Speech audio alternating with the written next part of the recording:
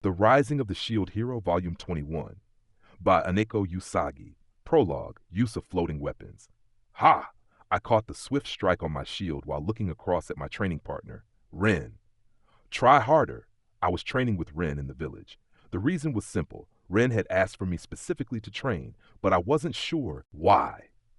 Raphtalia would be a better choice for training with the sword, or even Eclair, especially seeing as he had the hots for her. This was coming on top of the fact he had placed all sorts of crazy restrictions on me. For a start, rather than defend, he had asked me to try using a sword. I used a long and thin shield that was possible to use like a blade. Then he had asked me to use float shield and control them like I would swords floating in the air. I was now battling Ren with float shield and using chain shield to turn them into various different forms. Of course, he had also forbidden me from using skills, magic, and life force. We'd even aligned our stats to be close to each other. It seemed like a lot of hassle for a training session. Ren dropped back a little, squatted, and rushed at me with a shout. It was still a training session, so Ren had also turned his own sword into one with only a dull edge. He had been fighting with just one sword until a moment ago, but after he stepped back, when he rushed in again, he was suddenly attacking with two. I took the incoming strikes on my shield, meeting him head on while also sending my float shields around behind him for a pincer attack.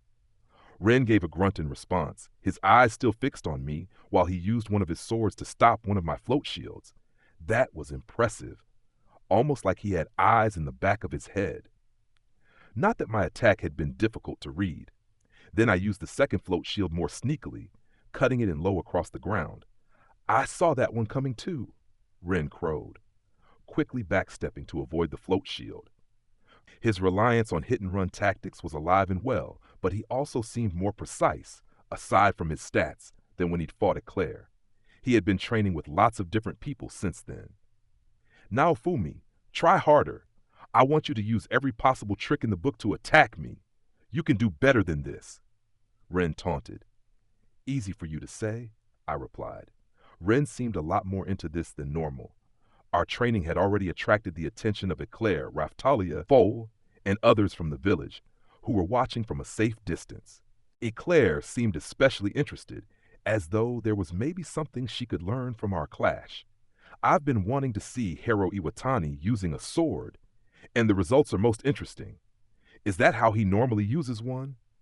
Eclair asked, looking over at Foal. I normally fought to protect rather than attack, which probably created a fundamental difference in my overall approach to combat. No, Brother's sword stance is normally more like the one used by Raphtalia, and before he would use the same kind of quick-tempo attacks as Atla while copying your techniques, Eclair. He admitted it was all a bit monkey-see, monkey-do, if that's the phrase. He certainly isn't fighting like that. Foal provided an accurate analysis. He was talking about when I fought Tact, I'd totally beaten the crap out of him, basing my movements on Raphtalia and Atla after training with them for so long, while unleashing my own copies of Eclair's attacks. I don't mean to be rude, but he doesn't look very comfortable fighting like this. That was because I was normally the one blocking the attacks, not unleashing them like Raphtalia, Atla, Foal, Ren, or Eclair. I wouldn't be surprised if my attempts to fight looked like some crazy and pointless dance. That said, Foal continued, the fighting style he's using now is also very hard to read. If you fought him only watching his movements, you'd definitely get hurt. Because he's normally so focused on defending us, he moves around us so skillfully in order to keep us safe, Raphtalia chimed in. That's right, sister, Foal agreed. It definitely is a strange form of attack. Very interesting, Eclair observed. Are there any other examples of this fighting style that the sword hero has asked Mr. Naofumi to use? Raphtalia asked. A book on martial arts I read long ago referenced it, a style of fighting using weapons floating by magic. It seems the four heroes from the past have made use of it, Eclair revealed. The little party of spectators seemed to be having fun chatting away while Ren and I hammered at each other. And Ren wasn't giving me the chance to join in the discussion. In fact, focused intently on the training, Ren was only pushing himself harder and harder. He came at me again with a roar. Now, Fumi, he shouted, why don't you use twin shields to fight two-handed? Sorry to say it, but I still haven't found that skill yet, I admitted. The very idea of a combat style with a shield on each hand sounded pretty crazy to me. Even if it did offer an increase in defense, taking incoming blows on both shields felt like it would be really difficult. It might give skills like Shooting Star Wall a boost. I mean, I could run game-style simulations in my head all day, but I'd never get a real answer without actually trying it out. Seeing as I could only have one shield in my hands, I wondered if that counted as a handicap. This was a completely different world from Japan, after all, with the existence of stats like a video game, so it was a mistake to take even small things for granted. I see, Ren said, sounding a little disappointed. He tried to drop away and put some distance between us again, but with a shout I lined up my two float shields with the shield on my arm, forming a horizontal wall and then closing in on him. A loud sound rang out as our weapons clashed, Ren grunting as he was pushed to defend with his sword. One of my float shields landed a blow, and so I slashed with the other directly behind him. Ren proceeded to catch it on his other sword.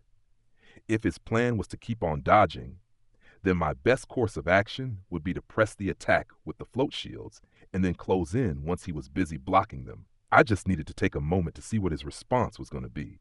Pretty nice. But not enough, Ren exclaimed, swirling his swords in a wide circle that appeared to leave him completely exposed. I was ready to take advantage of that when he crossed his swords in front of himself and slashed them downward in a powerful cross. Even if I took this new attack on the float shields and tried to attack him from the side, I wasn't going to be fast enough. I didn't like it, but there were no rules saying I couldn't evade rather than guard, shield hero or not. In fact, I needed to try and read beyond what Ren would be expecting from me, meaning dodging something might be a nice surprise for him. I backstepped away, avoiding Ren's descending attack, and then placed the float shields to prevent any follow-up attacks in the spot I came down in. Ren's blades slashed down where I had been standing, one of them sticking into the ground, and the other one landing on one of the shields. Ren paused for just a moment before launching a follow-up attack with a wordless roar. He circled around on the spot and came right at me, swinging his sword quickly, but without too much force behind it. I was impressed by his reflexes. This kind of breathless succession of attacks would certainly be difficult for someone not as well versed in defense as myself. Even quick, light attacks could create an opening. After all, if enough of them were performed. I had the two float shields and the shield on my arm too. 3 shields in total, and he was keeping the pressure on me. The sword hero has really improved, hasn't he? Raftalia commented. From a purely technical level, I'm not sure I could match him anymore. Indeed, Ren has impressive concentration, that's true, but I don't think he's watching anything other than Hiro Iwatani. In the chaos of an actual battle, that might leave him unable to respond to unexpected attacks from the sides, Eclair said, cutting to the heart of the issue and proving again that she was an expert warrior herself. Have you noticed the difference with Hiro Iwatani? He's been glancing over here every now and then for the entire time they have been fighting, a good indicator that he's tracking his surroundings. Yes, I noticed. Even as he fights the sword hero, Mr. Naofumi is listening to us talking. Raftalia said. Ren trained with the spear hero too, but he didn't show this level of concentration. Hiro Iwatani is most impressive too, being able to push Ren to such a high level, Eclair replied. I wasn't sure it was all that impressive. This was just Ren's tendency to fixate on one thing coming out again, which I didn't consider a good thing. His intense focus on a single adversary in situations like this was an issue to be addressed, not praised. He was much stronger in one-on-one fights. I'm more interested in how Brother is using those floating weapons. Sister, isn't there something like this for the 7-star weapons? A vassal weapon from another world is similar enough to the weapons here, correct? Foal inquired. Dual wielding is the best I can do, I'm afraid, Raftalia admitted. It's likely something that can't be copied easily. I'm pretty sure it would make me crazy trying to pull off a trick like that. You need to use life force and magic while in a strenuous combat situation. Just thinking about it makes my head spin, Eclair said. I know what you mean, Raftalia agreed. One thing, though, the seven-star heroes do have weapons they can make float too, correct? Like the ones I've seen Hiro Iwatani use during practice, Eclair said. That's right. He used them when he borrowed the staff from the wisest king of wisdom, Raftalia recalled. Maybe we should look for them. It would be wonderful if something turns up, but I can't imagine they would be easy to find, Foal said. Indeed, they seem quite different from the holy weapons, at least in this regard, Raftalia agreed. Both she and Foal seemed quite disheartened by the prospect. Back with Ren and me, he was now breathing hard after launching a succession of attacks. I wasn't going to let that opening slip past me, so I thrust my shield out. He avoided that, but I was already piling on with my float shields, slashing down at him. The biggest demand on me here was mental control of the shields, which meant I wasn't expending the same kind of stamina that Ren was.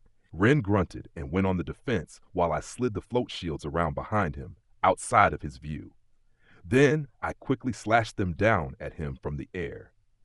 I was waiting for the instant in which Ren's attention would be caught by the incoming shields. I was ready to circle around him and start slashing at him again. My shield made contact with his abdomen, not a heavy hit, but enough to make him gasp for air. Then Ren lowered his swords, accepted defeat, and started to breathe hard. Phew, looks like you beat me, Ren said. You were moving pretty well out there, I told him. You just need to stop concentrating quite so hard on what is immediately in front of you. Just as Eclair had already pointed out, Ren tended to elicit incredible focus in battle. Intense concentration wasn't a bad thing, but it could also excessively limit your perspective, an extremely inflexible way to fight. I see, Ren replied. Hey, we were both fighting with odd handicaps that we wouldn't normally have to deal with. I don't think a normal battle would require quite as much concentration, I said. No, it's important that I reflect on this, Ren asserted, not accepting the out that I allowed him. He definitely had a stoic attitude. We don't know what kind of foes we will be facing in the days ahead. Now, Fumi, I hope you'll train with me again. As I improve, can you also start using magic to launch ranged attacks at me? Stone, rocks, any kind of missile would be fine, Ren asked. Sure, I guess, I replied noncommittally. I didn't need a flying rock taking him out, I thought to myself, spinning my float shields idly. Ren was watching them as they spun. I guess there's something else I should say. What? Ren asked. If you're so taken with my float shields, maybe you should use a similar skill yourself? I suggested. I'd heard that his weapon from the spirit tortoise materials had included a skill that allowed him to attack with floating swords. If he could freely strike with swords in all directions over a wide area, that would be a pretty difficult assault to deal with. To be honest, I'm not that great at controlling floating weapons, Ren admitted. He quietly called up a floating sword and tried to move it around in front of himself. It looked like he was doing pretty well with it. Looks pretty good to me, I told him. Maybe when there's nothing else going on. But if I'm moving around myself or have to concentrate on attacking, the swords stop moving. I don't think I could keep moving them around so freely in battle like you do now, Fumi, Ren admitted. I have it easier because I'm normally just blocking stuff, I told him. All I had to do was watch the movements of my opponent and move my shields when I wanted to redirect the impact of an enemy attack. If I actually needed to attack as well, that would make things much harder for me. I don't think that really matters. You were using the shields skillfully in our fight just now. If I tried that, the swords would just hang in the air. Watch. Ren started to run around with his back to the float sword, showing me how it wouldn't even follow him unless he concentrated on it. If this was 2 or 3 swords we were talking about, that would make it even harder, he said. I pondered. This was the same problem that Eclair had brought up earlier. It seemed silly for a moment that there was something I could do so easily that Ren had so much trouble with. But then again, I also had skills that Itsuki and Motoyasu couldn't really use either. Maybe you should try training with the swords out all the time, I suggested. I'll give it a try, but please don't expect too much from me. I don't think I can match you now, Fumi, or a certain other someone. Ren said. I'd been sensing something else going on here, and his mention of an other someone clinched it. Hey, Ren, You've been trying to fight someone else through me, haven't you? I asked. Based on how Ren was acting and the things he said since we started this special training, I was sure that he was trying to get me to match the movements of someone from his past. Yeah, that's right. I'm sorry to put this on you, but I couldn't think of anyone else who could possibly do this for me, Ren admitted. I had a hunch, I told him. Is this from back in your VR game days? Back in his own Japan, Ren had been hooked on a game set in a world very much like this one. I imagined that a boss or some other character in that game had used an attack pattern like the one he had made me copy. It had been unorthodox, but honestly, it had been good training for me too, so I wasn't complaining. Kind of, but also, not quite, Ren replied noncommittally. Which means? I prompted. It wasn't in Brave Star Online, but someone I knew on the network. I wanted you to try and copy the same movements they used, Ren explained, sounding like he regretted it after the fact. I wasn't angry about it, so there was no need to be so repentant. He could really be a buzzkill sometimes. Ren, you were using Hiro Iwatani to fight a powerful foe from your past? Eclair asked, coming into the conversation. Yeah. I'm sorry for not being upfront about it, but I thought Naofumi could match that same combat style, Ren admitted. So that's what this was about, I said. Someone spinning around floating weapons. What were they? Some kind of psychic? What kind of person are we talking about? Like a combination of half your personality now and half your personality when I first met you, Ren explained. They sound like a real pain in the ass, but I don't know what brother was like before, Foal chimed in. Hey, Foal, Raftalia cautioned. You might want to choose your words more carefully. Mr. Naofumi is glaring at you. I had to wonder again exactly what Foal thought of me. If I didn't like the answer, I might have to put the screws to him, like sending him off on a long journey with the overly excitable puppy Keel. Trying to keep up with all the crazy stuff she came up with could be super exhausting.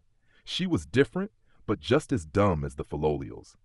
She also seemed to think that Foal was incredibly cool, while for his part, Foal wasn't exactly sure how to act when he was around her.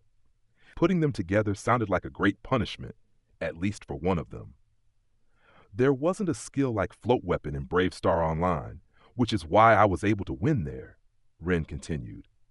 This is the same person you mentioned when you defeated me that time?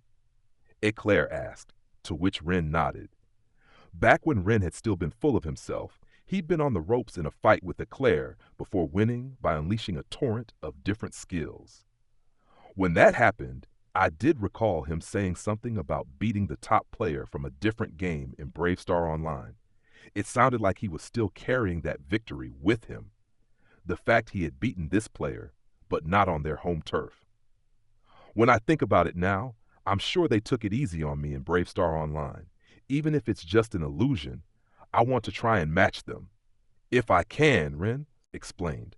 This player was that strong? I asked. Ren nodded without hesitation. Back on their home turf, even now I couldn't stand a chance, I'm sure of it. They would be stronger than me in this world, for sure, because of the existence of floating weapons, he declared. That was impressive. Stronger than Ren right now meant they had to be quite the foe. I sure hope they don't show up among the revived at some point, I commented snidely. This was all starting to sound like foreshadowing for something. I'd certainly hope not. They seemed pretty solid, personality-wise, Ren replied. We were probably talking about the strongest person Ren knew, which made me unsure how to react, being compared to them. I could get angry at his rudeness at overlapping me with someone else, or feel pride that he would place me alongside someone he respected as such a powerful rival. It seemed most like me to just not really be that bothered. We're talking about someone similar to Brother? In personality too? Foal asked. Cut that out, okay? I said. That seemed to calm him down, but there was definitely something there we should get into. I glared at him, and he shook his head, begging for leniency with his eyes. They were involved with the operation of a large guild inside Brave Star Online, so they didn't have any glaring personal flaws. I never heard of any trouble surrounding them either. I guess those are other reasons I compared them to Naofumi, Ren explained. I wasn't sure about his response there. It didn't exactly sound like he was protecting me. Still, I guessed he was trying to say we were similar due to things like me managing the village. If I got summoned as a hero, I wonder if they weren't chosen too, Ren admitted. Enough talk like that. It sounds like self-abasement, and if people hear a hero talking like that, it will affect morale. Anything else you have to say like that, keep it to yourself, I warned him. Ren had been like this, a real downer, ever since he had come to the village. He'd been tying himself up in such knots while we were away in Kazuna's world that he'd actually collapsed. Talk about being weak under pressure. That was clearly why he didn't want to take on too much responsibility. He didn't want to take it on and get hurt through his failure. I just want to become strong as they were, Ren finished. And this is how they fought, I replied. Close combat with a mixture of floating weapons. It was like fighting someone armed with multiple weapons. If we wanted to get even closer, I think we'd need to put you on a Philolial with higher stats than me too. Of course, you'd keep the float weapons coming from every direction, Ren mused.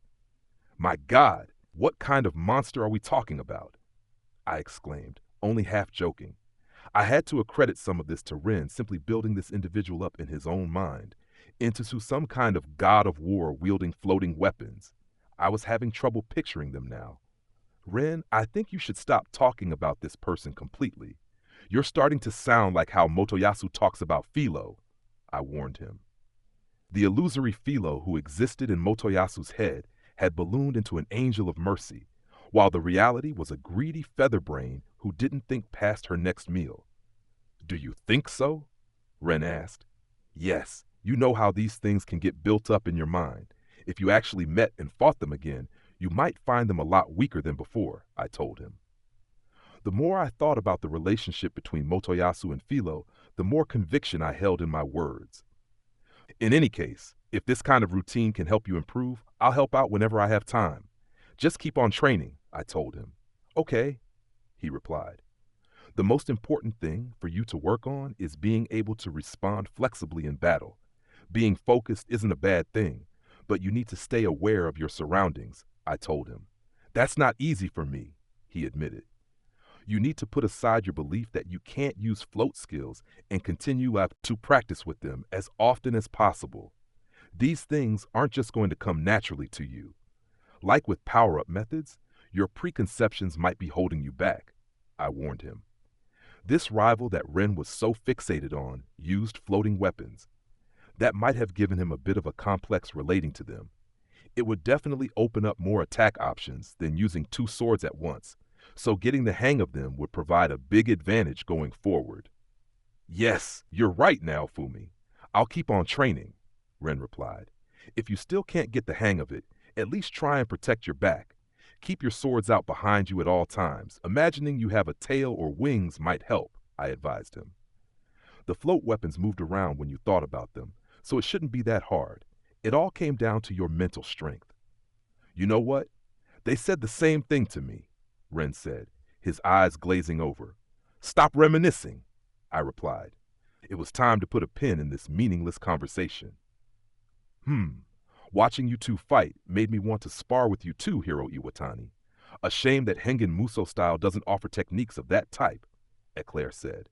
You might be able to come up with something similar, perhaps by applying some magic, I suggested to her. Maybe some wind magic. Shildina already used that to fly around. I don't think I have suitable magic capacity, but I'll see if I can make things float by focusing my life force, Eclair pondered. Now we were getting into the realm of psychic abilities.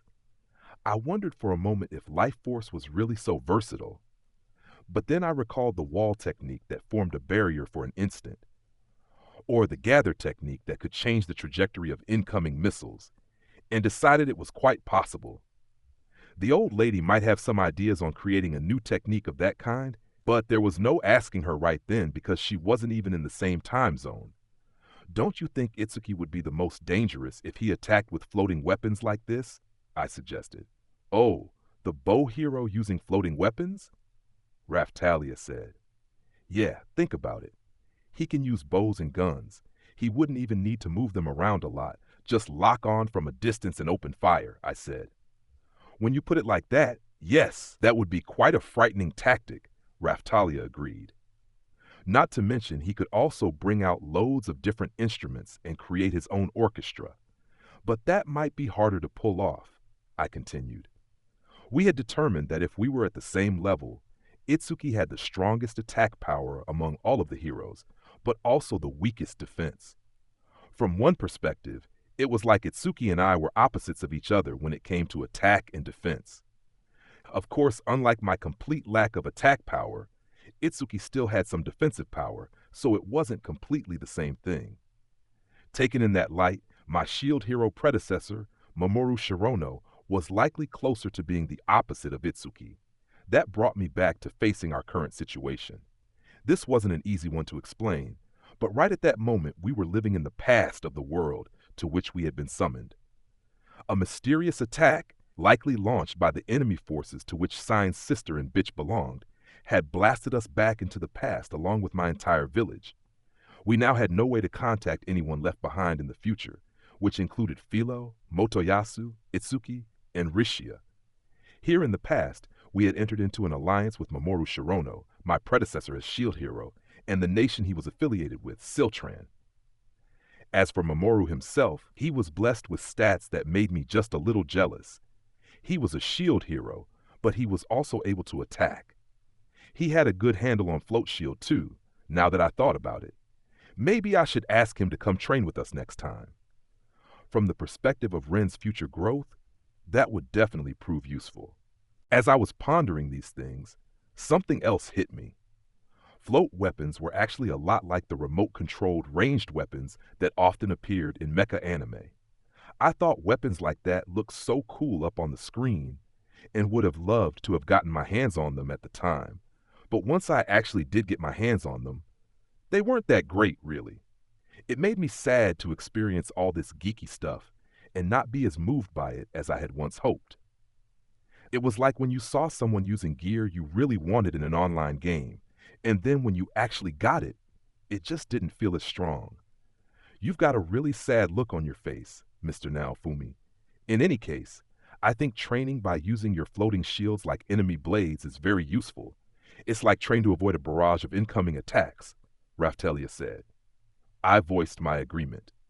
I also didn't want to imagine the chaos of everyone in our party all attacking with a horde of floating weapons, though, so maybe things were better off without too many changes.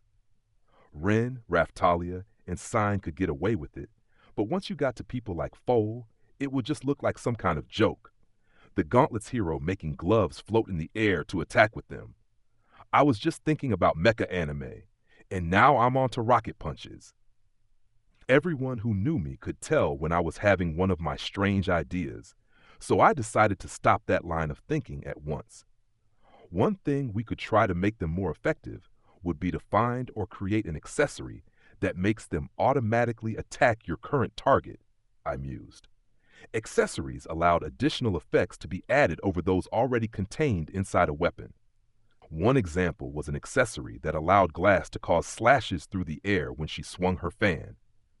Something like that sounded like a practical way to make Ren's float weapons more effective. Accessories could also enhance specific skills, and there was a wide range of them to find, but they weren't without their issues too. First and foremost, you could only find out what effects they offered by putting them on and trying them out. Some effects, such as extra sharpness, could be hard to determine even when you tested them. Another issue was the resilience of the accessories themselves.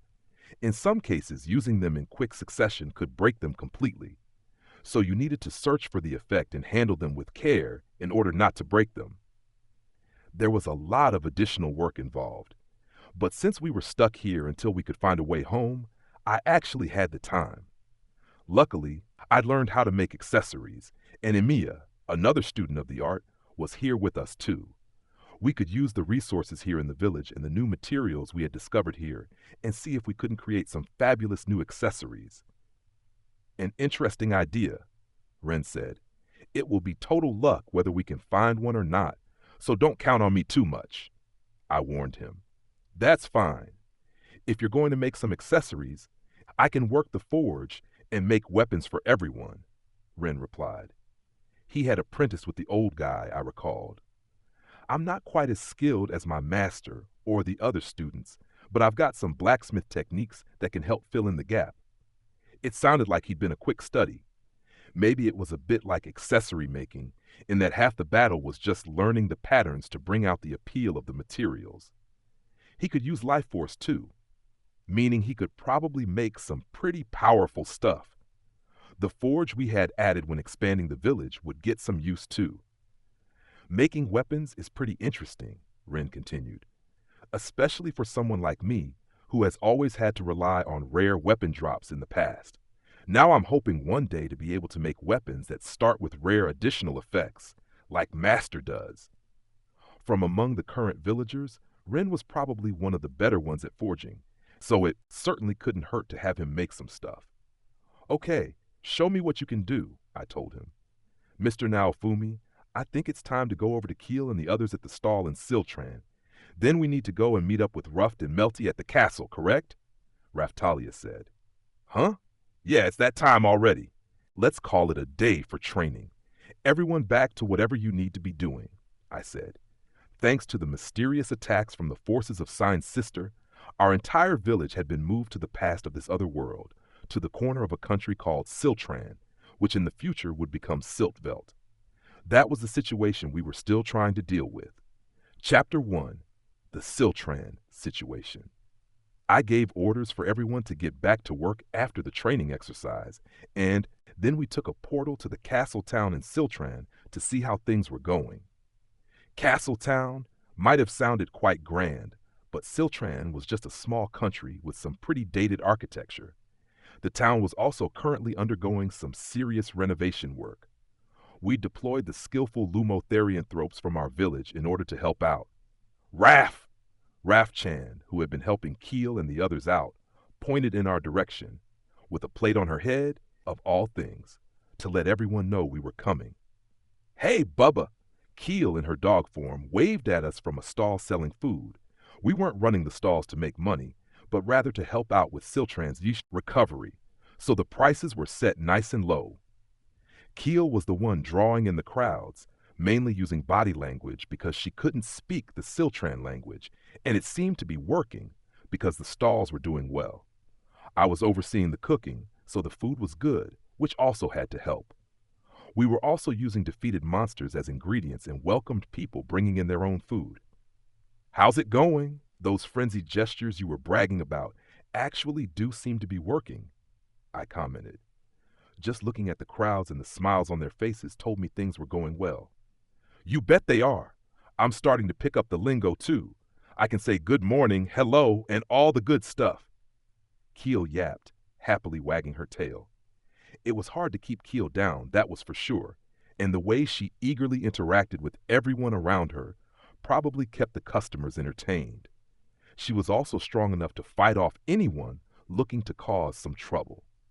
I'd heard urgent circumstances could help you learn a language faster. We'd been here in the past for a while now, and she had to be exposed to the language all day long, meaning she would surely pick up some everyday phrases.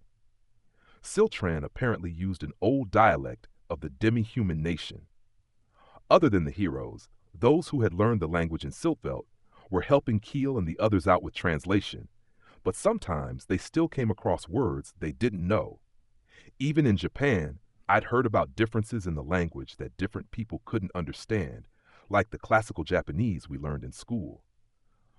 Bubba? Keel inquired. It's nothing. Just glad how well things are going, I told her.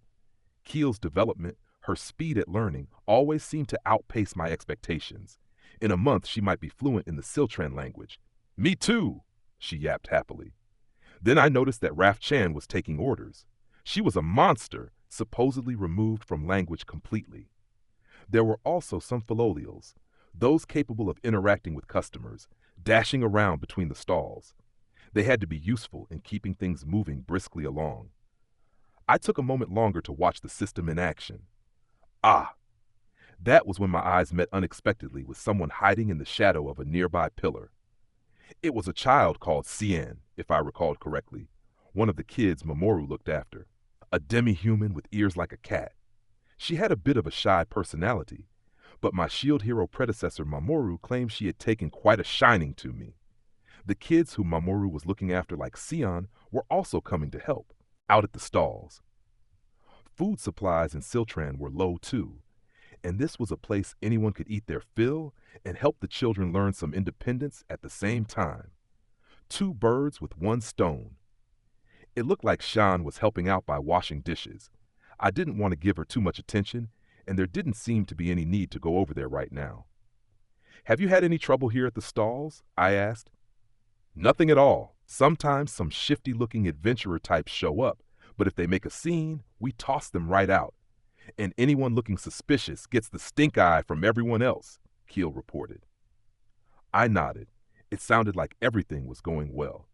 Siltran was a nation founded by races with little prowess in combat, and among them, low levels didn't help with an aptitude for battle.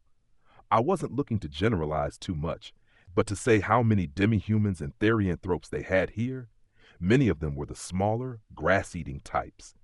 This had led to their nation being targeted by the far larger Piensa, getting caught up in a conflict and suffering all of these damages as a result.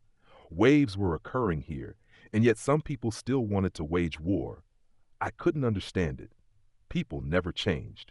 That was the sorry lesson I was taking away from all this. Just after we arrived, Piensa had attacked Siltran with their powerful dragon battalion, all in the name of world peace, of course. So we had joined forces with Mamoru and driven them back. We had faced issues with fighting strength and numbers, but I had gathered up a horde of wild monsters and crashed them into Piensa's dragons, causing massive damage and allowing us to capture their commander and force them to flee. Our experts in information warfare, Melty, Ruffed, and the Shadow, had also played their part. As a result, we had won the day, and that victory now meant the situation was leaning in our direction on the whole. Piensa wasn't expected to make any big moves for a while, but I wasn't too sure about that assessment. At the very least, I hoped they would keep it in their pants until we returned to our time. Then they could go at it all they liked while we were safely in the future again. In any case, Siltran was putting us up, and so we were helping them recover while also continuing the search for a way to get home. "Bubba, now you're here, will you cook for us?" Keel and the others were all looking at me with sparkling excitement in their eyes. As it turned out, I was a pretty good cook, and so everyone always wanted to eat my cooking. They loved it when I cooked for them. I need to go and talk with Mamoru, Melty, and the others in the castle first. If I have some time after that, I'll come and help out, I told her. This promise was met with shouts of enthusiasm. "You have to get plenty of ingredients ready for me to cook, though, okay?" I continued. "You bet! Everyone, we need to get a pile of stuff to cook." Keel yipped. The others all shouted their agreement. Siltran was currently suffering a shortage of raw materials, including stuff for cooking. We had the village bioplants turning out vegetables, and we were defeating wild monsters to use as meat, but every day still saw shortages. It felt like our emphasis was still mainly on helping them rebuild, but of course it would have been useful for us to have some money too. We were still gathering more building materials than hard cash, but as long as restoration work continued, it was good. The feeling I was really struggling with was that of being stuck here in the past, dragging our feet, when what we really needed to do was get back to our own time. Keel and the others looked so alive, didn't they?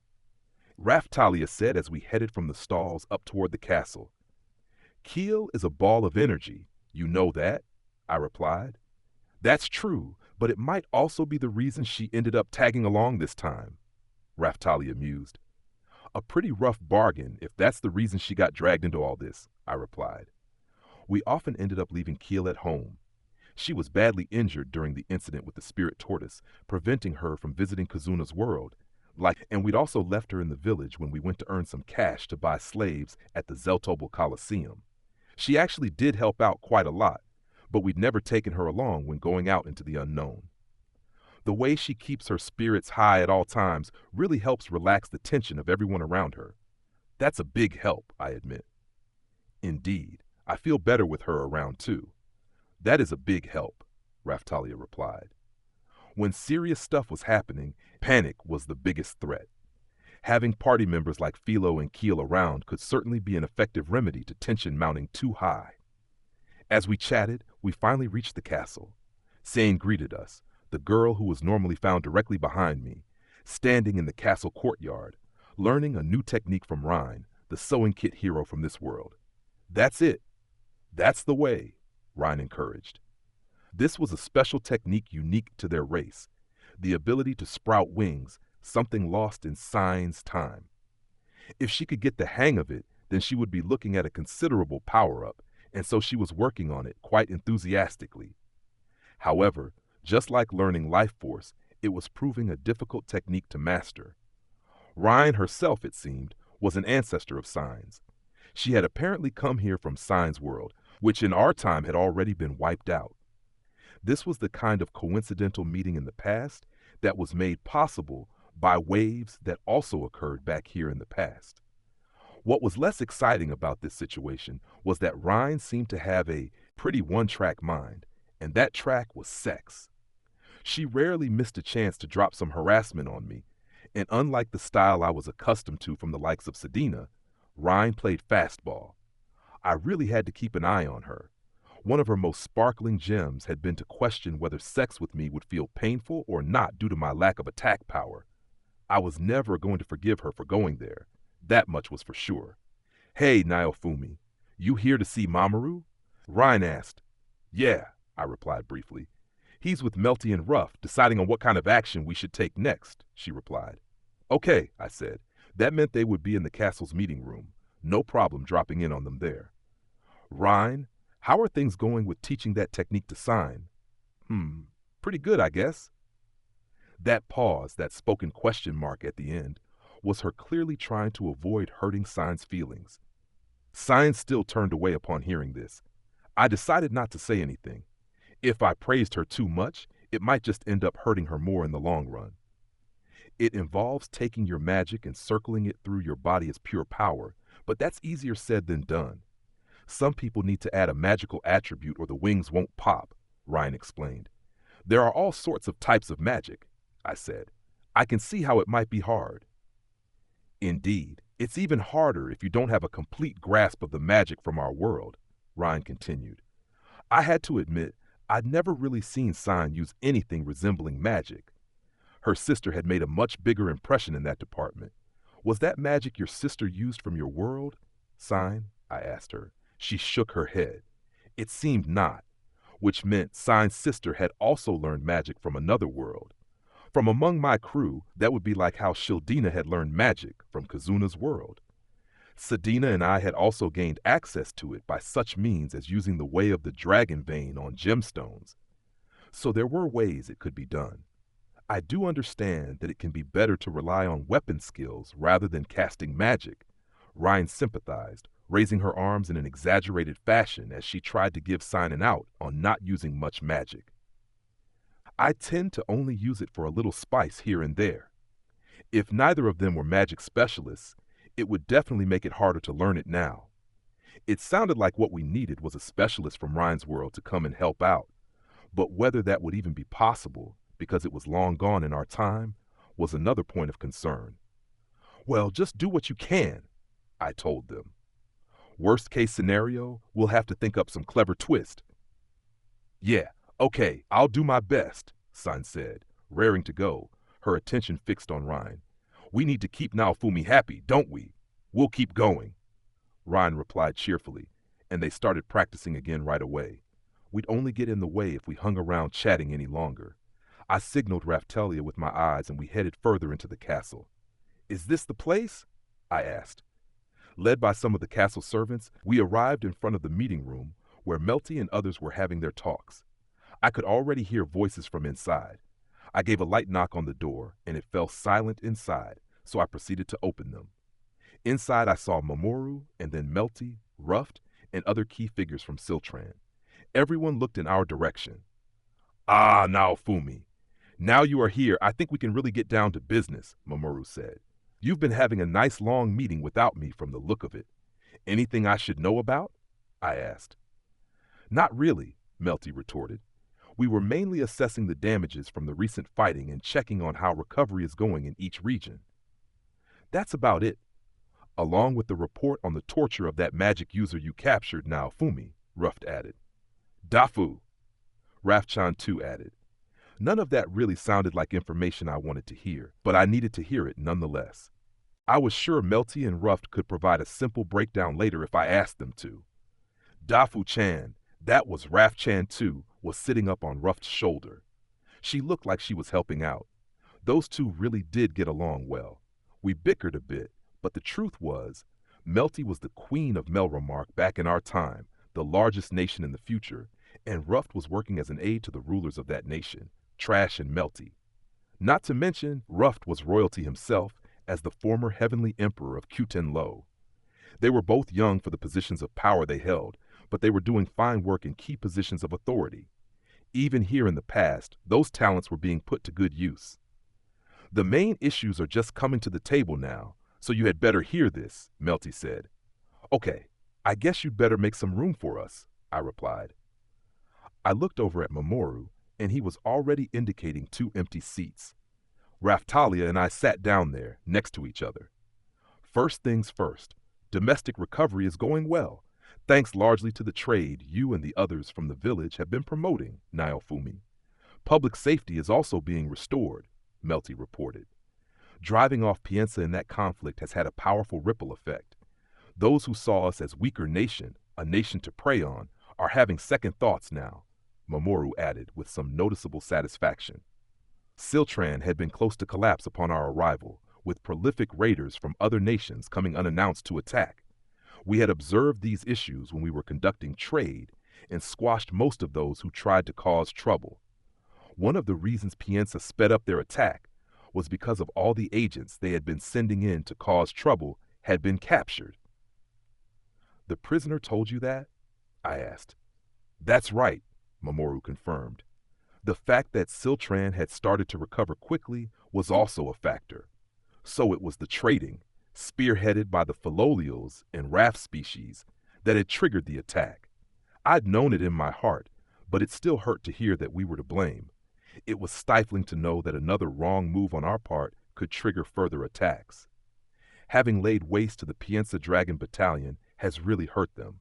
A report from Shadow has made that clear, Melty continued.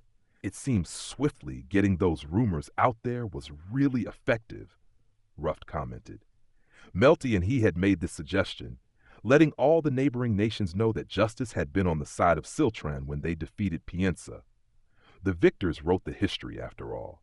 Having been forced to retreat, anything the Pienza forces had to say would only sound like sour grapes from the losing side. That's not to say Pienza isn't fighting back, Melty said. They're claiming that Siltran only achieved this victory because they called in heroes from another world. I guess it depends on which way public opinion goes, but don't they see that spreading such information may simply be shooting themselves in the foot? Raftalia said. You think they might be going for the religious angle? I pondered. Getting everyone together to defeat the cowardly Siltran, who has sent heroes into war? That might be the case, Bolik Raftalia replied. But do you think their allies will accept after such a defeat? That was true. We could easily claim that Siltran had come together and won because of one of Mamoru's strategies, a victory for the unified people of the nation without any cooperation from us. We got our information out first, meaning some cracks had surely formed in the alliance that Pienza led. What they needed right now was trust in each other, and that meant confirming the truth, which meant they were in their own struggle, and that suited us. If they try to convince everyone to come together and defeat Siltran at a time like this, I don't think it will go well for them, Melty said. I had to agree. It would be the height of foolishness to try and launch another assault with all this confusing information circling in the air. The other surrounding nations had to know that too. Which means the wind is blowing in our direction, I said. It might be, just a little, but this has raised the issue of whether we should be getting involved in things any more than we already are. That's the issue we've been discussing with Mamoru and these others, Melty explained. Mamoru nodded, looking over at his subordinates. None of them looked that good in a scrap, to be honest, and they didn't look very comfortable here either. They were likely getting a bit carried away now that they glimpsed the chance to back a winning horse for once. This whole situation had come around due to their cooperation with us, and so the idea that maybe now we shouldn't fight was causing some friction. This started out as a battle that we had to resolve for ourselves, Mamoru said. It was a mistake to try and have you resolve it, Naofumi. I do see your point, I admitted. The battle had been triggered by us turning up here, and we'd helped Mamoru and his forces because our village was positioned to get caught up in the fighting. Getting involved any further probably wasn't a good idea. What they seem likely to do in this situation is send in spies or deploy a new hero. Information was important. I could imagine a wave of spies coming in, seeking to determine the truth. The bow hero, who for now was siding with them, might also show his face. Why was it that the bow hero always seemed to play the neutral ground, the even hand of justice? We've been thinking about that too, but it seems pointless to have you hide now, Mamoru said. If word gets out that Siltran is hosting multiple heroes from another world, it should hold Piensa back and make it harder for them to sway public opinion, I said. There was no reason for us to attack them, and they already knew that attacking us would give them a bloody nose, or worse. The situation was nicely balanced to prevent any further violence. You need to be careful of offers trying to tempt you over to their side, or even attempts at kidnapping you, Mamoru warned. Indeed, you should be especially careful, Melty, I said. Me, kidnapped? Underestimate me at your peril. That's a task that would at least take their bow hero to pull off, Melty exclaimed. She wasn't wrong. She had been spending a lot of time helping Philo level up, which had boosted her own level considerably, and she'd also undergone the physical enhancements from Fatoria. What was likely the same kind of power-up method as the whip, which had really raised her basic abilities. Only one with the protection of the heroes would be able to kidnap Melty. I had to agree with that. She had plenty of protection around herself, too. I'm protecting her, too, Naofumi. No need to worry, Ruft assured me.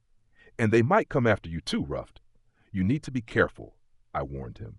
I know, he replied. Ruft had high-level illusion magic at his command and was becoming so strong that even if he was captured, he'd probably saunter back to us before too long, having turned the tables on his captors. He was Raftalia's cousin and received the blessings of the Raft species. Like Keel, he seemed to have an affinity for his therianthrope form, because that was what he spent most of his time in. It was funny to see Raftalia struggling to work out how to talk to him when he was in his demi-human form, that was for sure. During the recent fighting, he had aided me in place of Raftalia, and had looked pretty brave doing it, as he swung around a massive axe stolen from the enemy. In regard to deployment of the heroes, Mamoru made it sound like the bow hero on their side wasn't all that keen on the idea. I think we'll be okay for a while, Melty said. Any chance he might switch sides completely? I asked Mamoru, but he shook his head from side to side. It's not as simple as that. He has people he wants to protect too, Mamoru explained. Our guy in the future was a stick in the mud as well, but we eventually convinced him, I said. Not only Itsuki, but Ren and Motoyasu too.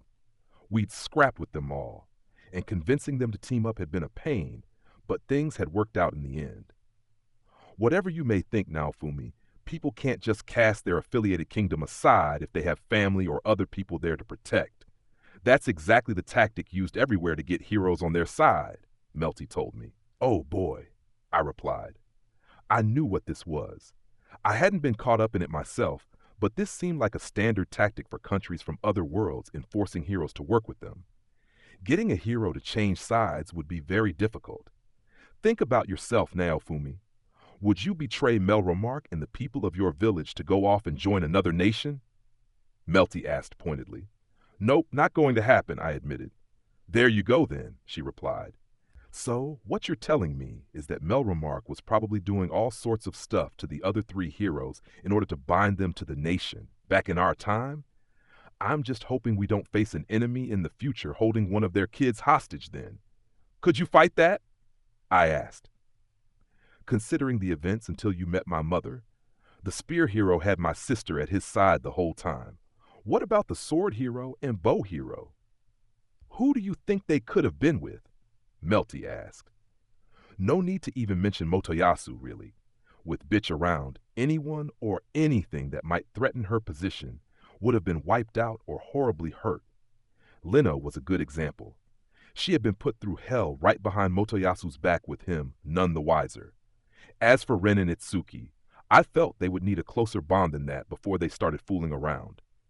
If it looked like they were being tricked or forced into anything, I could easily see them sensing the danger and making a break for it. And if they were just propositioned normally, they would probably just turn it down.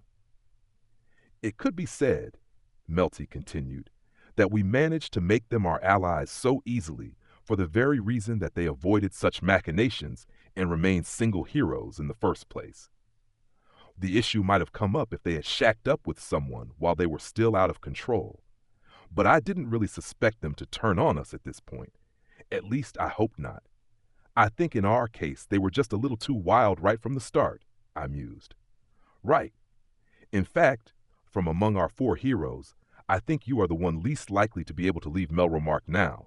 Naofumi, Melty observed. She had a point. But if Melty and Trash started acting like they could control me at will, I would have to put them in their place. But then again, there were no signs of that at the moment. In the case of the Queen, we had made use of each other with a mutual understanding. In that light, she had left Melty and Trash quite the inheritance. In any case, luring over the bow hero in this time is going to be too much of a challenge, I stated. That's the short of it, Melty agreed. The future we knew about from this point told us that Piensa was going to eventually get wiped out, while Siltran would become Siltvelt. I wondered what that meant for the bow hero. There was Faubrae to consider, though, which was a country that collected the bloodlines for the heroes. So maybe after the worlds were fused, the bow hero ended up working with them. That seemed like one possibility. He might have defected or slipped away to another nation. Any information we had on those details was basically little more than fairy tales, according to Melty and the others from the future, meaning they couldn't be trusted to represent reality. Even the reasons Piensa collapsed might not have been imparted accurately. Different materials on the same topic even said different things, such as Siltran wiping them out prior to becoming Siltvelt, or that the Shield Demon King used his mighty power to eradicate them in a single night. The bow hero in this time at least seems willing to listen to reason, though, right? I said. He didn't seem as hard-headed as Itsuki had once been, for example. That's true. If we can present a logical argument, he may lend us an ear. Based on this defeat, I wouldn't be surprised if he cautioned Piensa about further action, Mamoru replied. We just had to hope that he had the influence inside Piensa to cool off anyone who was pissed with us for kicking their collective asses. If Piensa really is trying to take over the world while keeping the bow hero's family hostage, then we just need to bring his entire family under our control instead, I said. I gave an evil chuckle for good measure. If Piensa could do that, then we could play them at their own game. Oh, wow. No, Fumi, you look so alive right now. Not that I'd expect any less than this from you, Melty quipped. He did seem to have something weighing on his mind when I met him. If that's the case, we can make use of it ourselves, Mamoru agreed with me. Which means we need to wait to hear the report from Shadow, Melty said. As it turned out, Shadow had been among those who ended up getting dragged to the past with us. He had fallen in with the raft species and picked up the techniques of the Kuten Low Ninja, making him handy to have around when it came to gathering intel. In fact, I couldn't think of anyone better. Raftalia and Ruft had abilities that suited them to infiltration too, but they were too important in other ways to risk on such missions. Mamoru, I don't think we should get any more involved than this, I concluded. If you want to persuade the bow hero, you can handle that yourself. Okay, you've been a big help already, in so many ways. I don't expect there to be any fighting anytime soon either, Mamoru replied. Good. Next issue, I said. Let's move on to a detailed report on the recovery in each region, along with what we have learned from the robbers and spies we have captured so far. There are issues of taxation to discuss too, Melty continued. It all sounded like bags of fun, and the meeting continued for a while longer after that. I was impressed by Melty and Ruff, though, handling the running of a nation so competently at such young ages. Maybe this was also the result of watching trash firsthand for so long. Melty had been educated since a young age to take the throne, and while Ruff was a bit more of a hothouse plant in terms of his upbringing, he was still a member of Raphtalia's family and possessed exceptional strategical thinking. Just having the two of them involved was sure to push the situation in Siltran in a far better direction. That's the impression I was left with once the overly long meeting finally ended, and then we headed away from that stuffy chamber of discussion. The discussions, however, did not end. Our primary goal is to get back to our own time, Melty said, but at the same time we need to prepare under the assumption that our enemies will be waiting for us when we return. I agree, I said. That's why I'd like for you and the others now, Fumi, to continue the trading while also getting in some fights with powerful monsters. I've set up a number of patrol routes, so if you could divide them up between the heroes. Melty rattled on. I wondered for a moment if she should be making every single decision. Back home, we'd get Sedina and a crew together and go to the oceans to level up, maybe using the whip power-up method. I wondered if maybe there was something we could do with the mirror one. But the holy weapons offered better modifiers, to be honest, so the shield would be more effective in the end. Okay, this era is facing the issue of the waves as well, and that's something we do need to be involved with. Let's go to Kiel and help out with the stalls a little, and we can decide who to take along from there, I suggested. If Ren and I were going to take 2 slots for the 4 heroes, then put in 2 7-star weapon or vassal weapon heroes, and fill out the rest with villagers, that should allow us to do some hunting without completely decimating the local ecosystem. Experience from the sea is better, is it? I asked Mamoru. We probably should consider some ocean time if we could get it in. But the issue was that Siltran wasn't that close to the water. Is that the case in the future? I don't think we've ever really felt a difference between the land and the sea, Mamoru replied. I thought about that for a moment. It sounded like there was no difference in experience here in the past. When we killed those balloon snakes, which were like a subspecies of the balloon, we'd earned a lot more experience than normal balloons. So that was true too. They didn't feel any stronger. So I thought maybe they had some additional experience for some reason. It was hard to compare them though, due to the snakes being a subspecies. I didn't have the mental capacity to remember everything, after all. I didn't need to get lumped in with Raftalia and her perfect recall of everyone's names, or Ruffed in his perfect recall of all of Trash's strategies. But I also remembered Ren saying that Kuten Lo had offered more experience. Maybe there was a reason for all this. It felt like the one behind the waves, the one who assumed the name of God, had a hand in all of this. They were definitely sending in the resurrected, destroying all sorts of important materials, really causing a mess for us. Mamoru, if you've got the time, maybe you could join us. Raise your crew a bit? Do you want to tag along? I asked him. Yeah, that sounds good. I'm looking forward to it already, Mamoru replied. Okay, let's go back to the stall where Keel and the others are. You haven't had any lunch yet, what with the meeting, right? So get some food too, I said. Off you go now, Fumi. We've got some materials we need to finish up with, so we're heading back to the castle, Melty said. You're no fun, Melty. You're going with Bossy here, Ruffed? I asked. Yep, I've got a lunchbox ready, so I'll be fine, Ruffed replied. Of course he did. He was always well prepared. Okay, I know things aren't easy for you, Melty Ruffed, but thanks for all your hard work, I told them. No problem. You do your bit too now, Fumi, Melty replied. Sure thing, I replied, even though I said it a little non-committally. And so the rest of us returned to Keel's stall and helped out with the cooking. Once I took up my spot in the kitchen, however, the seats filled up with more villagers than usual.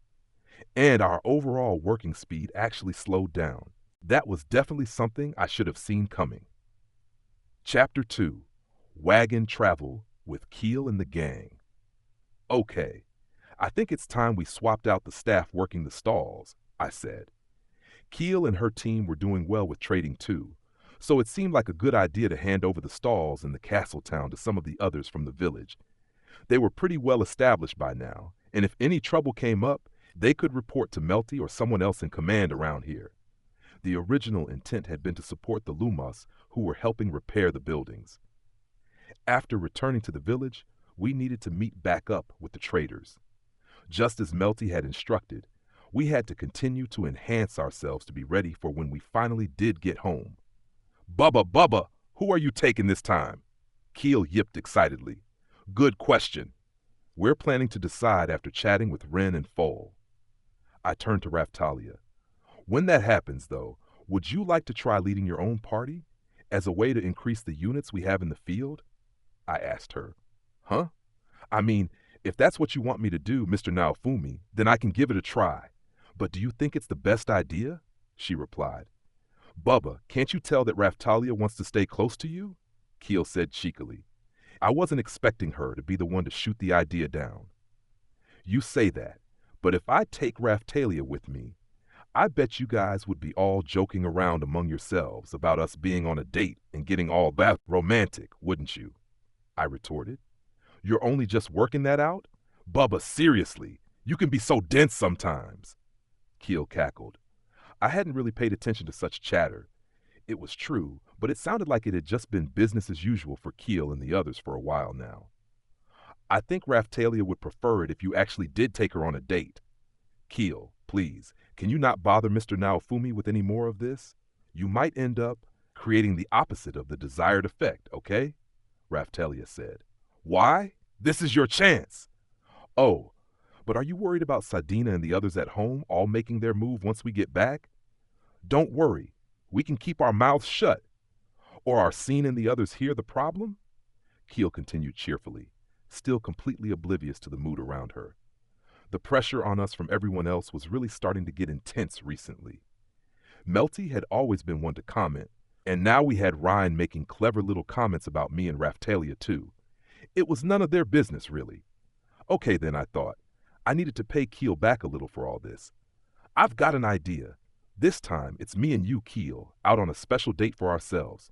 Raftalia, you can gain some practice at command leading a separate unit. Okay? I asked. Huh. What are you talking about, Bubba? Keel asked, shaking her head. Oh, very well. Please take care of Keel. Raftalia said, sighing as she agreed to the idea. She seemed to have some idea of what I was planning, at least that it wasn't going to end up all flowery and romantic. Hold it, puppy girl. I grabbed Keel and tucked her under my arm so she couldn't get away. She thrashed her limbs, but it didn't do her any good. You can't get away. Try it, and I'll have to punish you, I warned her.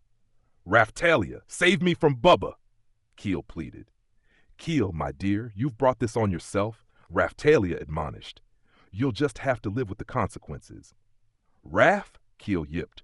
Was this some kind of final ploy, perhaps, or just a joke? Copying that cutie Rafchan was not going to earn any leniency from me. Raf? The real deal was tilting her head in puzzlement. Anyone else? I asked, looking over at the cat girl, who was still watching from her hiding place. Xian, you seem interested in what we've been doing. Do you want to come along too? Mamoru said it would be okay, I told her. That's right, Mamoru backed me up. I'm going to help a little, but I've got other things I need to do. Xian, I know you'll get along well with Naofumi. Sure, okay, she said, still a little timidly. She looked exactly like a frightened cat, in fact. For all her shy watching from the sidelines, I knew Xian was very interested in everything around her. She had been out trading with Moru in the past, and already got along pretty well with Keel and the others, even though she was too shy to say much more than hello to them. But, with a little more experience, she would be able to protect herself or escape if anything happened, such as an enemy attack. How to enhance her would be Mamoru's decision, of course, but there seemed to be no harm in spending some time together trading for the sake of friendship. Okay then, let's head on back and decide who we're sending out with Ren and Foal, I suggested. The others voiced their agreement, including Rafchan, and with her up on my shoulder, we took a portal back to the village. We returned to the village, discussed the issue at hand, and decided who to send. This time I would take Keel, Xian, Rafchan, Emiya, who had been making accessories in the village, and someone to handle our cooking, while Chick would pull the cart. She was one of Philo's underlings. Except Sion, it felt like I had gathered major players from all the key groups in the village. After I made all the necessary substitutions, our cart had struck out for an area that we were told was remote, even for Siltran. We were headed for a village slightly removed from a rocky region where dangerous monsters were said to dwell. The wagon clattered along, moving quickly as Philolio-pulled carts tended to do. With all the vibrations such speed engendered, this hardly felt like a pleasant trip out into the countryside. "Bubba, please, forgive me," Keel pleaded. We were sitting together up at the front of the wagon, with her in her dog form and still looking pretty uncomfortable. At least she was firmly seated, something that at a glance might even make her look cute, or at least well-trained. That could, of course, be on account of the maid-like outfit that Sheen had tailored for her to use when trading. It strangely suited her when she was in her dog form. "What's wrong?" I asked her. "You still got something on your mind?" I simply had her sitting in front of me, but she was all flustered and bothered by it. "I'll never be able to look Raftalia in the eye again. Not after doing this," Keel whined. "I'm not sure what you expect Raftalia to do to you, honestly," I replied. Even Raftalia wasn't going to be jealous of something like this. She certainly wouldn't punish Keel for it or pick on her when I wasn't around. That wasn't Raftalia's style at all. If she did, I'd lose a lot of respect for her. I had to believe Raftalia was better than that. She'd sent Keel off on this adventure, saying it was her own doing. That hadn't looked like an act to me.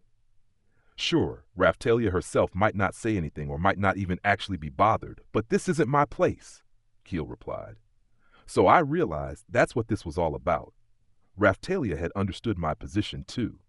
From my perspective, being too focused on a single person could potentially cause all sorts of issues. This was a difficult issue to resolve, that was for sure.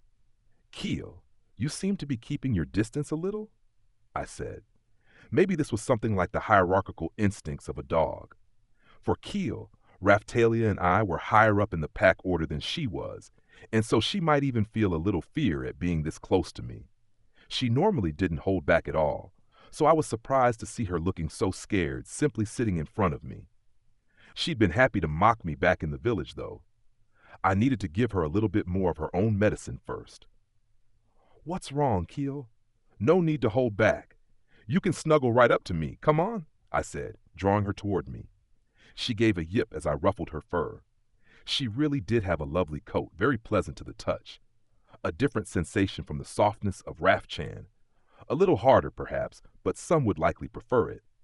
She was definitely nicer to the touch than the dog my friend once let me pet. I started by stroking around her muzzle and then moved to her ears and throat. A real dog would love having its chest rubbed too, most likely, but I wondered about Keel. She was wearing her trading clothes at the moment, so probably best to skip it.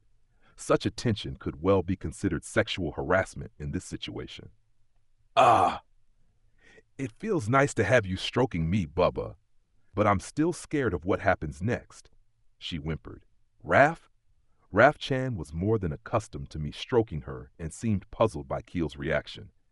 "Keel, don't be such a coward," Emiya said, popping her face forward. "And Shield Hero, can you please stop teasing her quite so much?" I had to do a double take to make sure we had actually left Raftalia behind. "Hey, Emiya, we don't have to start right now, but I want to make some new accessories later. Can you help me out?" I asked her. "Yes, of course. Whatever you need. Are you focusing on design, or functionality, or quality?" she asked. Like I said, I don't want to get too caught up in that kind of thinking. I just want to make a bunch of accessories. If possible, I'm looking to pinpoint something that will have effects when attached to heroes' weapons, I told her. That would happen with just trial and error. If there was a way to just instantly get the effect we wanted, wouldn't that be a wonderful world?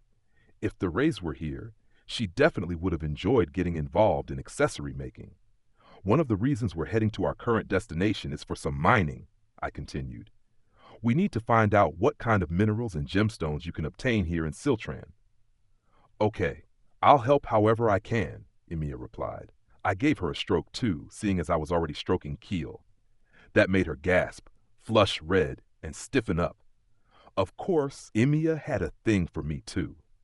I couldn't keep them all straight, but I did need to be more careful about who I went around stroking. I wondered for a moment how Raftalia might react if I did the same thing to her. I couldn't quite imagine stroking Raftalia as casually as this, however. I might have soothed her a little when she was smaller, but I rarely touched her anymore. It felt like I'd almost taken to stroking Rafchan as a substitute. This left me wondering why I was able to stroke Keel and Emiya so easily. The answer came to me quickly, but it was a bit controversial. It was because they had fur over their entire bodies. I decided I would have to stroke Raftalia once we were reunited. That would also likely shut up everyone around us for a while. I made it seem really natural, and I was pretty sure it wasn't rude. I'd been living in this other world for a while now, so I knew how things worked. Stroking children was not rude in Melromark. I knew that much. Bubba, how long are you planning on stroking me for? And where exactly are you stroking now anyway? Keel yipped. I'd been focusing a little too much on Emiya, and my hand had slipped down to unconsciously rub at her chest. It was fluffy there, but there was no suggestion of breasts. Ah, sorry. That's your chest, isn't it? I said. Keel started barking and then growling too. I guess I'd pushed things too far, as I'd feared I might. Not that she was threatening me at all. Then I noticed Cien watching us with a cold look in her eyes. What's up? I asked her. You're not ready to play along with us yet? San immediately looked away from me, but continued to glance back over as though she was interested. Really, Bubba, pay attention to me. I'm angry with you, Keel insisted. Yes, I'm listening. Ha, you say you're a boy, but don't like having your chest touched, I replied. Bubba, that's a low blow, she replied. What do you expect? Low blows are my specialty, I shot back. I think you specialize more in hitting back after you get hit, Emiya chimed in. She really did sound like Raftalia now. Emiya, please swap places with me. I can't keep letting Bubba do this to me, Keel pleaded. Emiya could only give a wry laugh in return. I was still more interested in Cien right now. She was still keeping her distance, like a cat who wanted to play but couldn't commit yet. I wondered if I could use her innate catty instincts against her. I grabbed one of Chick's loose feathers as it floated up, and then waved it around in front of Cien's face. The key was to make it look like weakened prey. Getting a cat interested in this kind of toy involved triggering their innate hunting instinct. Cien looked at the feather I was wielding, and then started to focus on it more intently. Emiya sensed what I was doing and went back inside the wagon. She was thoughtful and considerate at times like this. Keel, meanwhile, was watching with an expression that seemed completely oblivious to my intentions. I flicked the feather like it was weak and helpless prey just in front of Cien. I saw the shift come over Cien's eyes, like a cat sinking back into her base instincts for hunting. I started to move the feather faster, adding further stimulation. It only took a moment longer, and Cien leapt forward and grabbed it with both hands. She was then right in front of me. Ah! In the moment Shan was about to nibble the feather, she snapped back to herself and covered her face with her hands. No need to be shy. We all just want to get along, I told her. Okay, she eventually replied, but she did seem to have loosened up a little. She was looking at me with a much more relaxed expression than before. Why do you want to be friends with Cien too? Keel wondered. You've already got Raftalia. Keel, you really have mastered the art of saying too much, I chided her. Bubba is touching me inappropriately again, Keel squealed. This isn't your chest. It's your chest plate, I explained. That sounds like my chest to me, she retorted. Cien looked on and gave a chuckle. Then Chick started to squawk about something. Rafchan proceeded to take out an antidote from our things and offer it to Cien. Hold on a moment, Emiya popped up again to explain. She just licked one of Chick's feathers, didn't she? There might be some toxins on it, so Chick thinks she should take a little of this antidote, just in case. I'd completely forgotten that Chick was a Falolial who specialized in poison. She used all the poisonous tricks, poisonous claws, poison spit, even poison magic. Poison, huh? I remember Philo having a phase where she wanted to spit poison too, I reminisced. As if we didn't have enough trouble with everything coming out of her mouth already. I took the antidote from Rafchan, mixed it with some honey on a plate so Shan could just lap it up, and then handed it to her. Shan seemed to understand that I'd made it sweeter for her and just quietly took some of it. A moment later, she licked the entire plate clean. It seemed she liked the taste. With Keel here too, I decided to whip up some desserts for them later. What do you mean about Philo's mouth? Emiya asked. Right, before Philo met Melty, she had a bit of a mouth on her, and just like Keel, she didn't know when to keep it shut either, I explained. The turning point for the poisonous tongue, the moment when she learned to engage her bird brain prior to her beak, was when a single comment from her had triggered Motoyasu and awoken his undying love for her. It was an issue we still wrestled with. She was still a bit of a featherhead, but she wasn't without the capacity to learn too. Reflecting for a moment on her history, I realized Philo had been pretty unlucky, what with Motoyasu and the demon dragon too. You're saying I've got a poison tongue too? Keel exclaimed. In your case, you just say one thing too many. With Philo, she would really go for the throat, I explained. What's the difference? Keel asked. Well, for example, we heard that a nation to the north of Melromark had overthrown their king due to intense poverty in the nation, but that the poverty issue had not been resolved. What do you think Philo said? I asked rhetorically before putting on my best Philo voice. I feel so sorry for that poor king. So he really was just thinking about the people after all. Whose fault is it that you're starving now, huh? Okay, that's pretty cold, Keel replied, seemingly taken aback by the venom of this birdie burn. Philo had come a long way since then, it was true. There are the things you think, and then the things you should actually say. It's like if you want me to make some cookies for you, but you can't bring yourself to just come out and say it. Instead, you make a fuss about being hungry. Then Philo comes in at the side and says, Keel is only saying she's hungry because she wants cookies. Do you see? I asked. Yes, I think I get it. Is that why she wanted to use poison? Keel asked. It was probably also because we were fighting the bioplants and the dragon zombie at the time, so poison looked like a powerful option, I pondered. We have both those things in the village now, Keel replied. But Galeon is still in the future. The bioplants were something, but then there was Galeon and the dragon zombie too.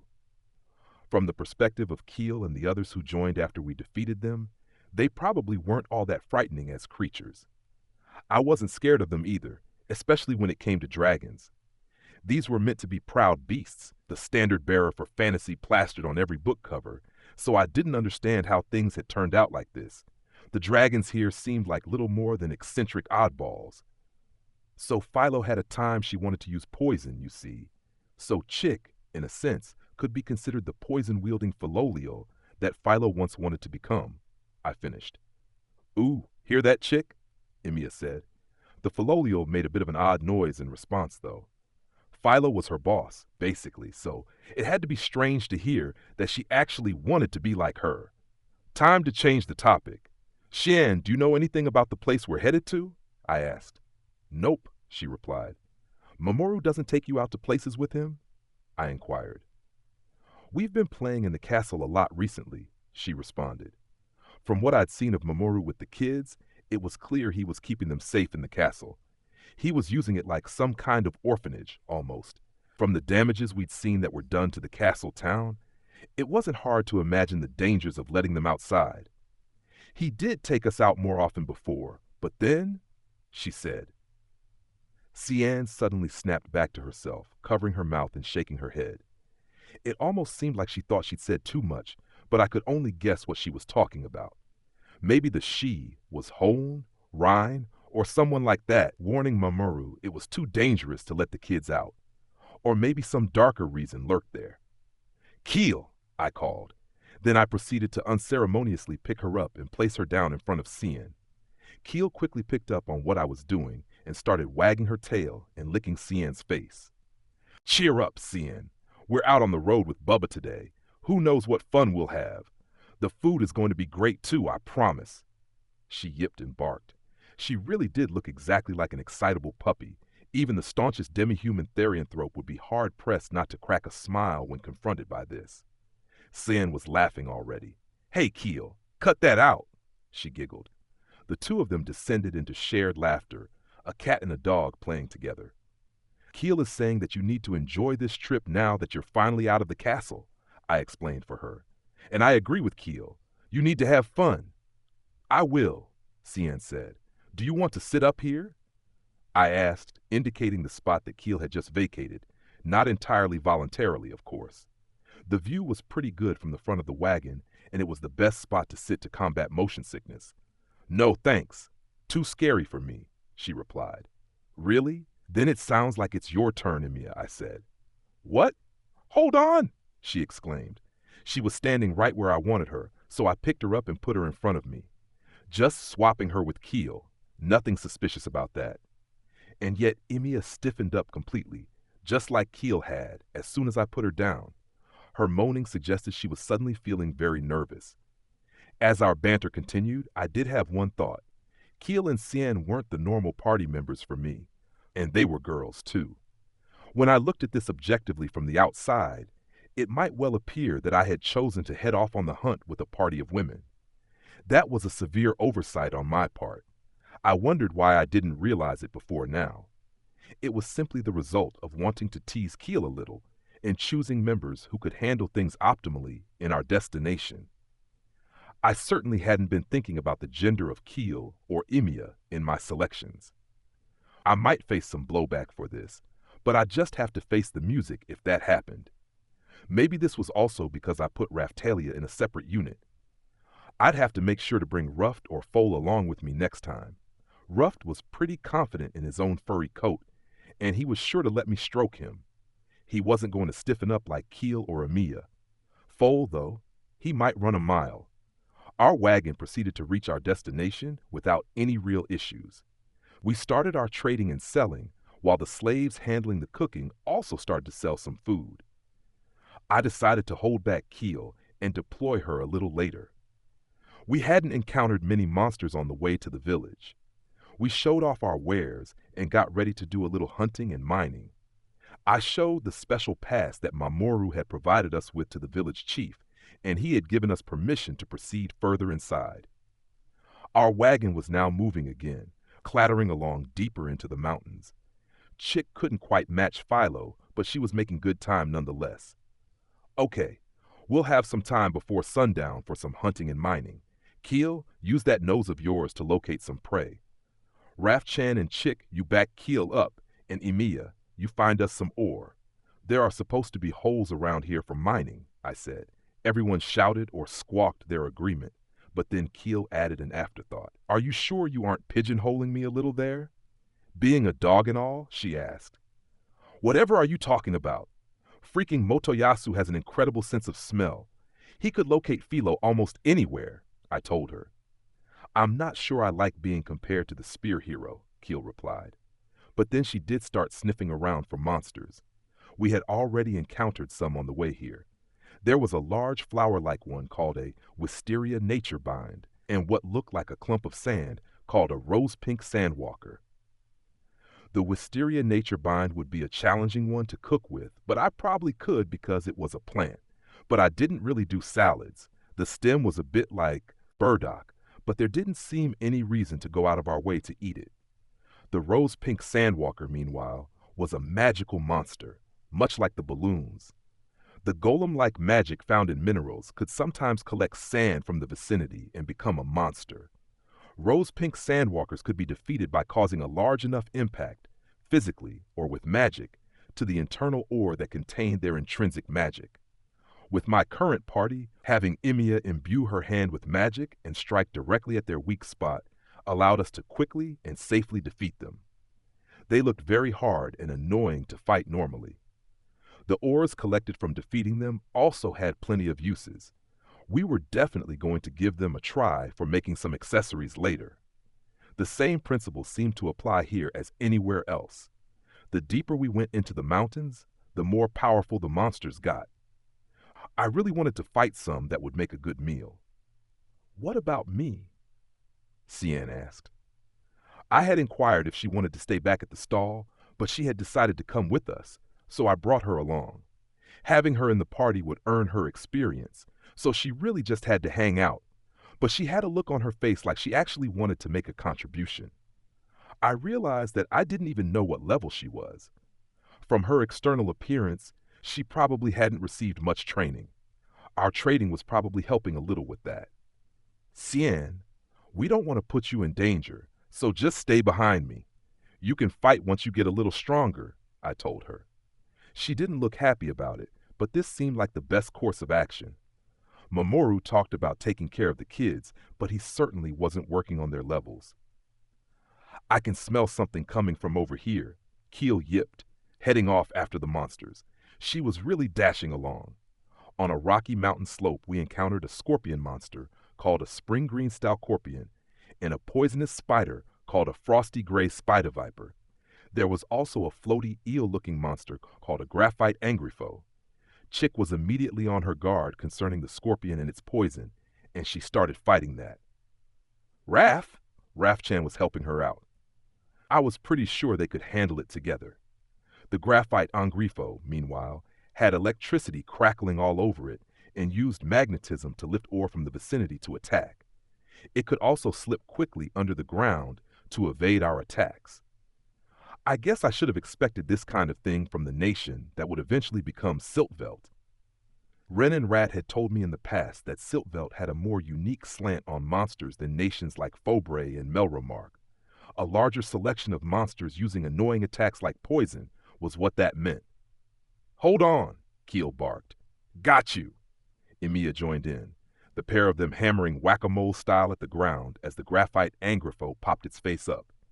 Keel was using a one-handed sword, and Emiya was using a hammer. I had to take a moment to appreciate the mole therianthrope Emiya whacking at a mole-like monster. It was almost comical. Putting that aside, we were taking down monsters one after another, but they kept on pouring down from the mountains toward us. The ruckus we were creating was just calling more of them to come and have a go. I was protecting my party in order to give Keel and the others some combat experience, but I wasn't giving much in the way of orders. They needed some time in actual combat for themselves. Emiya, help me out. Get the one coming your way.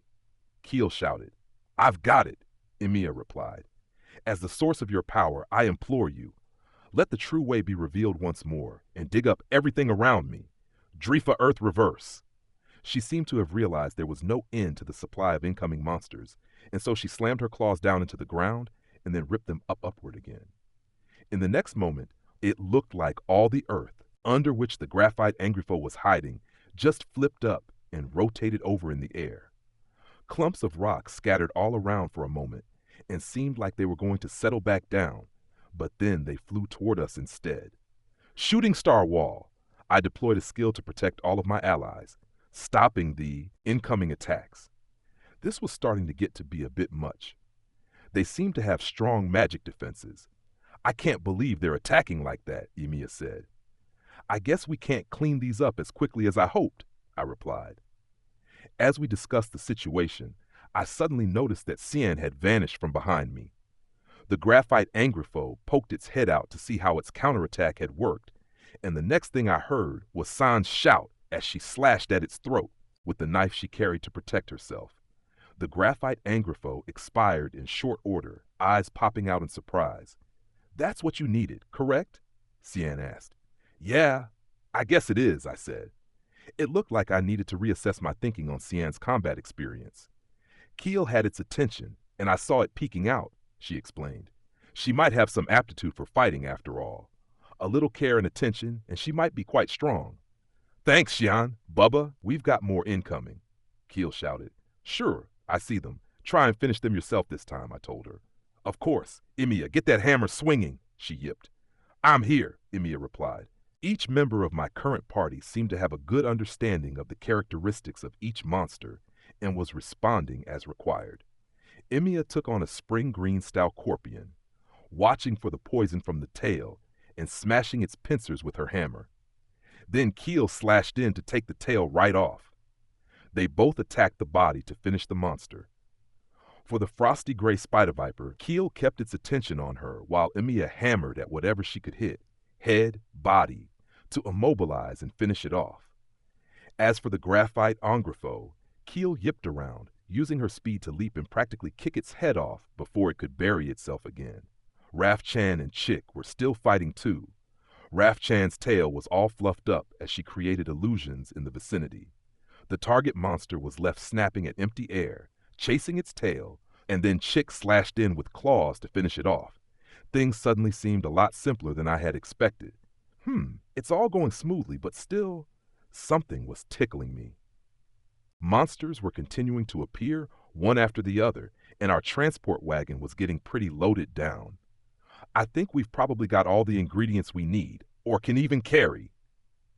There were so many monsters. It had to be due to the waves, but things didn't seem any better here than in our time.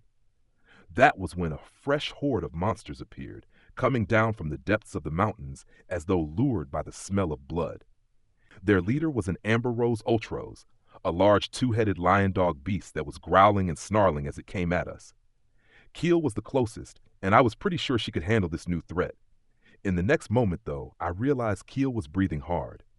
I need to, she gasped. Keel, what's wrong? Emiya shouted. Keel continued to breathe hard, her shoulders heaving, and then she roared in rage and pumped herself up for further fighting. That was when Emiya dashed in, swinging her hammer around wildly as she headed right for the Amber Rose Ultros. It didn't matter how much higher her level was, though. Such an uncontrolled attack would easily be avoided. Keel, what's wrong? I shouted. She just continued to scream. She'd slipped into a complete panic. It reminded me for a moment of the trouble Raftalia had experienced when she was smaller. Keel! Emiya was still rushing in to try and offer some support, but the other monsters were all getting in the way. Gah! I had no idea Keel suffered from this kind of issue, I cursed. Our formation had collapsed, and so Shooting Star Wall had been stripped away. I was desperate to find a way to protect Keel, and was about to give orders to Rafchan and Chick to back her up, when something flitted overhead and leapt at blinding speed onto the back of the Amber Rose Ultros. It was Cien. A moment later she had ripped out the throat of one of the heads. The beast roared, a rain of blood spraying out around us. Keel was still shouting wildly, swinging her weapon around, and it happened to stick into the Amber Rose Ultros' other head, finishing the beast off. Keel was covered in blood, her shoulders heaving, while Cien landed with a cool look on her face. They were like cat and dog, basically. But this was no time for fooling around. Retreat, I signaled. Chick and Rafchan returned calls of agreement.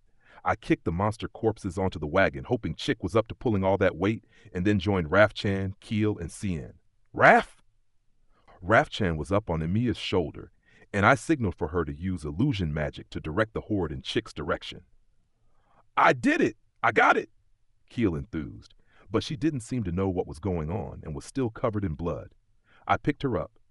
Chick was fighting as a backstop, slashing claws and beak, expelling a toxic purple haze of magic amid the horde of monsters, a haze that was forming into a ball. Then she stepped back toward us and shifted to Haikuiku to come over to us. Immediately afterward, with a loud popping sound, that purple ball exploded amid the monsters. Any monsters covered in the resulting purple liquid started to burst too, causing a fatal chain reaction among the horde. I swallowed. That was a pretty nasty attack. Chick gave a squawk in celebration of her victory. Yeah, wow. I was very impressed. That's Chick's biggest attack. It's called Venom Splash. Emiya offered from the sidelines. Any monsters defeated by it become a secondary poison bomb, causing further damage to other monsters around them. A chain reaction poison attack. That was clearly pretty powerful. Some toxins should remain in the air for a while, so we can retreat now. Okay, we need to concentrate on getting Keel calmed down first, I said. Yeah, let's fall back, Emiya agreed. Cien nodded at the proposal too, and we all climbed into the wagon, and then hurried away back down the mountain. Chapter 3, Wave Trauma. Okay, Keel, anything you want to say? I asked her. Well, she started. We had retreated to a safe location, and after waiting for Keel to regain her composure, I decided to sit her down and ask her what was going on. To reach that point, it required Emiya and Rafchan to soothe her and for me to prepare a tincture from sedative herbs. Cien, for her part, was seated on the wagon, yawning like she'd just finished a big job. We won, didn't we? Keel finally continued. That's not the issue here. I'm more concerned with how you charged, half crazed, at that Amber Rose Ultros, I said. I took it too far. I'm sorry, Bubba, Keel whined. I sighed. It was obvious she was trying to cover things up. Keel, if you don't fess up, then there's going to be trouble later. I shouldn't need to tell you that, should I? I said. That's right, Keel. Emiya backed me up. You really weren't yourself out there today. She was proving herself, once again, to be a lot like Raftalia. Although Emiya was a little more soft-spoken, they both took things too seriously. Raftalia could come on pretty hard, but that was due to me as well. I felt like I was starting to overlap Emiya and Raftalia in all sorts of ways. But Bubba, I fought hard, didn't I? Keel asked. If you mean charging into battle in a semi-crazed state, sure. Who knows what would have happened if Cian hadn't been there? I replied. It didn't matter how high Keel's level had become. She simply wasn't as tough as someone like me. If she took a bad hit, then things might have been worse than a mere injury. Cian, you really saved Keel's tail back there. Thanks. Keel has it worse than I do. I can tell even without understanding what she's saying. She's suffering from some kind of trauma, Cian replied. Mamoru had told me that Cian had lost her parents in the fighting. Keel had also suffered due to the waves and the slave hunts, and those shared experiences were probably helping them bond. I recalled that, around the time we started restoring the village, Raftalia had been responsible for the mental care of Keel and the others. I had thought by all working together it had allowed her to overcome those issues, but it seemed some of them still remained. Keel, you need to understand what happened out there. The moment you saw that Amber Rose Ultros, you just lost it and charged in blindly, I told her. She only moaned. Keel would normally just blow off past trauma with a burst of crazy energy, and this was a problem that anyone from the village could potentially face, even if it wasn't there at the moment, wasn't on the surface yet. Something could trigger it in the future. Based on what Raftalia told me, I recalled what she had said. The boss monster for the first wave, a Cerberus, had killed not only Raftalia's parents, but also many others from her village. That meant it was highly likely the remaining villagers would fall into a panic when they saw any kind of multi-headed canine. I'm fine, okay? Fine, Keel said, still trying to bluster her way through this. Raf? Raf-chan said, tilting her head and moving in with concern in her voice. Keel seemed to nod in reply. Raf! With a puff of smoke, Raf-chan activated some illusion magic and suddenly became a pitch-black dog with 3 heads that were glaring down at Keel. I wondered if this was the same creature that had decimated Luralona during the first wave. As soon as Keel saw the creature, her eyes widened, her face mixing hostility with fear, and she started to tremble on the spot. Raf! Raf-chan ended the transformation and gave a hopeless little sigh. Keel, now do you understand? I quietly asked her. Yeah, I think I do, she replied, seeming to see the issue now. I had to wonder for a moment how Raf-chan had known exactly what to turn into to trigger Keel's trauma. Maybe she had just worked from the description that Raftalia had provided. Putting that aside, I realized this could really be a big problem. If everyone in the village had this weakness when it came to multi-headed canines, not such a rare thing in a fantasy world, it could poke quite a hole in our defenses. Some of them probably really were close to getting over it by now, so it also seemed a bad idea to stir things up again. But on the other hand, we had no idea what might happen moving forward. You kept your cool, Emiya, because you didn't start out in the village, right? I asked her. That's right, she replied. She had still been a slave, though, so she might well have her own trauma tucked away in there somewhere. If there is anything you think might trigger a similar event for you, Emiya, please let me know. We need to be ready for anything, I told her. I don't like Melromark soldiers very much, but I'm fine. I've got over that, she replied. And the reason you don't like them, I won't ask. No need to force yourself to remember anything you don't want to, I told her. When I was buying up the slaves from Luralona, Raftalia's home village, I'd caused the price of them to rise, and that had led to slave hunters attacking us. Keel had fought back, and Emiya had put up a good fight too, so I had thought she was over the worst of her trauma. No, I really am fine. I'm over it, thanks to everyone's help.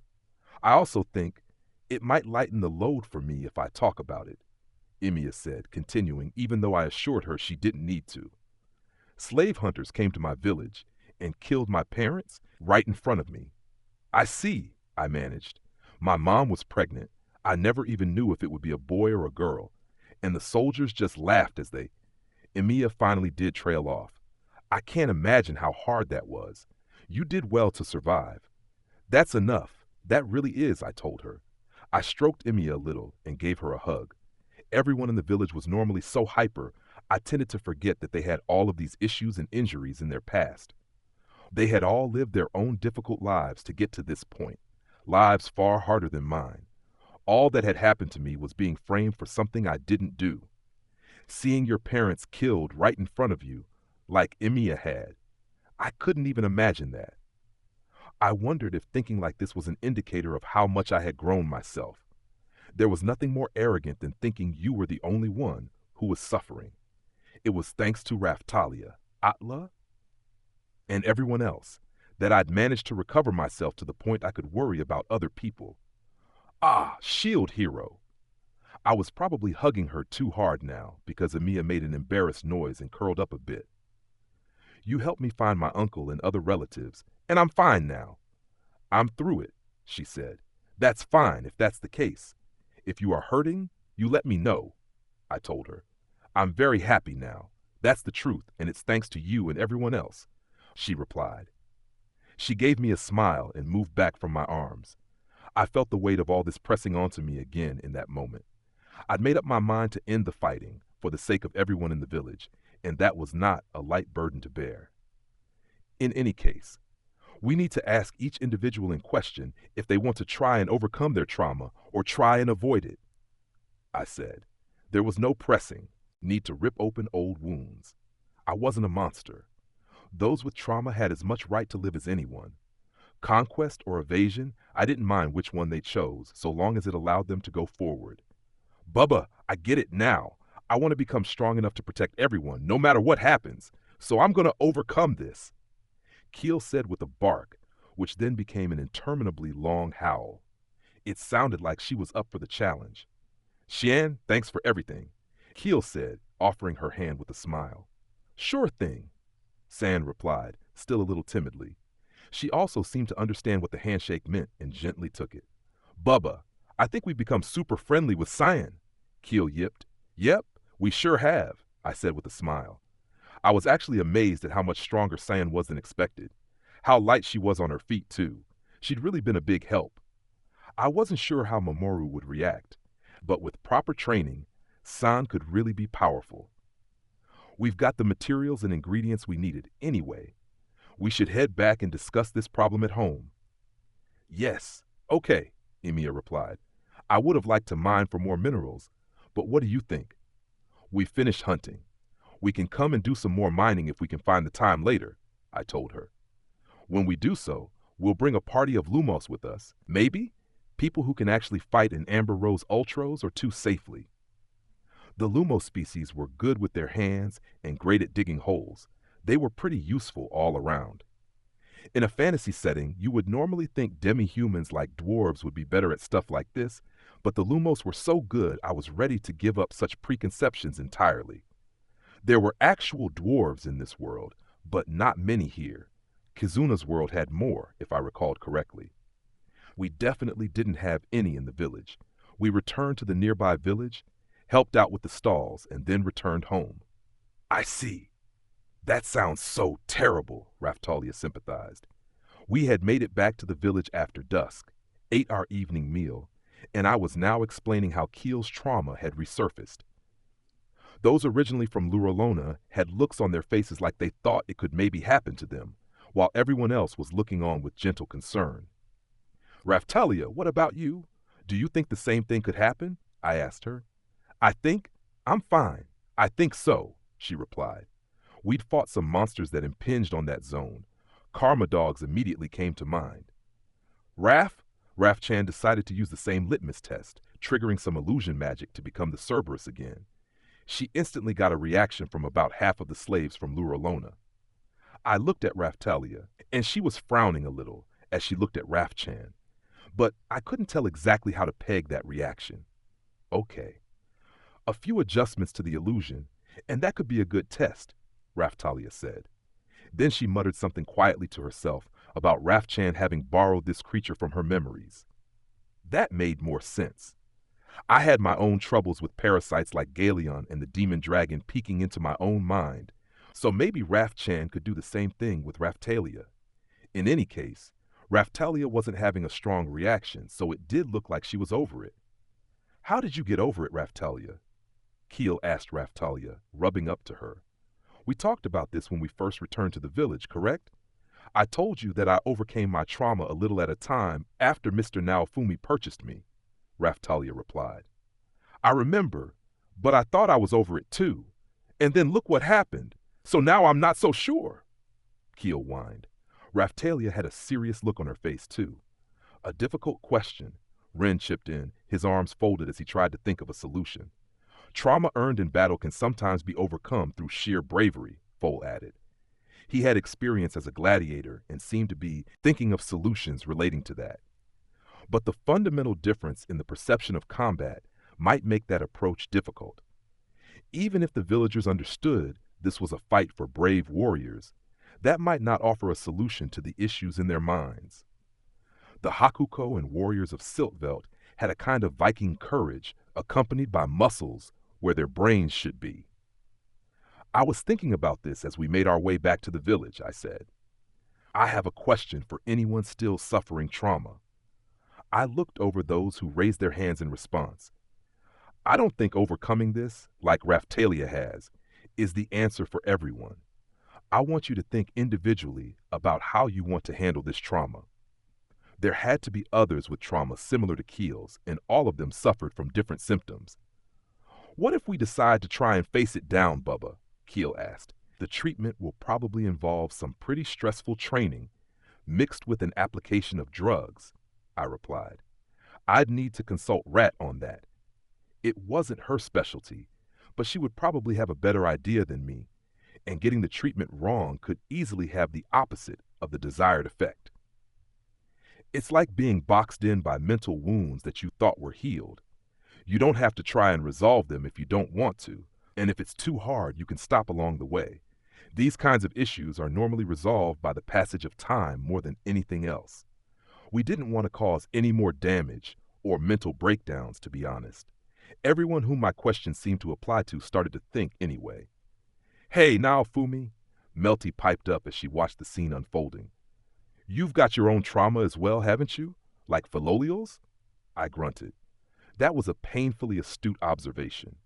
The cause had been getting trampled half to death by a horde of Philolials that Motoyasu brought into the village. Ruft hadn't seemed bothered by any of this until now, but as soon as he heard it, his face had started to look like that famous screaming painting. He and I shared the same trauma. Seeing a cluster of Philolials together was still enough to make my eye twitch. "If you want to overcome it, or just let it be for now, you need to make your own decision and stand by it," I said. "I get it," Keel replied, "but I want to overcome it." She thrust her fist up into the air with this declaration. She was still in dog form, though, so she looked more cute than decisive, but that was no reason to rain on her determination parade. "Okay, but if your symptoms seem very bad, we may make the decision to stop treatment. Understand?" I asked. "No worries. I'm going to overcome it, you'll see," she replied. Many of the other trauma sufferers joined her in a shout of conviction. "Which brings me to you, Rat. You got any ideas about how best to treat this?" I asked. "I thought you'd get to me eventually," Rat replied. "Of course, it's the perfect chance for you to show off what you can do. Or maybe I should be asking your ancestor Hone to prove how much better she is than you," I quipped. At that moment, Hone came back with Mamoru. She didn't stay here in my village all the time. "As proactive as ever, Duke," Rat said wryly. "I've read some papers on the subject, that's about it. But if the alternative is asking Hone for help, then you can count me in." "Meaning you do have some ideas?" I asked. "Dream therapy might be a good solution. If that doesn't get results, we'll try something closer to what you suggested," Rat said. "Dreams? Something like hypnosis?" I asked. I'd seen hypnosis in manga. It was a common trope. "Not exactly. I'm talking about a treatment that uses magic," Rat replied. "I mean, duh, of course we were in a magical world. Why wouldn't there be mental treatments that used magic? It mainly involves the use of illusion magic, Something we aren't short on around here. Okay, I looked over at our main illusion magic users, Raftalia, Ruffed, and the two Rafchans. What exactly do you need us to do? Raftalia raised her hand and asked for the bunch of them.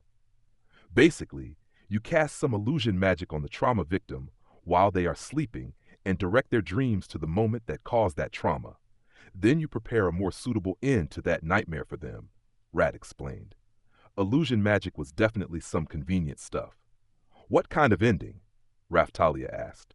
You share the same injury, so surely you have some idea. The important thing is healing. The removal of the fear differs for each individual, Rat said. So taking the moment of trauma and leading it to a better conclusion, like defeating the Cerberus, or being saved by someone, or a reunion with the departed, something like that. I got what she was trying to say, but that sounded pretty hard to pull off. You're a hero from another world yourself, aren't you? You have access to far more powerful illusion magic than other people, so give it a try, Rat suggested. Raftalia tended to focus on physical fighting, but as a hero, she also had access to some powerful liberation-class magic. The blessing of the demon dragon also seemed to have unlocked restrictions she had been suffering under. This could actually be good magic practice for her. I'll do the best I can, she replied. Raftalia, are you going to help us out with magic? Makil asked. That's right, she replied kindly. I'm not sure how much I'll be able to help, at least to start with, but I'll do everything I can. Okay, Keel said happily. It sounded like Raftalia was going to be working to heal the trauma of Keel and the others. They all trusted Raftalia implicitly, so it sounded like a good arrangement. I just hoped it would work out. However, this also raised a further issue for me. Hey, Rat, if you had this trick in your back pocket, why didn't you use it on me? I asked her. You made a more than sufficient recovery without it. Duke, she replied. By sleeping huddled up with Rafchan, perhaps? That wasn't what I was talking about. What kind of good ending would you desire to such a dream, Duke? Rat inquired, one eyebrow lifted. Like me turning on the Philolials and driving them off? Or maybe all of them suddenly turning into Raf species? But then I just wake up and realize it was all a dream, which seemed unlikely to cure anything. There's a big personal element in this kind of treatment. I didn't think it would make much difference for you, Duke, and so I didn't bother, Rat explained. I wondered why we had been facing so many issues recently that I couldn't do anything about or was completely ineffective against. I was really starting to feel useless. I'm not happy about that explanation, I replied. But very well, anyone who wants to try and overcome their trauma, please focus on your healing, I stated. There were general shouts of agreement. And so from that very night, Raftalia, Ruffed, and the Raft species all started conducting trauma healing experiments. That gives us a lead on resolving Keel's issues anyway. Now then, I muttered. It was time to address the stuff that had come up prior to when we went hunting. Luckily, we had countless witnesses all around us in that moment. I moved over toward Raftalia, but for some reason, she backed away when she saw me coming. What's wrong? I asked. I'm not sure. There's a very unpleasant aura coming off you right now, Mr. Naofumi, Raftalia admitted. Was that another indicator of her instincts? Or maybe some kind of fighter's premonition? You're imagining things, I told her. Not at all. That very reply you just gave me seems like you're thinking something. If you're not planning something or other, you normally just tell me I'm too tense and to relax a little, she said. We did spend a lot of time together, so she could clearly read me like a book. It was a sign of the trust between us, which I like, but I also didn't need her giving me a lot of unwanted advice. I'm kind of in the corner here. Everyone is on my back recently. Just give me a break, I told her. Raftalia immediately blushed. Mr. Naofumi, just because of pressure from other people, you're going to do what exactly? Raftalia asked, adopting a light stance with her sword at the ready. I couldn't believe she was ready to fight me off. Did she dislike me that much? Hey, Ren, do you think Hiro Iwatani is having some kind of manic episode? Or has the pressure from everyone around him finally become too much to bear? Eclair pondered on the sidelines. Ren didn't seem to have an answer. Melty looked suitably aghast. Rift looked perplexed. And the Rafchans were holding their breath. Windia had a cold look in her eyes. Bubba, now you're acting weird, Keel barked. Keel! Silence! I commanded. Ah, brother's heart is in turmoil, Foal lamented. Atla, what should I do for him in this situation? Foal, I replied. If Atla was alive, she would be trying to get in on this, and you'd be looking at that with jealousy, wouldn't you? Right, of course. But hold on, this is like the time you tried to bed me. Brother, you are manic again indeed, Foal blustered. It's nothing like that one specific time, I replied. I was never going to live that down. I was also getting pretty pissed at the people I'd expected to be on my side here. The people who wanted this to happen, now all lining up to get in the way. I continued to inch toward Raftalia, almost as though I was expecting a fight. Emiya stepped in and said, "Let me help here. From how the shield hero was acting earlier today, I think I can understand what he's going to do." Earlier today? Raftalia asked. I did have a terrible premonition at one point. What did he do to you? It almost sounded like she developed some kind of sixth sense. Raf! Rafchan gave a hopeless shrug. If you hear the whole story, I think you'll understand, Emiya said. But the more people who know the truth, the less impact this will have. Emiya, can you tell me what the situation is? What Mr. Naofumi is thinking? Please, just tell me, Raftalia suggested. Okay. Here's what happened. Emiya moved over to Raftalia and whispered quietly into her ear. Raftalia had been standing with her face red and her sword ready to draw, but then her eyes narrowed, and she eventually changed to a look of typical mild disgust. She dropped her guard and came over, whispering in a quiet voice. Okay, Mr. Naofumi, just to confirm this, you weren't planning on doing something like what Sedina wants from you right here with me, in front of everyone, right? Raftalia asked. No, of course not. Do you really think that's the kind of thing I'm into? I replied. A little sex education for the masses? Only a real pervert would do that. Sure, the four holy heroes all came from different worlds, but that didn't mean we were completely without morals. Raftalia gave a sigh of relief at hearing this. She couldn't have really thought I'd do something like that. Everyone was on my case the entire time about our relationship already. What would happen if we did something like that? I think I understand the situation, Raftalia said. What exactly did you plan on doing? Just this. I reached up and stroked Raftalia's head. It did feel different from when I stroked her before. She'd been a child back then. Now she was taller, and her hair was so smooth. Raftalia had seemed a little hesitant about this to start with, but now her cheeks were starting to flush a little. She was even leaning in toward me. Oh boy, hot couple alert. Keel was getting carried away already. Really? What are you playing at? Melty seemed to have realized what was going on too and sighed, but seemed willing to let it slide. Seriously, it's just some harmless stroking. Stop making it into such a big thing, I muttered. It's because you didn't explain yourself properly, Mr. Naofumi. Raftalia admonished me. This would be pointless if I had to explain it. I thought Keel, at least, would pick up on my intentions, like Emiya did, I grated. This wasn't a case of being dumb. She was reaching Motoyasu levels of obliviousness. I continued to stroke Raftalia as I thought the situation over. Of course, I couldn't stroke her chest like I did with Keel. I mean, it was an option, but would clearly be considered sexual harassment, and something inside me was putting the brakes on that. Stroking her chest in front of everyone would be a mistake. In Keel's case, that had been the chest plate of a dog. Totally different. Sedina's tits, okay, I wasn't going there. Stroking her throat like I did with the Rafchans, and Emiya felt kind of wrong too. That led my eyes down to her tail. It looked like there was plenty of easy stroking down there. Raftalia noticed where I was looking and placed her hands over her tail. That might be a bit much. You can just stroke my head, thank you, she said. Oh, okay, I replied. Maybe demi-humans had a thing about getting their tails stroked. It might have been worse than copping a feel of her tits. What I mean is, that kind of thing would be better when we are alone. Together, I mean, but alone. Raftalia stammered, turning redder and redder. I had seen demi-humans winding their tails together, like human lovers might hold hands, back in Siltveld. When I had been paraded around the city on that palanquin, I recalled one such couple looking at me and getting all gooey over the shield hero blessing their union. I think I'd almost thrown up. Those two had their tails entwined together, and they had been demi-humans. Maybe holding tails was like holding hands then. I just didn't have a tail to do it with. A tail stroke could well be sexual harassment.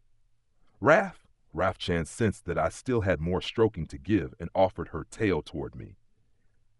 Ah, okay. Thanks, I replied, feeling like I was left with little choice but to stroke the offered tail. The soft, fluffy feel of it reminded me of how Raftalia used to be.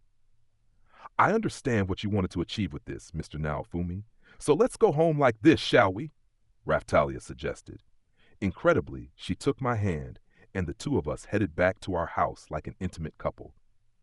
Once we were alone in the room, though we kept our eyes peeled for peeping toms at the window, she also let me touch her tail a little.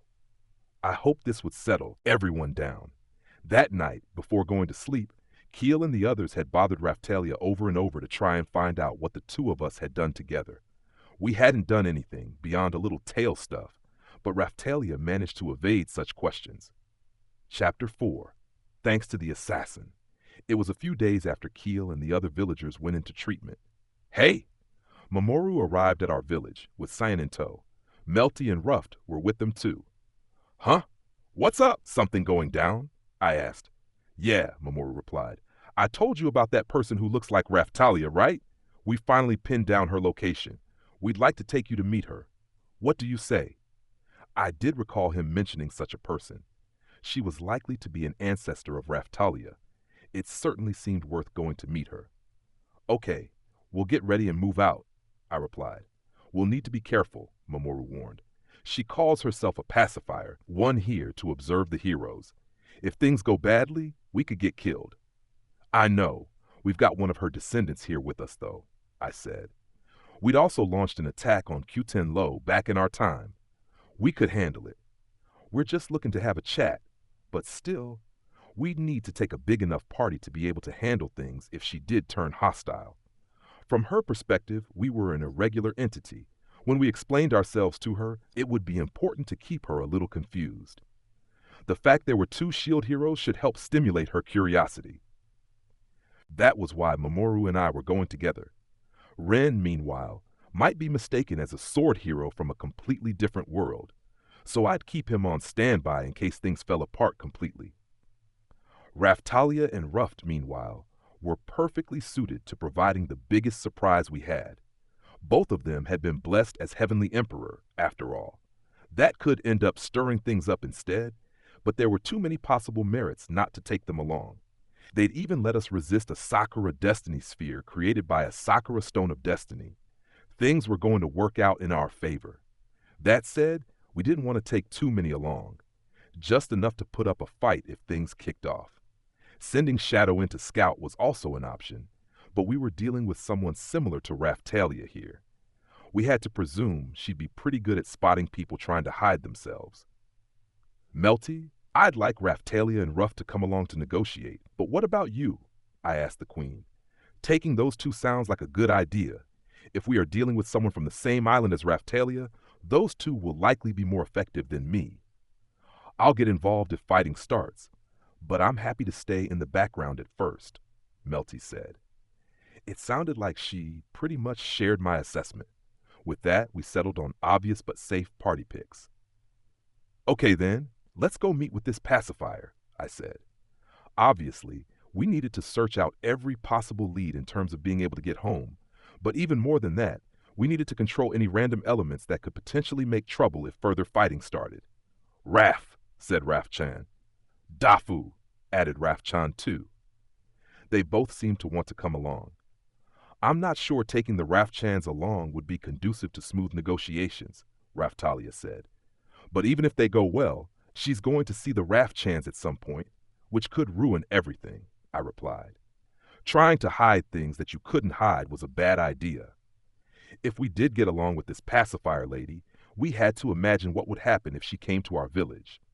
Showing her our hand to start with, hiding nothing, would make a better impression of us too. If we explained everything, we might be able to avoid a confrontation. We could at least explain the raft species, preventing a breakdown of things later. They could also be useful to confuse and disorient her. When I recalled how Raftalia had reacted when she first saw Raf Chan, it convinced me that it could work. Do you think we'll be able to make this work? Raftalia wondered. We have to, I replied. With that, the decision was made for me. Mamoru, Raftalia, Ruft, and the two Rafchans would act as the main diplomatic unit. A second unit of Ren, Fol, and some others would be stationed a short distance away, ready to rush in if we needed more numbers. Fol, thank you, Xian said, showing no reservation in talking with him. She had wanted to stay close to Mamoru, and so we'd added her to Fol's unit. Sure, you're welcome, he replied, knitting his eyes a bit. She normally wasn't that friendly, but she was closer to Fol than me already. Fol seemed to have noticed it himself, because he was tilting his head in puzzlement. San and Ryan could leap over whenever they were needed, so they'd be keeping tabs on things with us, while also continuing their training at Mamoru's castle. I was happy with that. Ryan had a big mouth, so we didn't need her chipping in with unwanted comments in the middle of important discussions. The price for mocking me sexually was a high one. She was going to learn. I proposed that idea to Mamoru, and he agreed at once. The pacifier didn't seem to like Ryan much either. I always seemed to pick up party members who made delicate things more complicated with their presence, like the killer whale sisters. But I really couldn't knock Sadina. She was great at pretty much everything she tried. She was adept at keeping things casual while really seeing through to the truth of an individual. That was something Ryan definitely didn't have. Anyway, that seemed like a good setup. With that, we used one of Mamoru's movement skills to travel over to the country where the current Heavenly Emperor was to be found. We proceeded to enter what looked like another castle town. Of course, we had the permits required, which Mamoru displayed at the gate. We made our way inside, wearing light robes and keeping our faces concealed. Don't make too much of a commotion if you can help it, Mamoru stated. This nation is strong enough to fend off Piensa. Okay, it's a powerful place then. I wasn't sure exactly what Mamoru was getting at, but I guessed it meant they had a lot of authority. They have remained neutral in regard to the conflict between Siltran and Piensa, Mamoru continued. Maybe they just want to pick over the bones once you're done, I said. I'm sure that's true. They are very strict about the flow of their people to other nations, however, and their politics are super corrupt too. But that doesn't change how strong they are, of course, Mamoru explained. I looked around the place he had led us to. It did all have a lonely, suppressed air to it. All the towns I visited in this other world looked like pretty crappy places to live. Keeping the peace in a fantasy world was no easy task. As I pondered these thoughts, people started running from the direction we were headed in. Then there came a loud noise from somewhere up ahead. Dafu! Dafu-chan, Raf-chan too, was immediately pointing in that direction. Move! Mamoru shouted, dashing ahead. Okay! I headed after him along with the rest of the party. Dafu!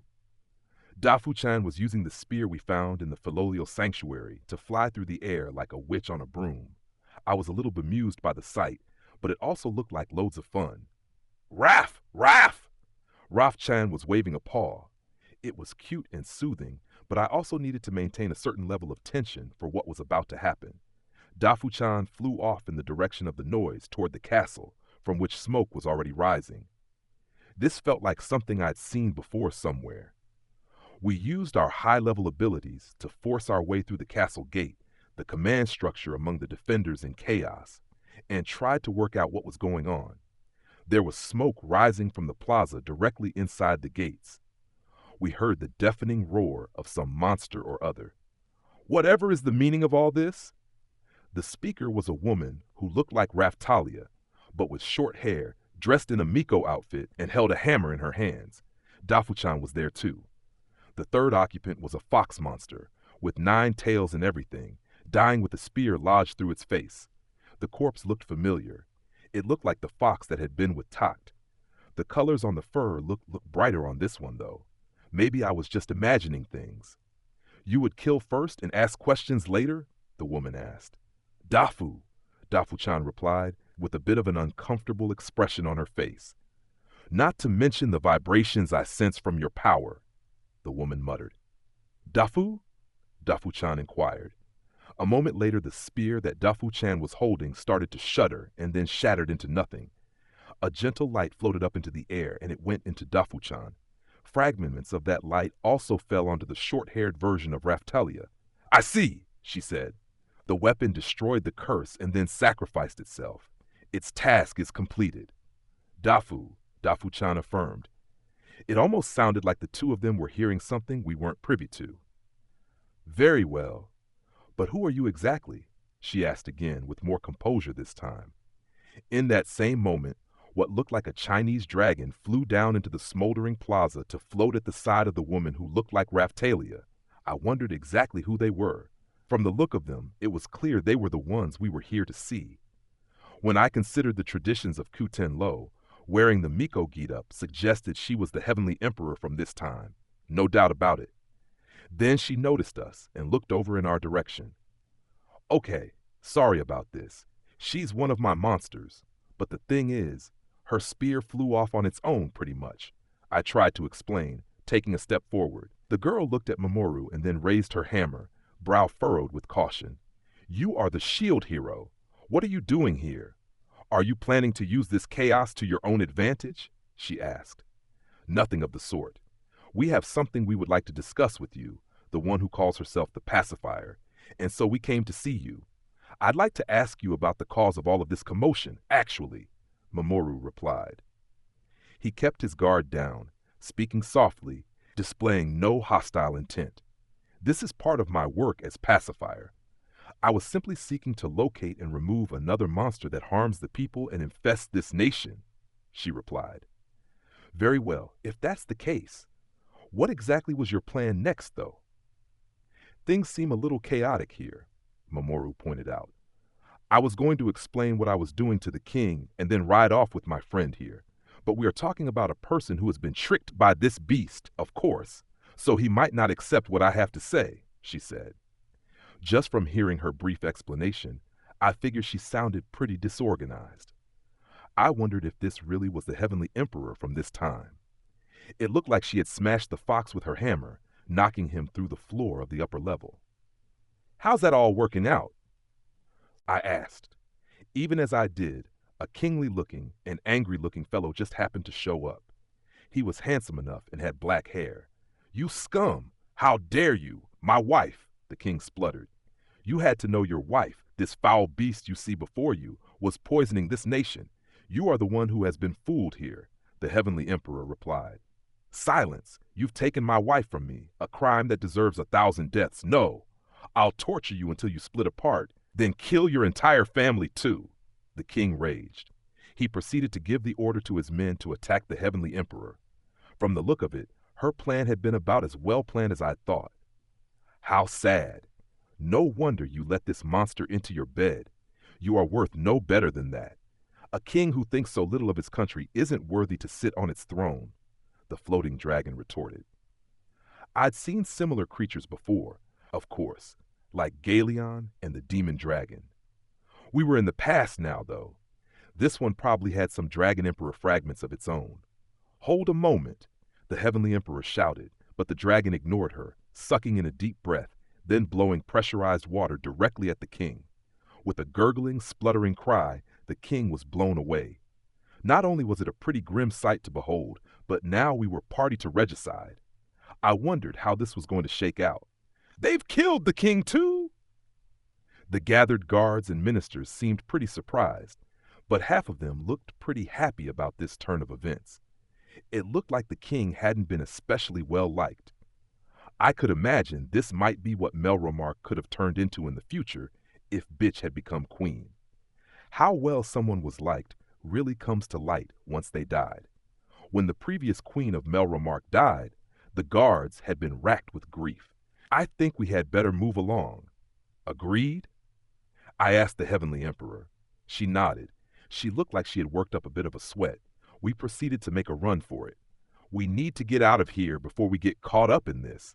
Considering the situation, we, that is Mamoru, were definitely complicit in this. Even if we did just happen to show up at the wrong moment, no one who mattered was going to believe that it was a coincidence. "You're right," Mamoru agreed. If word got around that the shield hero was trying to destroy this nation, that could cause trouble for me too. Best to just make a run for it. I can't keep up with all of this, Raftalia said. Raf Chan chirped. I think I'm getting a feel for how things work, Ruff said. You should have a better idea than me, Raftalia.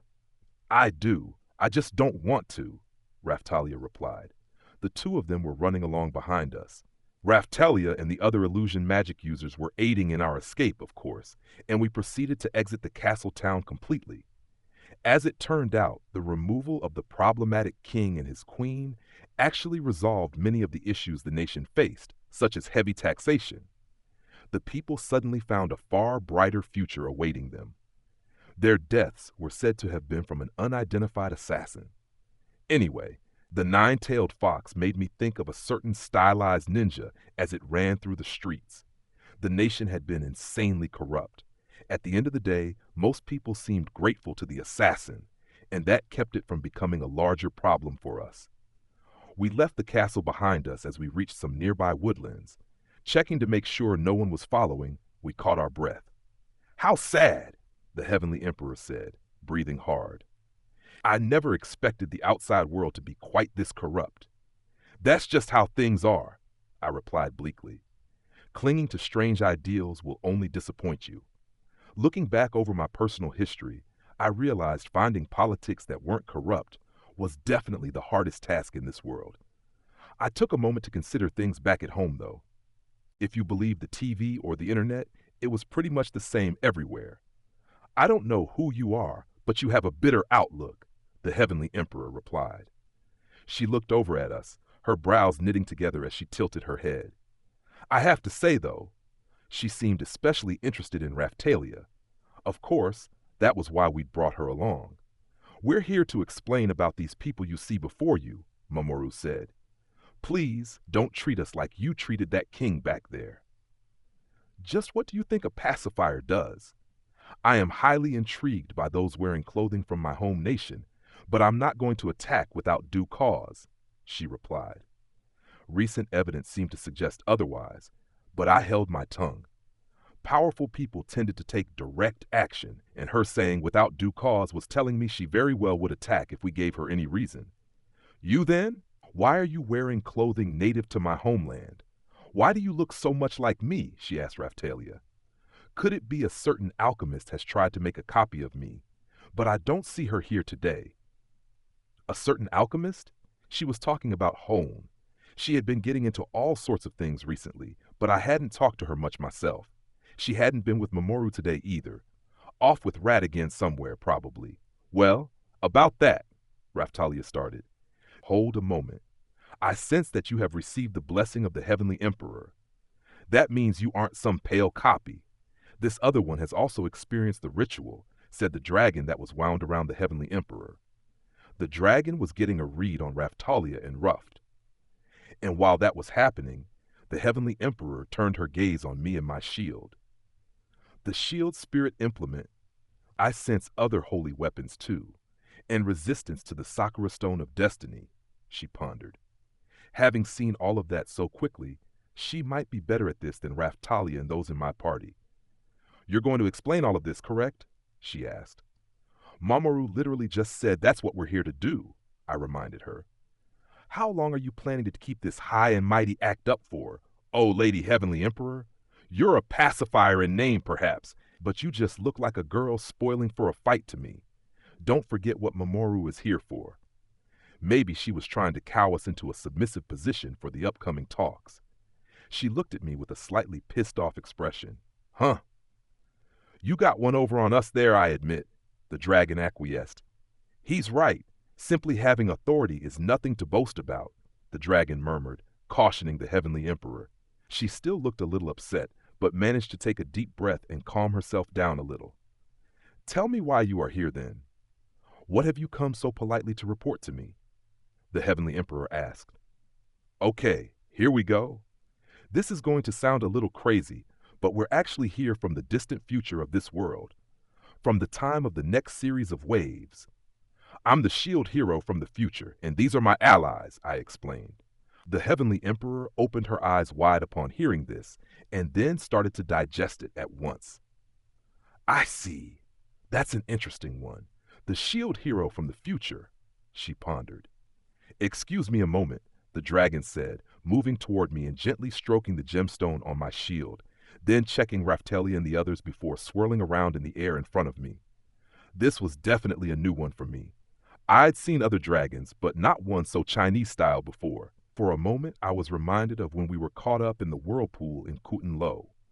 I like the aura you are giving off, I must admit. If you really are the future shield hero, then that's a pleasant development for us, the dragon said. Why is it that monsters, and even dragons, seem to take such a liking to you, Mr. Naofumi? Raftalia interjected from the sidelines.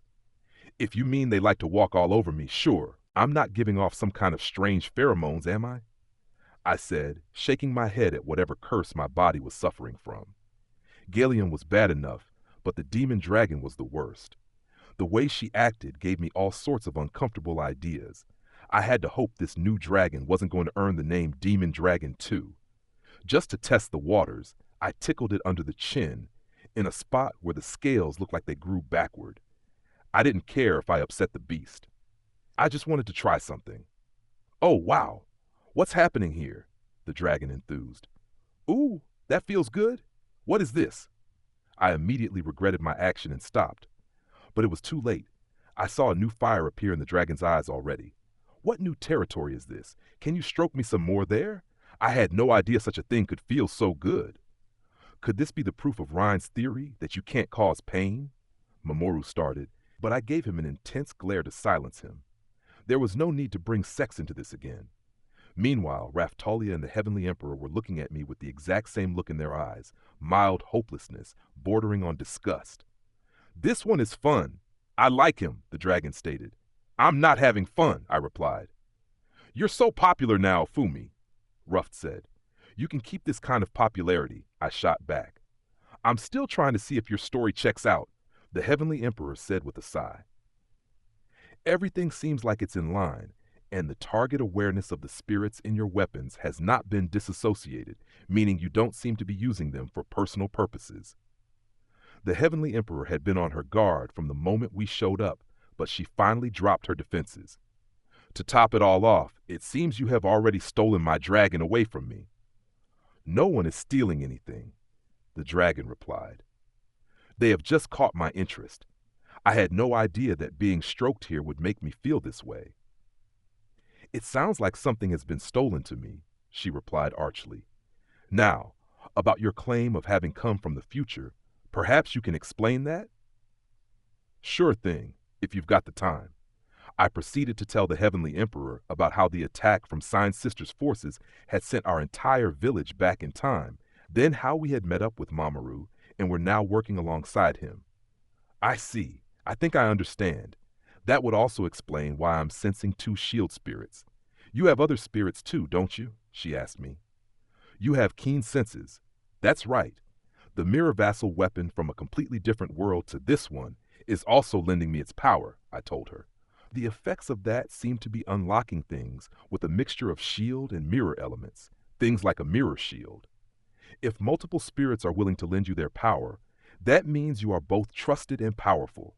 Not the kind of individual even a pacifier may engage without due consideration, the Heavenly Emperor said. The book spirit and mirror spirit practically fought over him, Raftalia added, a little cheekily. I see, the Heavenly Emperor said. You are quite blessed, if that is the case. I didn't deny it, but that had been more about returning a favor for having helped them out. The heroes in the future seem to get all the favors, she continued, giving Mamoru a pointed look. I wondered for a moment why she seemed too hard on him, and then remembered the conflict with the bow hero.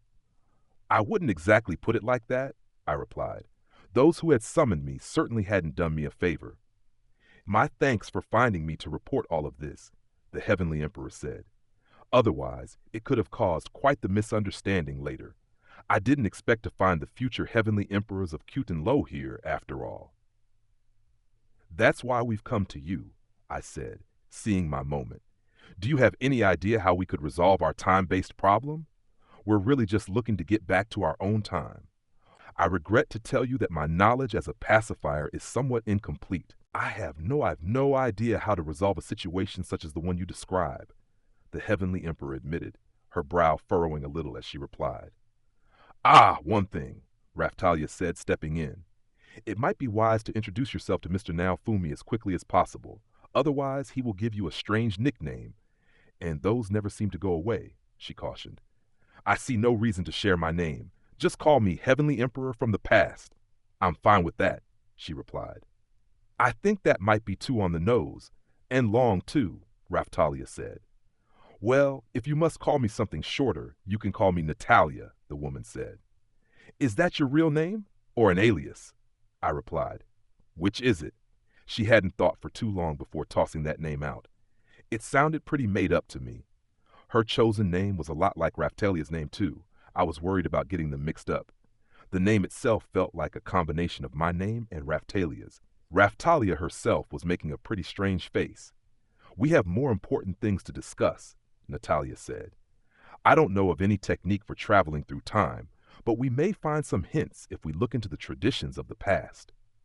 Traditions, huh? I said. Every region has its own legends. Searching around might turn up some weapons or other useful things too, so it's not a bad idea, Mamoru said calmly. The issue was whether or not we had the time for it. We had access to copying weapons, and yet we hadn't exactly been looking around for famous weapons of the past to copy and obtain. If we found a sword stuck in a plinth somewhere, the old classic, we only needed Ren to grip the handle and copy it, which would boost our attack power considerably. Then I realized why I'd never given this much thought. There wasn't going to be legendary shields stuck into plinths. I glanced over at Raftalia. The powerful gear used by the heroes of the past and their allies can reasonably be expected to still be around somewhere, she added. Maybe it was something like that high-energy intensive weapon copied from the 4 holy weapons that the high priest of the Church of the 3 Heroes had used. We also had the ones from the monsters that the past Heavenly Emperor had sealed away in Kuten-Lo. After that, almost all of our gear was stuff made for us by the old guy or his master. Maybe all the better gear had been lost over time. It seemed like there was not much of a tradition of passing things down to future generations in this world. Considered in that light, though, maybe this was also the work of the one who assumed the name of God, our enemy, and the one behind the resurrected. A little treasure hunting back here in the past might turn up the goods. After all of this, I still have one question, Natalia said. Raf-Chan exclaimed as Natalia picked her up. Just what is this creature? Natalia asked. Raf-Chan is a familiar who was created from Raftalia's hair. She's one of my favorites, I said. What a bizarre creature. I can't believe the spirits allowed for its existence, Natalia stated. I agree, Raftalia replied. There are so many of them back in the village. I will need to observe all of this some more. It would be best to find a way to get you all back to your time as quickly as possible, or maybe just execute you here, Natalia pondered. Hold on. You can't do that to a hero over personal issues, the dragon chided Natalia. She clicked her tongue in mild annoyance, and I narrowed my eyes at the relationship between them. It seemed like the dragon was in charge. You haven't finished your introductions yet, I said. Who is this? A dragon emperor? A dragon who could speak the human tongue was, in my experience, a dragon emperor, but I wasn't sure on the logistics. That is probably how one would classify me. I am the pacifier's guardian dragon. As for my name, in Kuten-Lo they call me the water dragon, he replied. That gave me pause. This was the object of Sedina and Shildina's love worship just showing up out of the blue. In the future, it had stayed hidden the whole time. Will that mantle eventually be passed on to a younger dragon? Anything like that? I asked. Not so long as I live, the dragon replied. If you make it to the future, then you're going to allow us to enter Kuten-Lo. You also stay under the sea and just maintain a barrier around the place, I told him. Interesting. It sounds like even Kuten-Lo will suffer tribulations. What might have caused me to summon heroes? The dragon pondered. I was still wondering if Sedina and Shildina would be bowing and scraping if they were here. What is the water dragon doing here anyway? What's going on over in Kuten-Lo? I asked. I thought the dragon would be deep under the water, keeping the barrier going even during this time period. Maybe this was some kind of copy, a minion the main dragon had shared a core with. The tides do not make entry into that land easily, and we have a barrier up too. I see no reason at the moment for such heavy security, but I presume something in the future is preventing me from moving around, the water dragon said. We'd already come across numerous differences between the past and the future of this world, and there were the dealings of the resurrected to consider too. The dragon was likely defending against something related to them. In any case, as I'm sure you are aware, I'm the dragon responsible for defending the shield world. I am a kind of emperor dragon, but I'm not interested in fighting over fragments.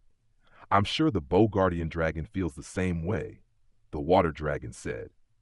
It sounded like he thought we knew what the hell he was talking about. What are you talking about? I asked. We didn't know anything about a Bogardian dragon. It sounded like another dragon guarding some secretive nation somewhere. I really didn't want to have to take another pain-in-the-ass field trip if we could help it. I see. Their nation is harder to reach than even Cuttin Low. That is true, so I can understand why you might have trouble finding it, the water dragon said. We shouldn't say anything more, Natalia chipped in. They wouldn't want us sending unwanted guests their way. It sounds like there are multiple nations with pacifiers, I said. Based on what we'd seen in Kazuna's world, something in our world had likely wiped them out too. More information was normally better, but in this case, I wasn't sure we needed to know this stuff. Having heard your situation, I should probably explain a little, Natalia offered. As I'm sure you are at least aware, pacifiers are the ones who punish the users of the spirit implements, what you called holy or vassal weapons, if they step off the true path. We can punish anyone who causes issues, so be careful not to cross me. No problem. We have those among our allies who have the same purpose as you, I replied. I'm sure you do. I was dispatched because voices from the spirits reached the altar in Cutin Low, informing us that a hero had potentially stepped from the path, Natalia continued. With the global issues we are facing due to the waves, it isn't possible to casually kill the holder of a holy weapon at the moment, but that won't stop me if they are on some kind of rampage. Mamoru, you understand this, correct? Dispatched after hearing the spirits at the altar. I recalled hearing something like that in the castle at Cutin Low, but I hadn't actually been there to see it for myself. I presumed the altar was the spot with the dragon hourglass. I couldn't recall much of anything else being there. Of course, but at the moment, should we be more fixated on doing something about the waves? And Piensa too? He replied. I have no intention to get involved in your conflicts, but I do think it's the height of foolishness that you choose to fight them at the moment, Natalia replied. I completely agreed with her, but she was allowed to hold such an opinion because she was on the outside. Dafu! Dafu! Dafu! Dafu-chan said, almost as though she was chiding Natalia for something. This creature is saying you need to take these talks more seriously, the water dragon said. Allowing heroes to deploy into human warfare must never be allowed. That's true, but we can't just charge in there and take out the leader either, can we? I'm reflecting on today already, believe me, Natalia replied. She sounded more reasonable than I might have expected. I'd almost thought she'd paint us as fools who could never understand her. Still, I face another creature who seems eager to speak her mind. Just who are you? At that, Dafu-chan fell silent again. In any case, you're telling me that this world has already fused with another at some point in the future, right? I don't want to believe it, of course. We don't know the details of exactly what happened or what's happening to us here. I'd like to believe we've come to a different world with a similar history, to be honest, I told her. I am going to need to observe your base of operations. You don't mind if I accompany you there, right? Natalia asked.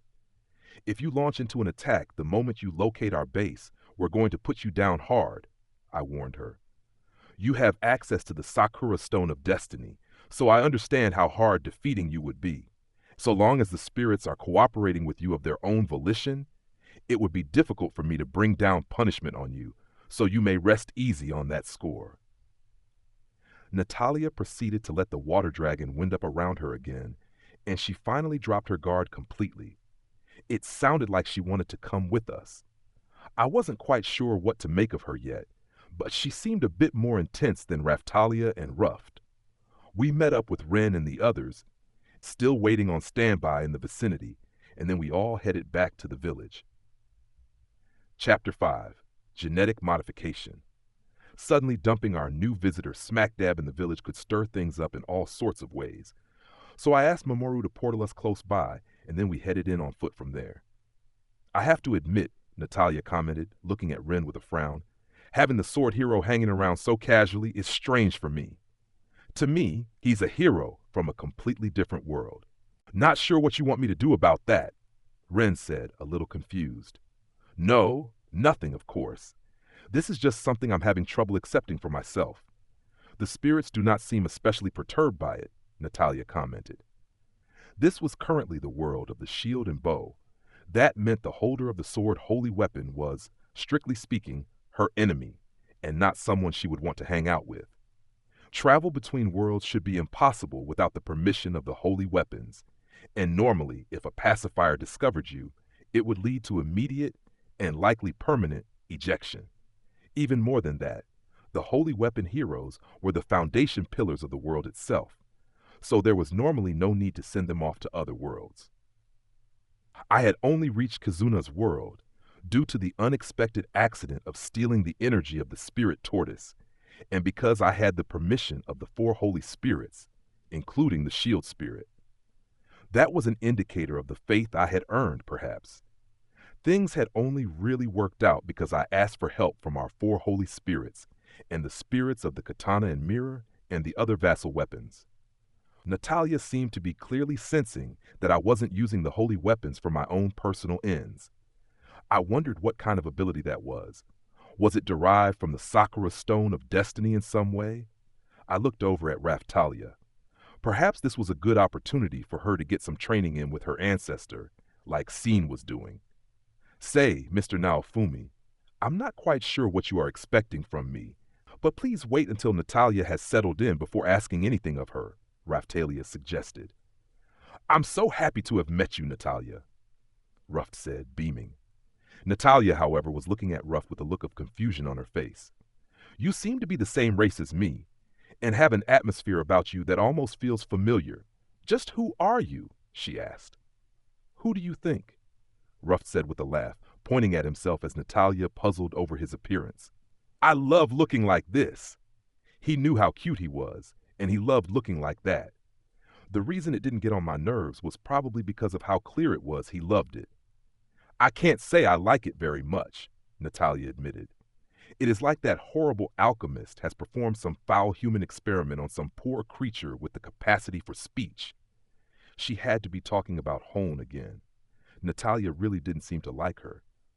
Oh, really? He gained that ability by performing a class-up with the aid of the raft species, which originated from my own hair. If anyone is to blame here, it's Mr. Naofumi, Raftalia said. I only let it happen because it's what he wanted, I replied. It's like you've taken the dragon blessing and applied it in your own unique manner. A very interesting technique, the water dragon mused, also looking at Ruffed. You're the water dragon, aren't you? I've heard about you from Shildina in the future. Please continue to aid our world, Ruff said. You are well spoken too. I think you have a bright future. Natalia, maybe we could arrange something like this for your offspring? The water dragon suggested. Are you trying to make me mad? Natalia replied, veins popping out on her forehead. But her anger rolled off the water dragon's back like water off a water dragon. What's the relationship between you two anyway? I know you are Heavenly Emperor and Water Dragon, but is this like you're the ruler of Kutenlo and its guardian dragon off on an adventure together? Where does the Miko priestess fit into it? I asked. It was like Sadina and Shildina weren't even required. Maybe it was for the best that they hadn't been pulled back here with us. The priestess who supports me? She is in charge in Kutenlo at the moment. To explain this in simple terms, we are conducting our mission while I train the young Heavenly Emperor in all sorts of important things. Of course, we do understand the gravity of the current times too, the Water Dragon explained. So he was along to keep the young Heavenly Emperor from going off the leash. So you are shoring up your defenses at home while keeping tabs on the heroes in the nations outside? I asked. That's largely correct. The previous Heavenly Emperor is still resident in Kutenlo too. It would not be a fatal blow to our nation if anything were to happen to the one you see here, the Water Dragon added. Sending the Heavenly Emperor out into the world while also educating her. It seemed like a lot to do at once, but it also sounded like Kutenlo was handling business pretty well back here in the past. There are all sorts of nasty things causing trouble in the world. They are too much for the heroes to handle alone, so we've been defeating and sealing them away too. Okay, that makes sense, I replied. There were ruins with monsters sealed inside all over Siltveld and the rest of this world, to be honest. Documents on them suggested that people from Kutenlo had come and sealed the contents away. Why are you sealing them, though? This seemed like a good chance to ask. Wouldn't it be better to finish them off completely? I see that even that information has not reached the future, the Water Dragon said. They have an anti-wave effect that can reduce the effects of the waves when things are most dire. There's a reason for us sealing them like that, the Water Dragon revealed. Wow, okay. So that's why we found all those monsters sealed away in Kutenlo, I replied. Natalia tilted her head at that, clearly puzzled. When we were there, we fought all sorts of different sealed monsters. They had names like the Sealed Orochi, stuff like that, loads of them. I told her. I knew it would cause an unusual status effect, but I got Ren to bring out the cursed Amano Murakumo sword. He put it away again immediately, but he looked lightheaded from just that exposure. I sense a terrible curse from that weapon, the Water Dragon stated. But there is some light mixed in with that too. That reminds me, what's happening with that countdown on that weapon? I asked. It's still gradually coming down, but I've no idea what it means. Ren replied. We'll just have to give it more time. It had been quite a while already since he registered the weapon. I just had to hope it would eventually change into a powerful weapon for him, or at least that it wasn't some countdown to death. There should never be the need to create so many separate seals in Kutenlo, Natalia said. I presume you have no idea what magic was used, right? The awareness of things in this time and our time seems to be pretty different, I said. There was too much we didn't know. I hope we could uncover the truth back here in the past. Just getting home didn't sound like it would be enough anymore. I also wanted to find information that would help us with our fight back in the future. We weren't ones to just roll over and give up, no matter what happened. We continued to discuss the current situation and eventually reached the village. Emiya spotted me and came right over. Shield hero, she said. What's up? Anything happened while we were gone? I asked. Nothing major. I mean, this might be a very small thing, but it's time to depart on our trading and Keel hasn't shown up yet, so I was looking around for her, Emiya explained. Keel? I asked. She's normally the first one ready to go, Foal said, also sounding concerned. That dog? She's probably off playing somewhere and just forgot the time, Mamoru suggested. I hope that's all it is, I replied. Then I noticed Natalia looking intently at Foal. I've been wondering about you too, she finally asked. You have a vassal weapon from another world, don't you? Are those gauntlets? Gloves? My name is Foal. These are gauntlets.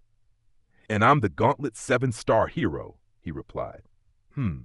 I've seen your race before, I'm sure. Are you a demi-human from another world? The Water Dragon asked, also looking Foal over. I saw where this was going.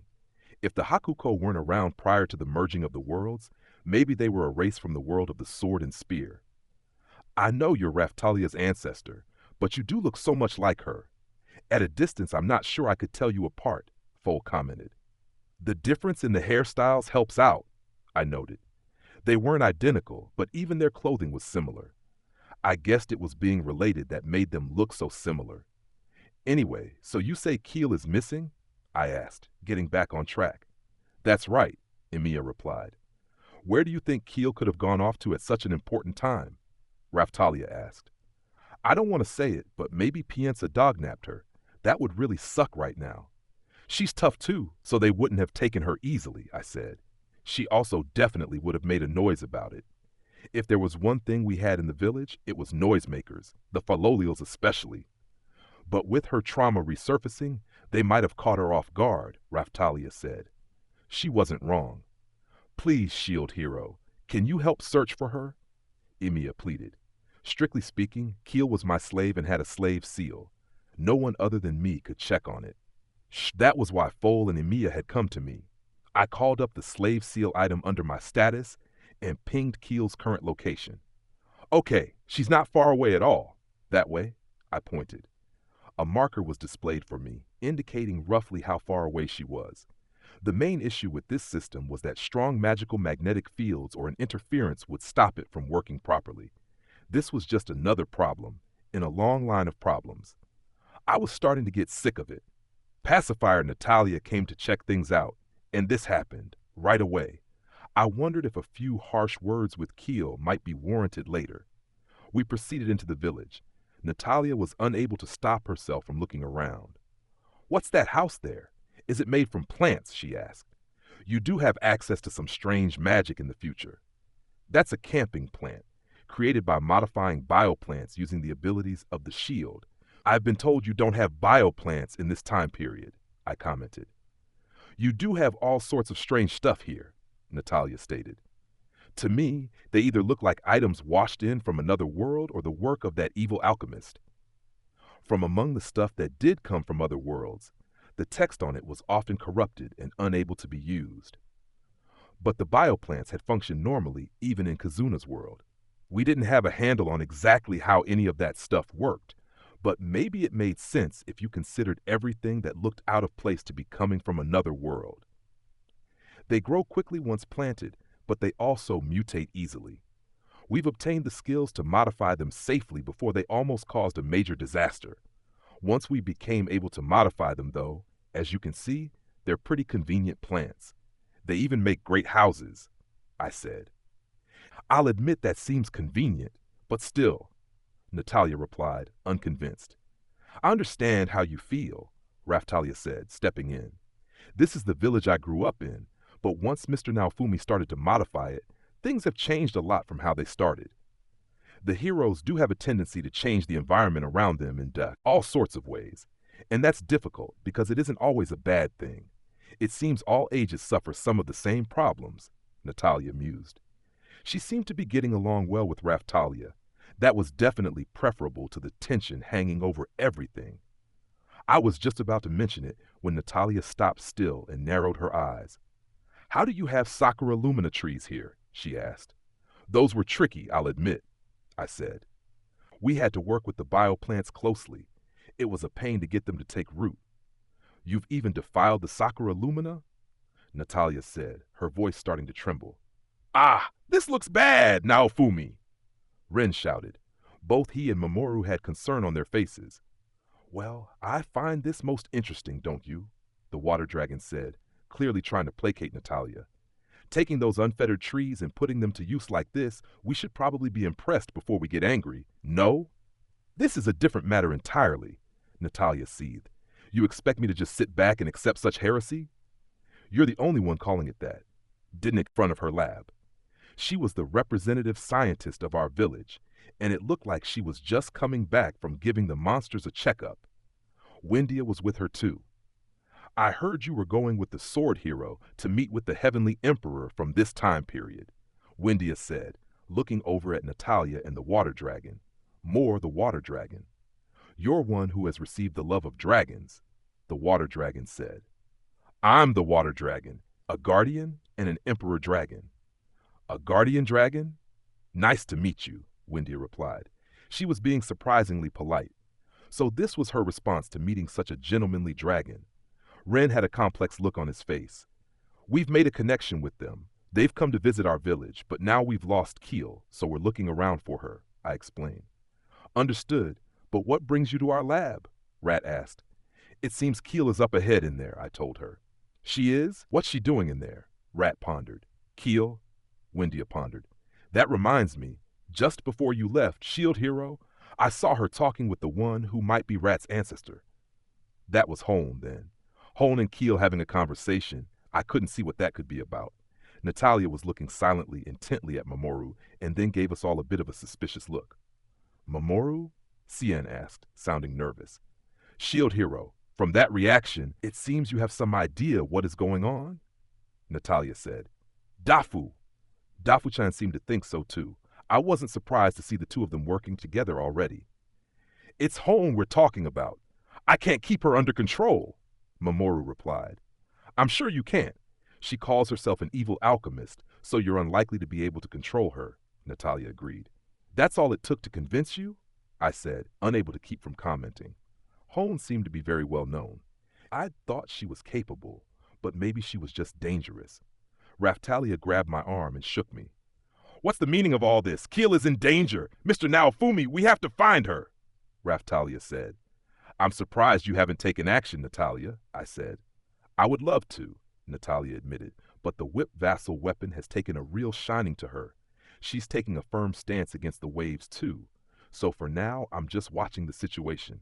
There are some things she is good at. The whip spirit was one I was never going to understand. It had let tact own it in the past, our past, the future, and seemed to have a pretty crazy personality. Tact had likely been binding it against its will, though. Maybe it worked on the same principle as the Staff 7-star weapon that Trash liked so much. I have to ask, you can't even punish someone who's as completely off the rails as her? Then what can you do? I asked, shaking my head and looking at her almost with pity in my eyes. She looked aside, sweat gathering on her brow. I've got all sorts of my own issues to deal with, okay? Natalia replied. Stop looking at me like that, or I'll hammer some of the terror of the Heavenly Emperor into you. What a pitiful sight this is, the water dragon said, shaking his head.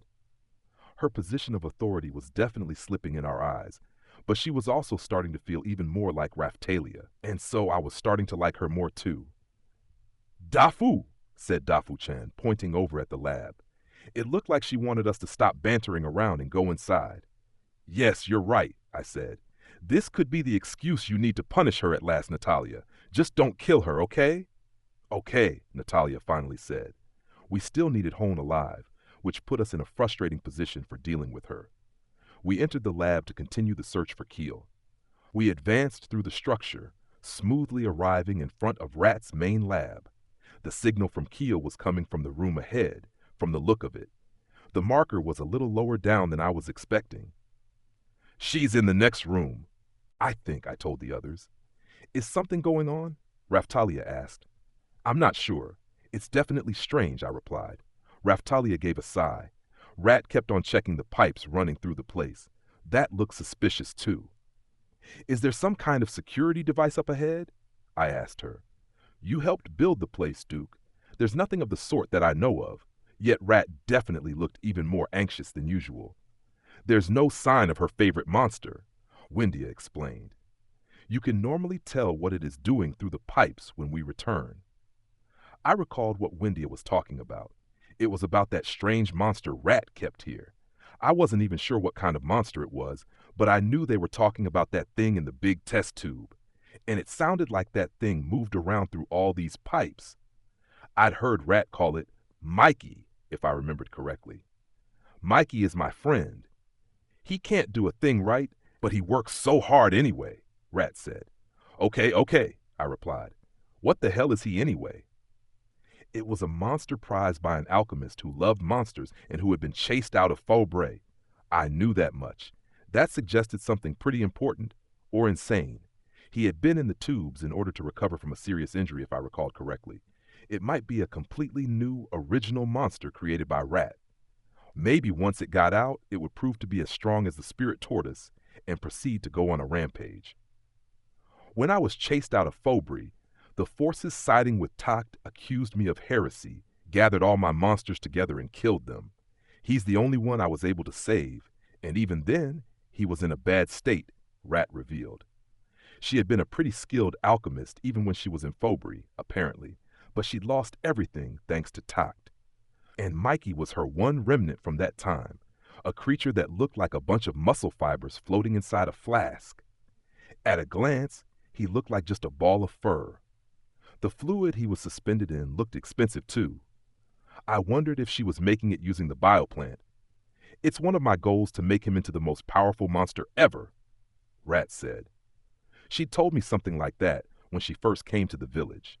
She told me about proving that monsters could help fight the waves too. That was the dream she had placed on Mikey's shoulders. If you level him up and perform a class change, wouldn't he just get stronger normally? I asked. Maybe that was arrogant of me. This world functioned a lot like a video game, which meant I focused on raising levels rather than making physical improvements. Raftalia and the others trained a lot, but that was about creating a proper foundation. There was some suggestion that training like that at a low level made further growth smoother. In any case, now we had determined the power-up method for the whip. Rat could have just come to us. Wouldn't that be lovely? Rat said smarmily. After all the measures I've taken to extend his life, there are all sorts of complex issues to deal with. His body can't even accept experience at the moment. Wow, that sounded pretty serious. Rather than enhance him, it sounded like she needed to provide medical treatment.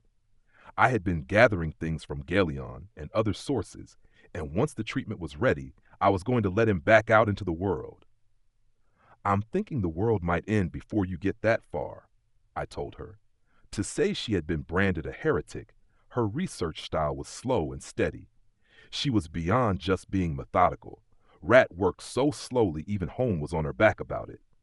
I guess this also came from the trauma of her experiences with tact. From everything I had seen of her so far, she sought to preserve life and hadn't descended to the level of human experimentation. I'm actually making good progress, she fired back. I'm sure you are, I soothed her, not in the least bit patronizingly. I have to say, you don't seem especially concerned. This sounds like some pretty risky research, Raftalia said. Raftalia, I replied. Our enemies, including those coming from the waves, will use whatever dirty tricks they can to try and defeat us. If we decide even this level of activity is beyond the pale, we might end up losing a battle that could have been won. I don't like to hear that, Natalia said, sounding a little distraught herself.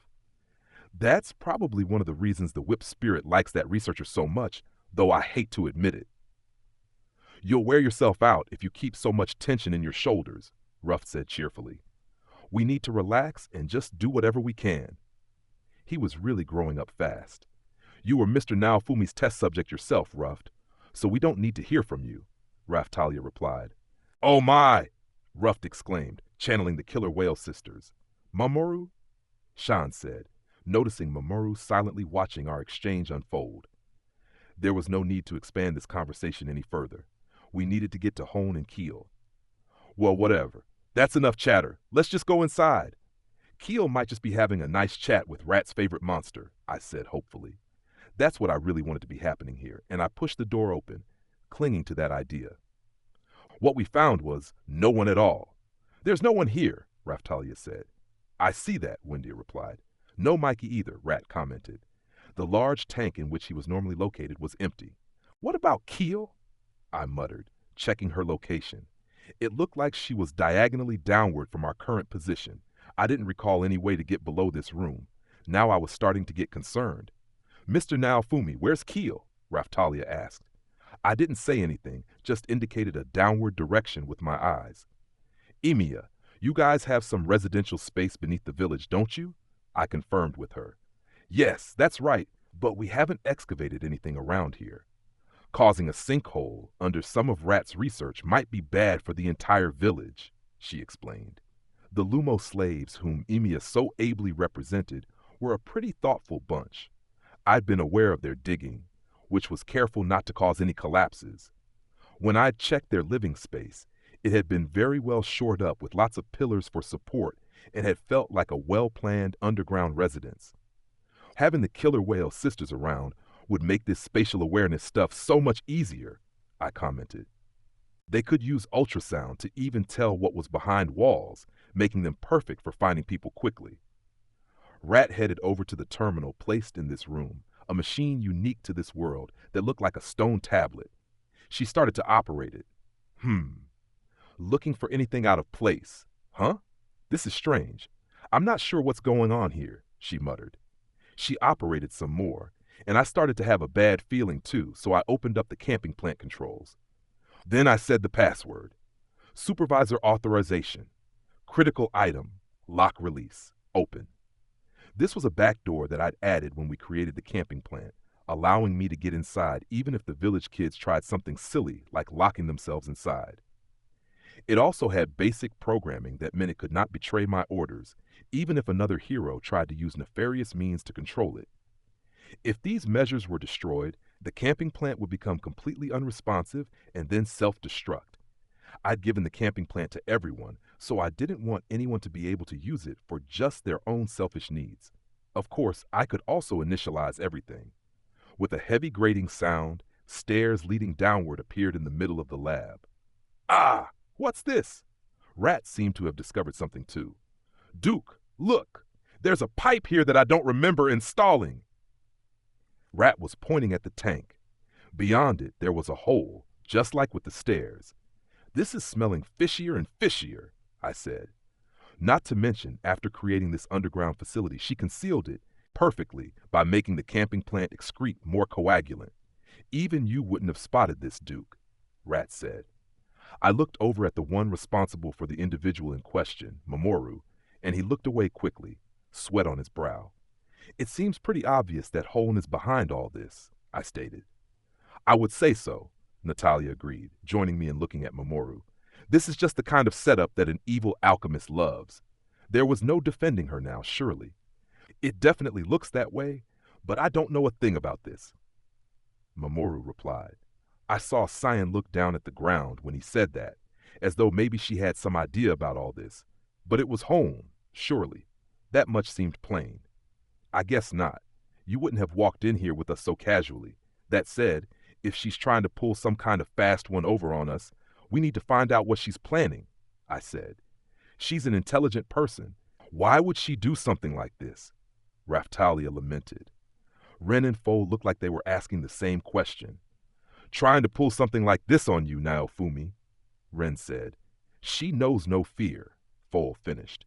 I wondered about that as a response, though. Just once I would like to know exactly what they all really thought of me. What this definitely means, Foe said, is that we need to continue the search for Keel as quickly as possible. When we were discussing the trauma treatment for Keel and the others, I heard Hone muttering something about not being asked to help out, he suddenly recalled. It was a little late for that. We could have used that information at the point when we arrived here. Something nasty was swelling inside me. It was a combination of Hone, Keel, and Rat's favorite monster. I really didn't like what that was suggesting. She had some plan to cure Keel's trauma, and I didn't think I was going to like it. Let's get down there. Rat headed first toward the stairs. Right with you, I said. I'm not in a forgiving mood right now. Ancestor or not, if she's done anything to Mikey, I'm going to dice her up and turn her into an experiment herself. Rat seethed, sounding like a pretty dangerous switch had been flipped in her head. She normally wouldn't say stuff quite as dangerous as that. Come on, let's move, I said. Ah, shield hero. Windia stopped me. After we've gone in, can you be sure that that woman's ancestor isn't going to escape from here? She asked. Good point, I said. Windia knew Rat well, which maybe gave her this insight. Windia, Emiya, you stay here and keep watch. Ren, Foal, go and order the entire village to watch the lab from the outside. I don't want a single ant to escape. I wasn't sure they would get that expression, but they nodded anyway. Then the earth started to shake. What's going on? We hurried back outside the lab to see towers made from bioplants growing up around the village. Towers! I exclaimed. The very top of each tower was glittering and shining. I was starting to have a really bad feeling about this. I narrowed my eyes to see the name of a monster, Tower Plant. Then a voice sounded from the lab. Oh dear, it seems you're on to my little game. Hone, Mamoru shouted, his brow furrowed. What are you planning? She ignored him. Maybe she wasn't listening, or maybe this was all a preset recording, and carried on. If you want to get inside the research space I've created just for little old me, you'll need to put someone on standby at the top of each of the towers positioned outside it, and then touch the devices placed there simultaneously. There's a total of 7 towers, so good luck with that. I'll just hang out and see if you can meet my conditions. Okay, she announced, and then the voice vanished with a scratching sound. Mamoru's shoulders slumped and he put a hand to his forehead. Just the kind of twisted game she loves, he moaned. You've been able to provide just the toys she needed for this. By toys, I presumed he meant the bioplants. She really had gone crazy from the look of it. She'd even set things up to completely negate my orders, and so there was nothing I'd do to control it. It was like she had taken the idea of the bioplants and turned them into something else completely of her own making. Now she's really gone off the deep end, right? You'd better punish her for this, I said to Natalia. I would like to, trust me. But when she's done things like this in the past, the subsequent wave has featured the same kind of tricks. I hate to admit it, but we only made it through thanks to her, Natalia said. This was the first I was hearing of stuff like that coming with a wave. I had always thought they were just about a bunch of monsters coming out to be defeated. I looked over at Ren, and he averted his gaze and nodded. I do remember seeing something for setting up events to coincide with waves. They only ran for a limited period. I also remember they required teamwork to complete, so they were a pain when playing solo, he recalled.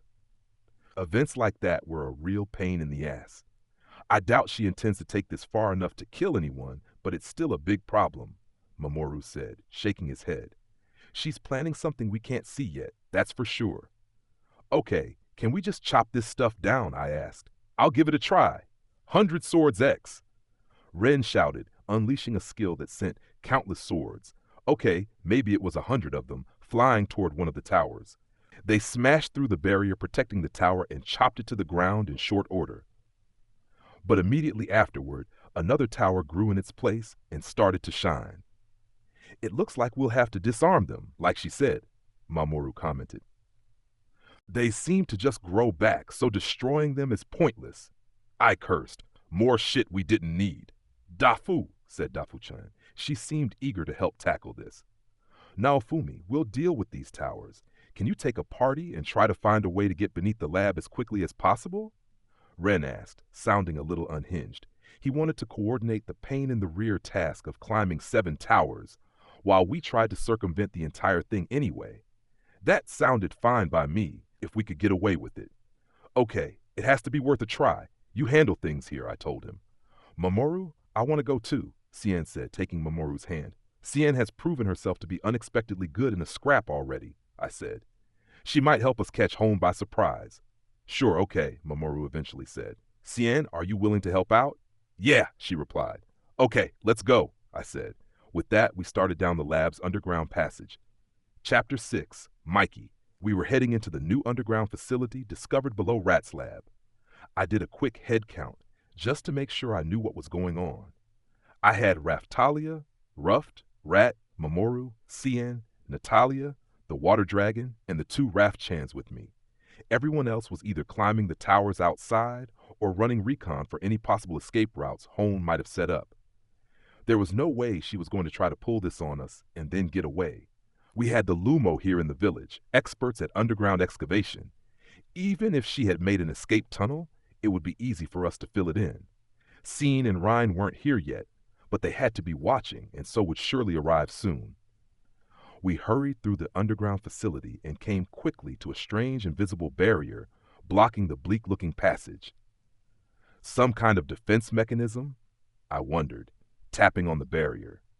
It looks like your own shooting star shield, Mr. Naofumi, Raftalia commented. I agreed. I signaled Raftalia with my eyes to try and break it. She was the one with the highest attack power here. Just trying to smash our way through seemed like the best idea. Raftalia gave a small sigh and raised her katana to attack. Instant blade! Missed, she shouted. Sparks radiated out across the mysterious barrier as her blade slashed across it. It looked good for a moment, and I thought maybe it was going to work. But then the wall immediately recovered and returned to its original state. No matter how hard we attack, it's pointless if it's just going to recover, I said.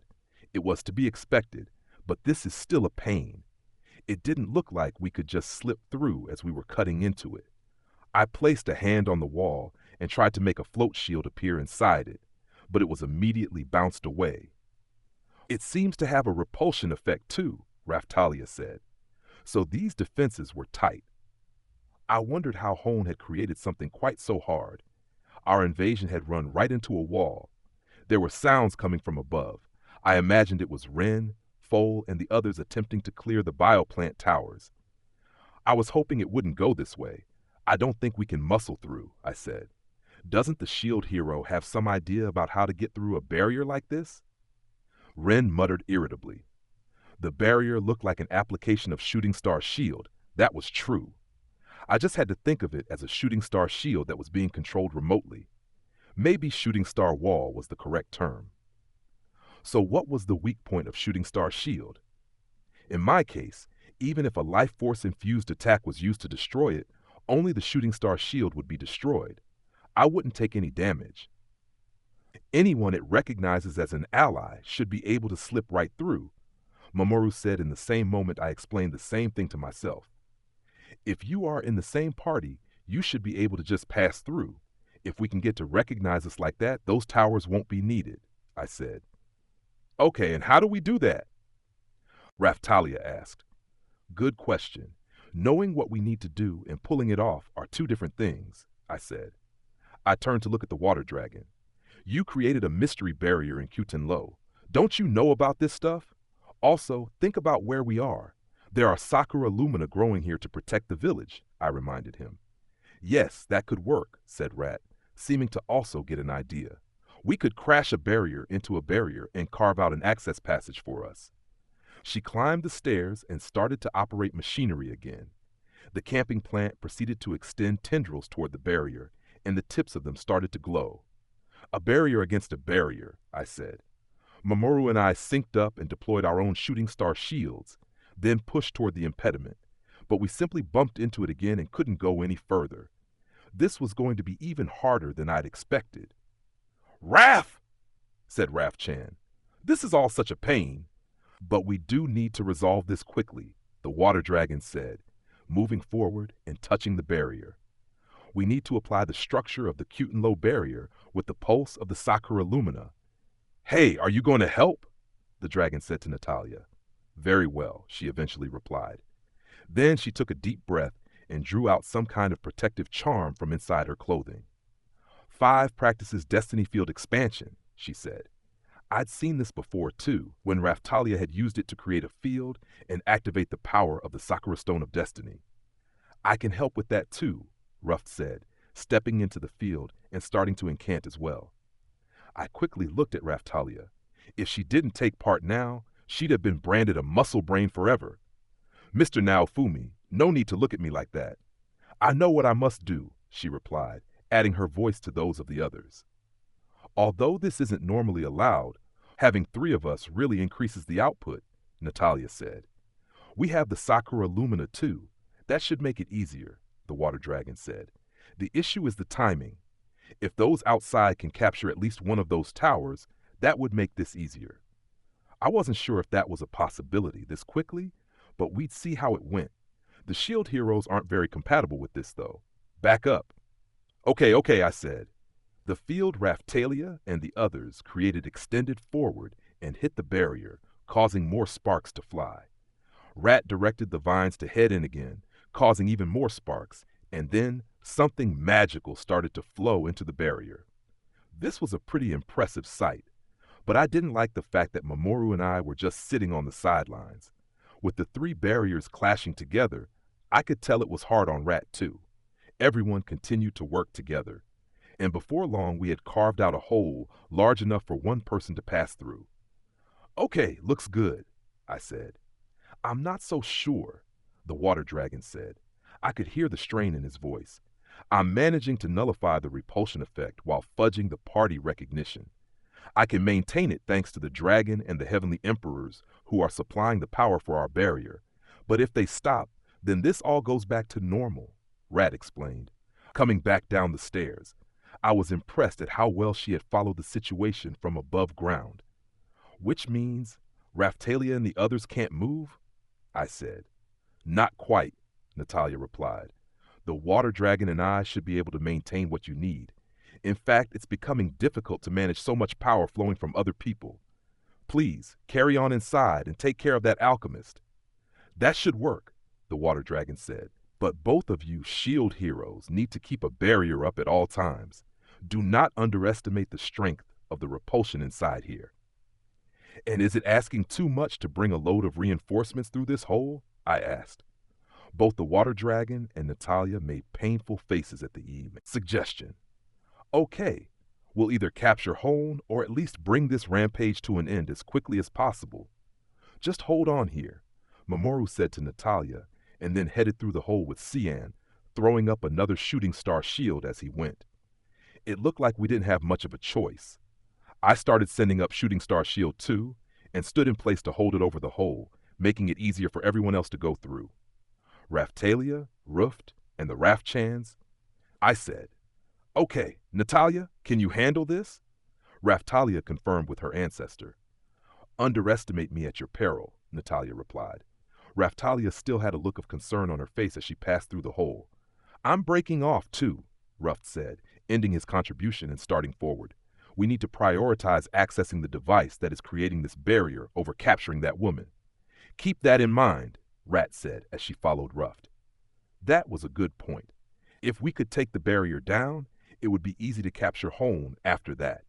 Being underground had to be making it hard for Scene and Rhine to get here, but we also didn't have the time to wait for them to show up. Raf-chan and Dafu-chan were the next ones through the hole, leaving only me on the wrong side of it. There was sweat on Natalia's brow now. The departure of Raftalia and Ruft clearly increased the burden placed on her. "Please, hurry up. I can't hold this much longer," Natalia said. "We'll be quick," I told her. "A quest with a time limit." If we failed, Hone would end up experimenting on Keel. With that thought burning in my mind, we left Natalia doing her thing and started onward. The passage appeared to lead into a sequence of small rooms. Hone wouldn't have been able to create a sprawling facility beneath our village, what with the Lumos and other monsters that lived underground being so active here. If she bumped into one of them, then the whole thing would have been exposed, and it hadn't even been that long since Hone first came to the village. Maybe the camping plant could have been used to achieve all of this. Of course. I stopped thinking and opened the door. "Check it out," I said. We entered a room with a large water tank. There was a large raft species creature floating inside the tank, about 4 meters long, and it looked to be in the middle of some kind of treatment. Both Ruft and I immediately gave loud and unfiltered gasps at seeing this behemoth of a raft presented before us. It was even bigger than Raft-chan in big and fluffy mode. I was already imagining what it would be like to take a ride on that mountain of fluff. Raft-chan would do that if I asked, but Raftalia was always watching. "Mr. Naofumi, that isn't Keel, is it?" Raftalia asked with some trepidation. "If it was, she'd definitely be getting more attention from me," Ruft said. I could only nod at that, but the signal from Keel was coming from further inside. "Do you think she's making that massive monstrosity in order to placate Mr. Naofumi?" Raftalia mused to Rat. "I'm not sure," Rat admitted. She did seem very interested in the raft species, and I can't deny the possibility that she'd try to make something to win favor with the Duke. I had to admit, Hone was winning me over. I mean she was proving herself an excellent judge of character. If she could make these kinds of wonderful additions to the raft species, I might even be able to forgive her for this misconduct. When I looked more closely, however, the massive raft didn't seem especially structurally stable. Its lower body looked all malleable, like clay. I wondered if it was just not finished yet. I might have to order her to continue this research. "Hone, what the hell are you playing at?" Someone had a very different take on the situation to me, and that someone was Mamoru. Ruft and I just had a thing for the raft species. That was all. But I couldn't deny that it looked like Hone had gone completely off the rails on a crazy train. If one of my party pulled something like this, I'd have something to say about it myself. "Mr. Naofumi?" Raftalia said, her hand on her sword. "Raf," said Raf-chan. "Dafu," added Dafu-chan. I knew what was coming. "No destroying this beauty. Thank you," I cautioned Raftalia carefully. "You'll flood the whole place for one thing. We don't need to be wading through water down here." "What makes you really say that?" Raftalia asked, putting me on the spot. "I want to see the finished thing." "Very badly," I admitted. "I'm destroying it now," Raftalia shouted. Wait, I replied. "Her research has struck exactly at the Duke's weak spot. Impressive stuff," Rat breathed. Do you think she was chosen by the Whip 7-star weapon because the Whip spirit desired the creation of something like this? Ruff mused. That only rocked me harder, right to my core. What fantastic research! I had to see this finished. Enough wasting time here. Come on! That massive raft species isn't going anywhere, Raftalia said. She was right, but I still had to tear myself away from the tank. We opened the door to the next room. In this chamber, we found something that looked decidedly core-like, glittering and hovering in the center of the room. My first thought was that it was some kind of power source. It also reminded me of my battle with Kyo inside the spirit tortoise, which made me pretty uncomfortable. This might be the chamber from which that barrier is controlled, Rat suggested. She hurried over to what looked like a control terminal and started doing her thing again, which immediately triggered an alarm. Something that looked like a holographic projection of Hone appeared in the middle of the room. Interesting. You have reached this point faster than I expected. The future shield hero gets things done, she cackled. This isn't our first time at this, I replied, and we have Natalia and her dragon helping out. If you don't stop all of these games, you aren't going to like it once I actually get my hands on you. Oh my, so scary. I'm shaking in my little old boots. I'm not doing this out of malice. Your allies are suffering from severe trauma in their hearts. Future shield hero. I'm only trying to resolve that issue for you. I expected gratitude, to be honest, she said. What are you doing to Keel? Stop it at once. Raftalia shouted. Your little puppy. Hone started, but then the sound system crackled and Hone looked over to the side, rolling her eyes. Your brave dog wanted this. I'm just trying to put her brain right. If everything goes well, this could be the solution for everyone suffering from the same malady. Seeing how she was calling her dog now instead of puppy, it sounded like Keel was there and still in one piece at least. Do you have Keel there? Let her go, Raftalia said, but Hone was not interested in Raftalia. Instead, she looked over at Rat. Rat ignored the attention, continuing to fiddle with the controls of the terminal. You shouldn't expect to break my little old security like that, Hone commented. Enough out of you, Rat seethed. If you've laid a finger on Mikey, you will pay dearly. Still, I don't think I can afford to let you play with that any longer. It seems the situation calls for a little of the rough stuff with your little Poochie. I thought it was funny that she would call it a Poochie. Then there was a bubbling, and I heard a glugging sound from the room we had just come through. I turned around to see the fluid draining from the tank with the massive raft specimen inside, and the sides of the tank opening up. The massive raft specimen stood up with a resounding thud, and then slowly opened its eyes and started walking. It was already finished. I felt like giving a whoop of joy, even if it looked far too big to fit inside this room. I wondered if it had the Raft-chan ability to shrink down. I raised my shield in readiness, just like Mamoru, and watched the scene unfold. The massive raft specimen reached the doorway. I expected it to just smash its way inside, but its method of entry was very different. It extended an arm and placed it inside the room. Then the rest of its body turned into a kind of liquid flesh state and changed shape to fit through the doorway. The specimen then reformed inside the room. I almost threw up, so it looked like a raft species on the outside but was something completely different inside. You tricked us, Ruft and I shouted in perfect unison. What kind of bullshit was this? It looked slimy to the touch, not soft and fluffy, and was completely ruining the best parts of Raft-chan. Raft? Said Raft-chan as the massive fake Raft specimen swung its tail to take us out. I've got this, Raftalia shouted, swinging her katana toward the massive fake Raft specimen. With a satisfying sound, the head of the massive Raft specimen was sent flying to the side. Still, I didn't like the image of her hacking into a Raft-chan. Raft, said Raft-chan. The chopped-off part returned to a liquid state and then reconnected with the body. That ability seemed like a possibility from the way it had entered the room, but now I was sure.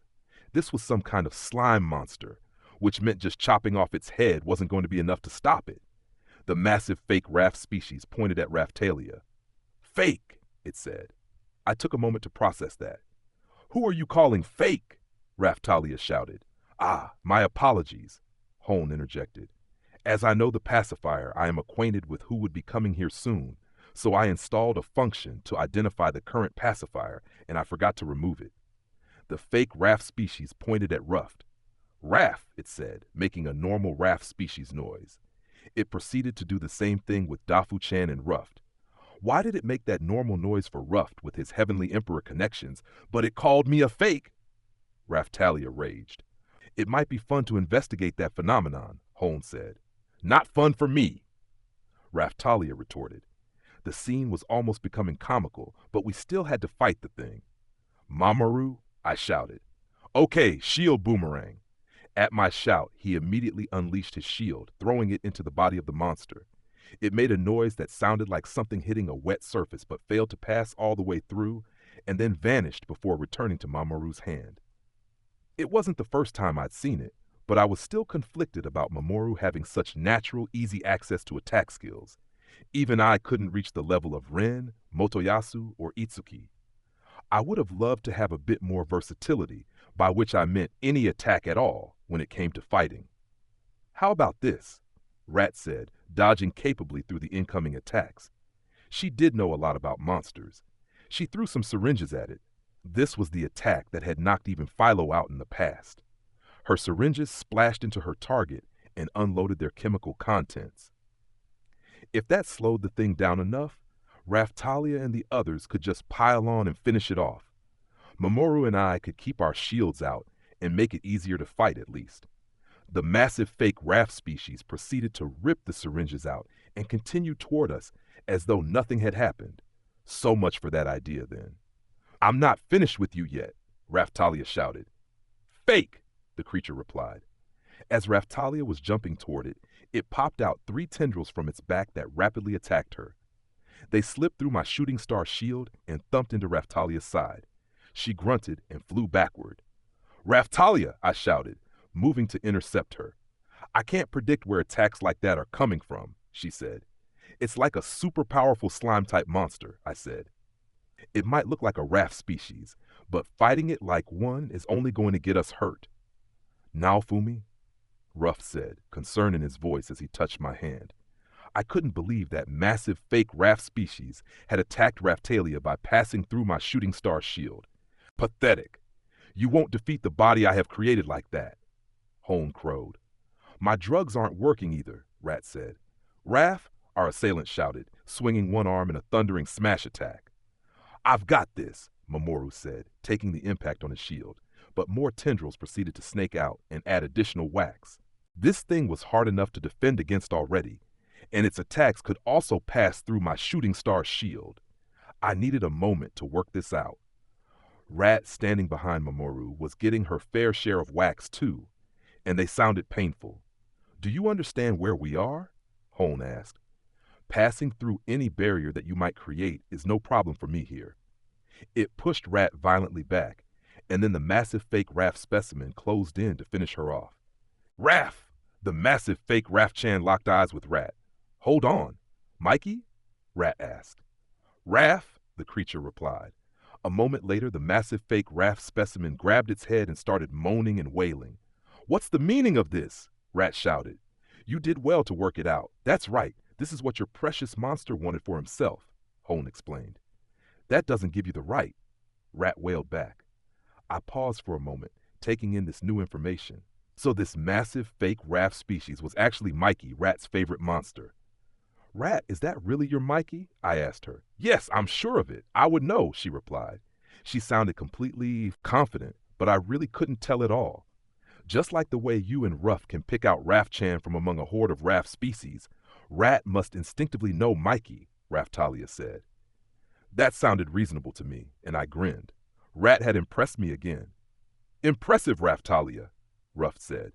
Please, I wish you wouldn't accept such crazy theories so easily. It makes me sad, Raftalia replied. It happened when I was here conducting research in this village, Hone said, like she was giving some kind of lecture on the results of her research. Little old me was taking a little old look around your lab, and I happened to knock on the tank he was inside. We talked for a while, and your favorite told me that he wanted to be able to fight and help everyone, but you couldn't understand that. I made sure to get his full consent for everything. He told me he was ready to face whatever experiments may come. As though complimenting her presentation, images of Hone conducting the enhancements to Mikey were now displayed before us. That's why I used all the modification methods I have at my disposal, including the powers contained in the whip vassal weapon, bio-customization, alchemy, and even genetic modification. She must have used some kind of crystal to record the images. It was a little much, if you ask me. Go ahead, said the Hone in the footage. Imagine for me the strength that you want to obtain. I can make it come true. The fluffy ball still floating in the tank, Mikey gave a nod and something started to appear on the tablet in front of Hone. I see. So this is the extent of the power that you crave. You want to withstand all pain and all curses. The footage continued, showing Hone making modifications to Mikey. It was a pretty strange process. She turned him into something very different from how he looked now, a round, red ball of crystal. Then, for camouflage, she dressed him in a costume that looked like the original fluffy ball. That was how she had been hiding him, making him look like nothing had changed. In the next clip, a large raft specimen was floating in the tank. The footage finished showing the large raft specimen swimming in the tank. That's why little old me gave him power. What do you think? I do great work, don't I? Hone said. No, you don't, Rat replied flatly. This was for me to do, not you. My goal was to enhance Mikey safely. I'll never forgive you for being as reckless as this. Hone, even if you had the consent of the monster, doing this to one of Naofumi's allies is just too much, Mamoru said. Ha! Like you understand my pain, Mamoru. The pain in my brain at realizing something I simply have to do. You've never complained about the other things I do, though, have you? Hone retorted. I wasn't sure what that meant, but I wasn't sure about half the things she said. If it was some kind of thing between the two of them, I was going to need them to explain it later. For now, though, we needed to focus on defeating the Mikey monster that was standing right in front of us. We'd consider destroying it if we had to, but accurate analysis was important first. The video had revealed that he had been turned into that red crystal first and then turned into this form by putting something over the top of that. That red crystal, like a stone or core. Just what was Hone involved with? When she was in Pienza, she had been involved with dragon research, if I recalled correctly. She'd also made comments about enhancing balloons if she had to take the throne of the mightiest monster away from dragons. Now we had Mikey, who looked like a slime based on the raft species. I called on my own knowledge of RPGs to refer to what kind of a monster slimes were. Apart from all being gelatinous creatures, they tended to be single-celled organisms. Sometimes they had a core to be destroyed. This one had joined back together when cut apart and was wearing camouflage to look like its original form. That meant that fluffy stuff wasn't actually its fur. Raph, said Raph-chan angrily. Dafu, said Dafu-chan, just as enraged, the pair of them up on my shoulders. Raph, the big one replied, electricity practically crackling in the air between them. They were ready to fight at the drop of a hat. Rat, first let me ask you, what do you want to do? If we decide we need to defeat Mikey, could you accept that? I asked. Of course not, Rat snapped back. Sure, I can see that. I deflected. He looked so much like a raft species now. It was hard for me to fight him too, but I would if I had to. Do you think you can reach the next room if we don't take Mikey out? I asked her. That won't be easy. I'd need you and the others to buy me some time, Rat replied. No need to worry, Hone said with a cackle. Once I'm finished modifying my second subject, I'll have him stand down. Damn it, we were on the clock with Keel too. I'll never allow you to harm Keel, Raftalia raged. We're out of choices. Rat, this is going to be rough on you, but just listen to the plan, okay? I said. Hold on. What are you planning? She asked. I'll cast attack support, doubling the damage we cause to him. Then, Raftalia, immediately attack, but not with a slice. Use an impact attack, a skill that causes an impact over a wide area, to blow Mikey's body off, I explained. Huh? Mr. Naofumi, surely that's the same as defeating him, Raftalia said. I'm betting he'll be okay. If I'm correct, his real body is just the red crystal. If we can take the flesh off from around it and expose that crystal, we might be able to capture him alive, I said. It looked like transforming flesh, probably based on the same principles as the Dragon Emperor core. The spirit tortoise had been similar too, now that I thought about it. There was no guarantee that Hone hadn't made the spirit tortoise. Oh my, the future shield hero is pretty sharp. That's the correct answer, but it won't be as easy to do as you think. Not with how I made it. Raph? Mikey said and proceeded to split into 2, then 4, each individual one moving independently around the room. What now? Rat exclaimed. The body can be controlled remotely over short distances, Hone explained. Can you guess which is the real one? We watched the scattered Mikeys running around the room before they gathered together and formed back into one.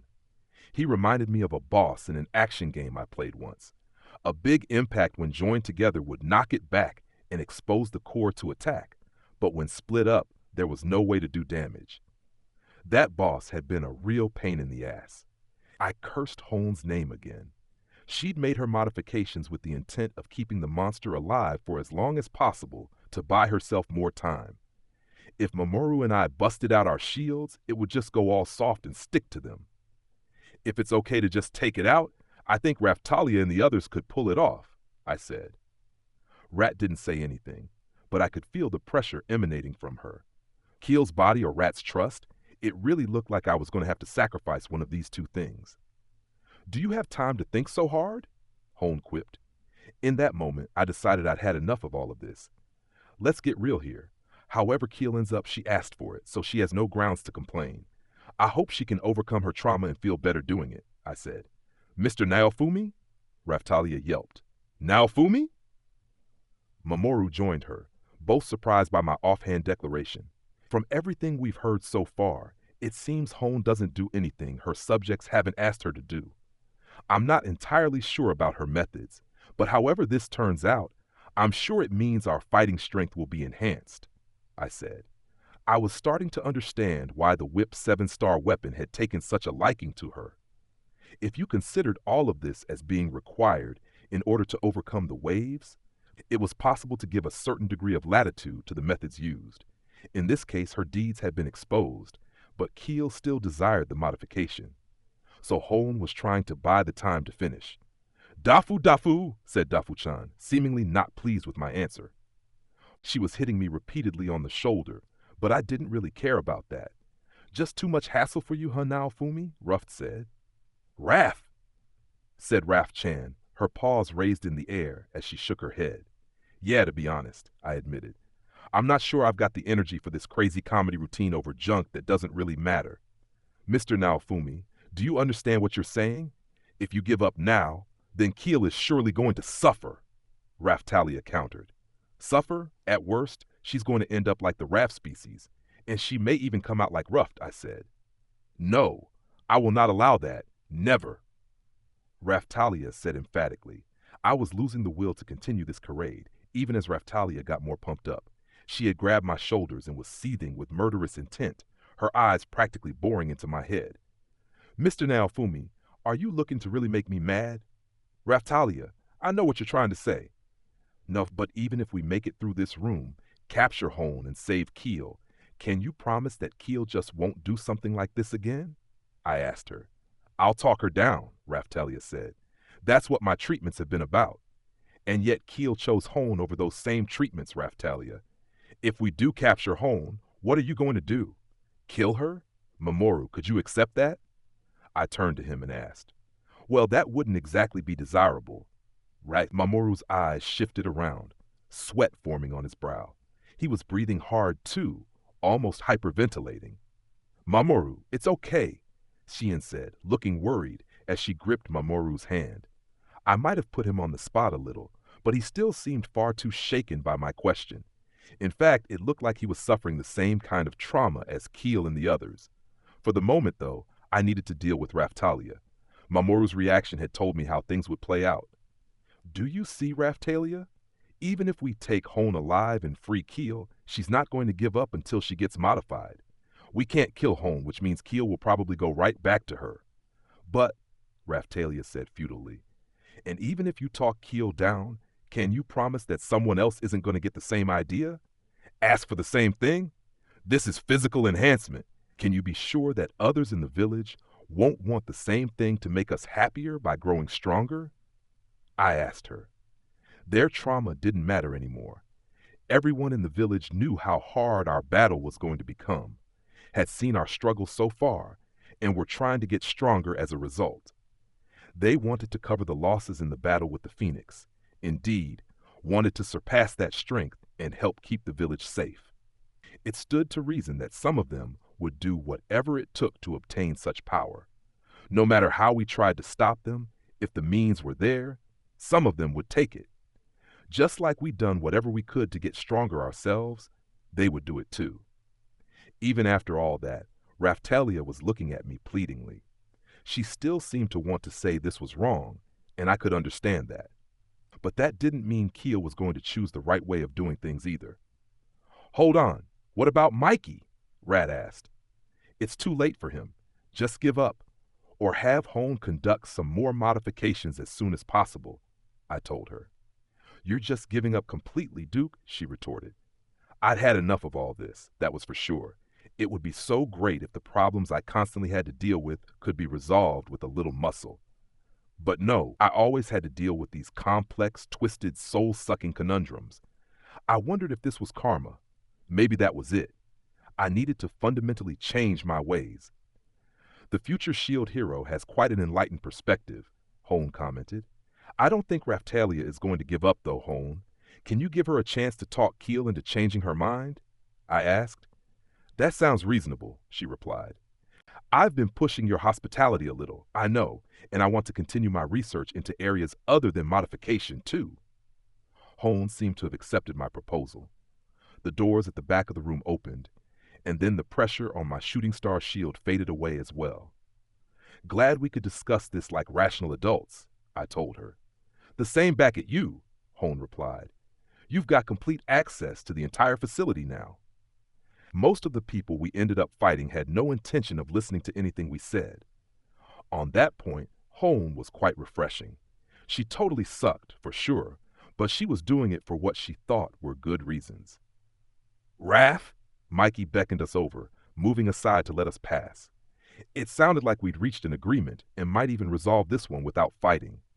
The main problem was we needed to explain all of this to Natalia and the rest of the village. Mikey? Rat peered intently at Mikey. Raph? Mikey didn't seem to like having her stare at him. Just how much trouble were you planning to cause? Rat shrilled.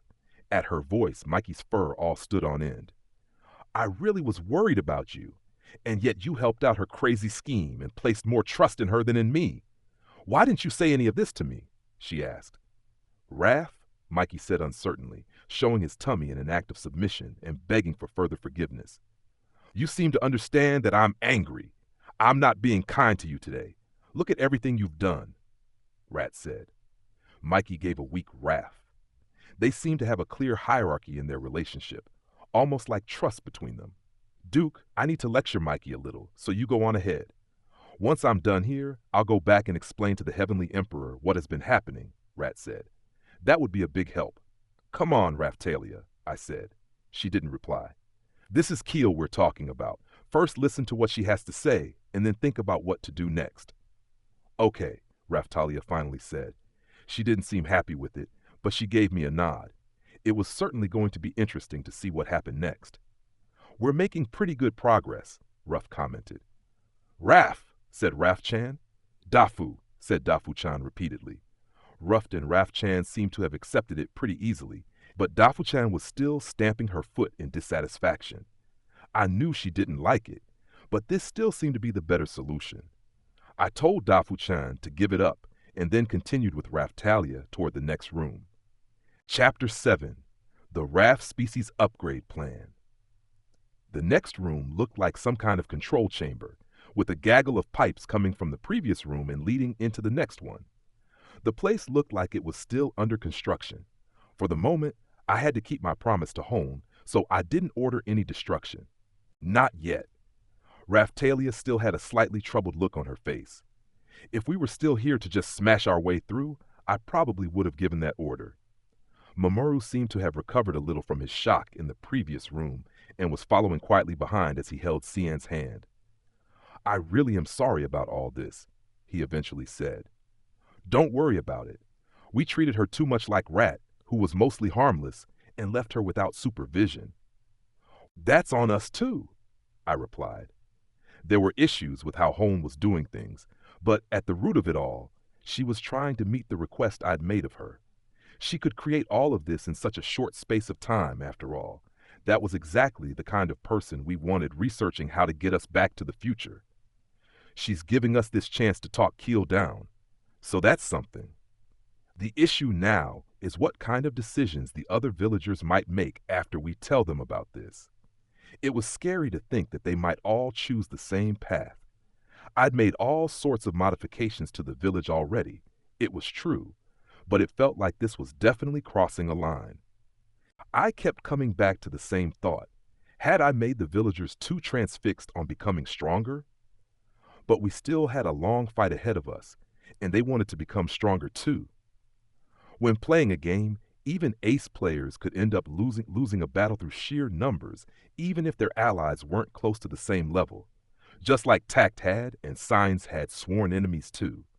The more people I needed to protect, the easier it would be if those people were stronger.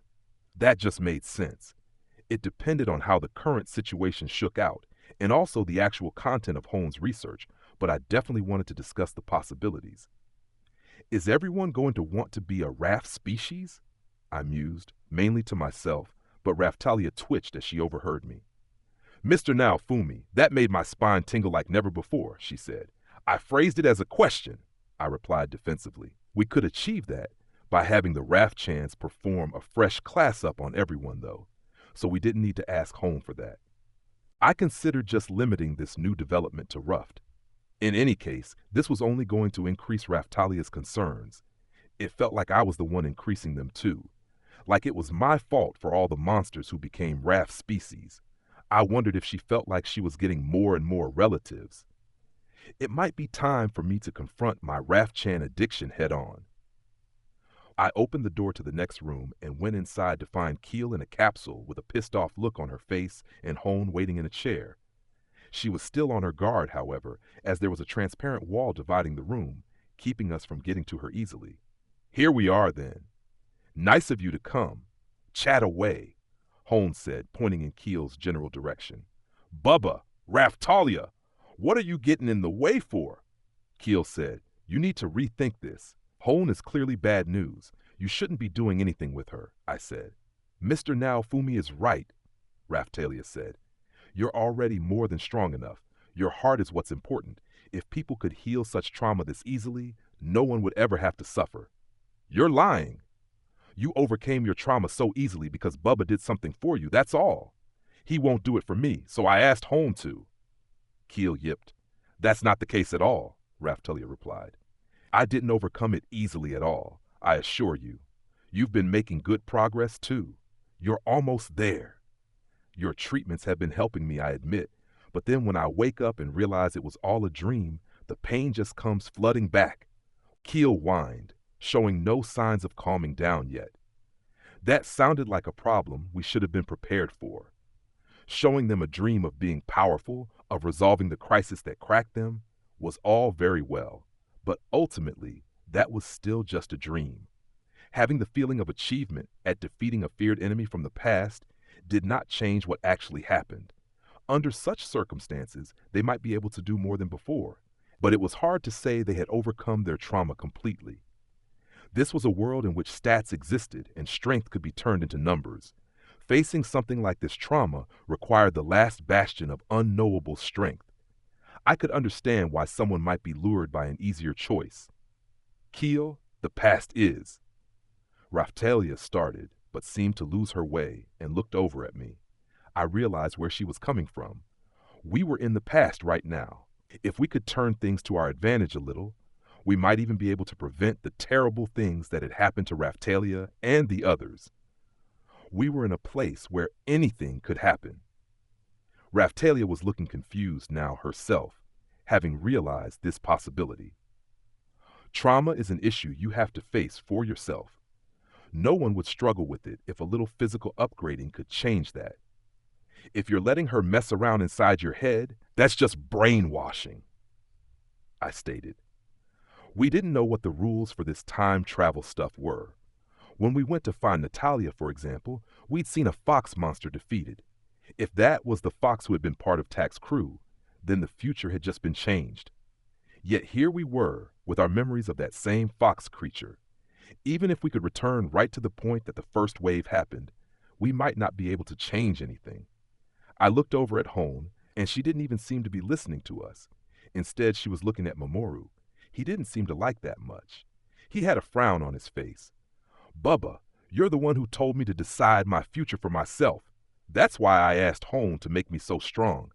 I'd never be afraid of a monster like a Cerberus ever again. Keel replied. I had expected this argument and didn't really have a counter for it. Hone, I said after a pause. What now? She replied. If you were to go ahead with modifying Keel, can you assure me that it isn't going to fail? I asked her. All experiments can fail, one way or another. But if this particular one fails, I'd probably have to commit suicide from shame, she replied. So she sounded pretty confident. To be quite honest about it, this one isn't half as much fun as my first attempt. Why not? I asked, not sure I really wanted to know. I find nothing so boring as having to investigate how future demi-humans and therianthropes have changed and then track back those changes, she said. I didn't really understand that statement either. Hone, Mamoru chided her sternly, a glare in his eye, but she just gave him a devil-may-care look back. I needed to rethink this. Next question, if you modify Keel, will that actually allow her to overcome her trauma? What kind of modifications do you even intend to make? I asked. Ah, that's the little old question I've been waiting for, Hone replied. She started operating the terminal again, and it displayed something for us. It looked like her plans to modify Keel. First, I activate the weapon technique bioethics, then work in parallel with bio-customization to expand the subject's body with the desired strength and enhancements. Of course, this will all require a considerable volume in materials, magic, and SP. Bioethics? What materials does that come from? I asked. Oh, even I don't know much about that. It was already there on a weapon when I obtained it, Hone replied coyly. She sure knew how to hold her cards close to her chest. But then there were also unique shields like the Shield of Rage that appeared after you used emotions as materials. Hone was an alchemist, meaning something supplementary to that might have automatically popped up for her. If I kept on playing around the bioplants and evolving them and obtained new shields too, eventually it might have popped up for me as well. I already had similar techniques in my arsenal. And what will happen to Keel once you're done? I asked. It depends on exactly what we modify. There are certain options there, like giving up the demi-human form completely and just going with the therianthrope one, she replied. I pondered that too. It sounded like she could make Keel into a real monster if she wanted to. If we take it too far, she could lose control completely, so I'm recommending we keep things in check a little. And this will allow her to overcome her trauma? I asked. If she's satisfied with the changes, it will lead to further confidence for her. There are risks, of course, but yes, I think it will allow her to leave the past behind, Hone asserted.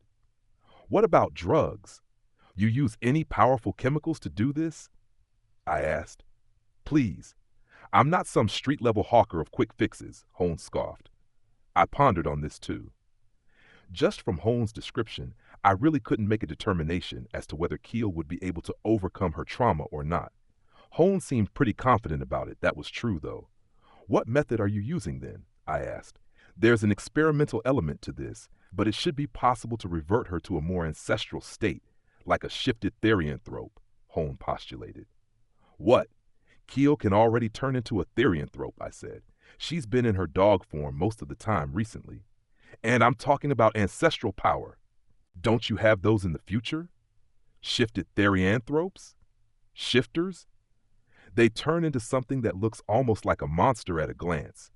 They need a lot of training to reach that point, of course, Hone explained. Are you talking about beast transformation? I asked. That was a powerful form that only a few I knew could use, such as Foal and Sedina. They could only achieve it when I used beast transformation support on them, the conditions for which were still a mystery. I honestly hadn't even thought about all this for a while. It sounded like Hone could let me perform that transformation at will. That Aotatsu with tact had pulled a trick like that, now that I thought about it. Tact had been master of the whip vassal weapon, so maybe he had activated some kind of technique of his own to make that happen.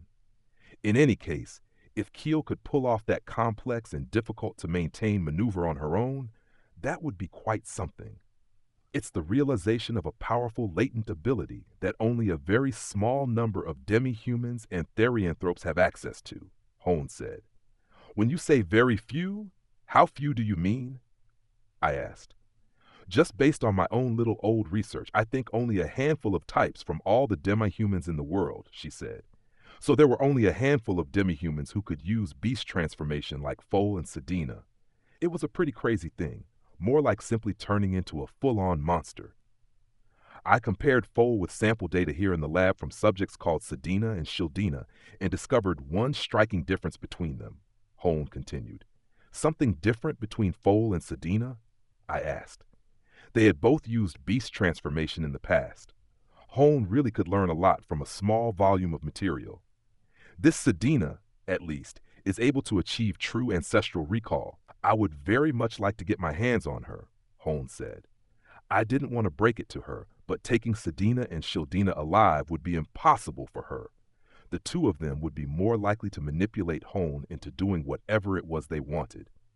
Foal's mother was human, I told her.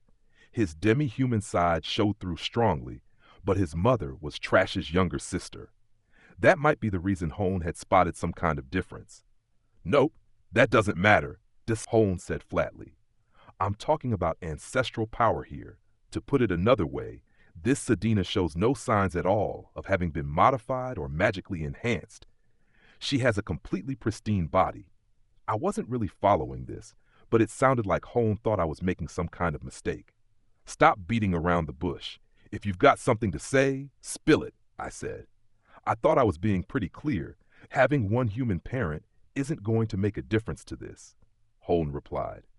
It sounded like she was saying that the Hakuko and Orkinus species were fundamentally different in some way. Traces of modification or magical enhancement. It almost sounded like the whip power-up method was having a genetic effect. There was an item called Descendants Prosperity under the whip power-up method. It could also be used to enhance your basic nature at the cost of levels, increasing your stats in the long term. All of these benefits weren't restricted to just heroes either. They could be applied to any trusted companions. These enhancements were quite intensive on resources and could only be used a limited number of times. So one common use was to apply them to children in order to give the next generation a boost. Here it looked like they were being applied to monsters, who had a much harsher life cycle than humans, to enhance them across the generations. The Japan back in my world had done similar things. It was like domesticating wild dogs. This seemed to be a way to do that more easily, but it would be pointless for humans or demi-humans.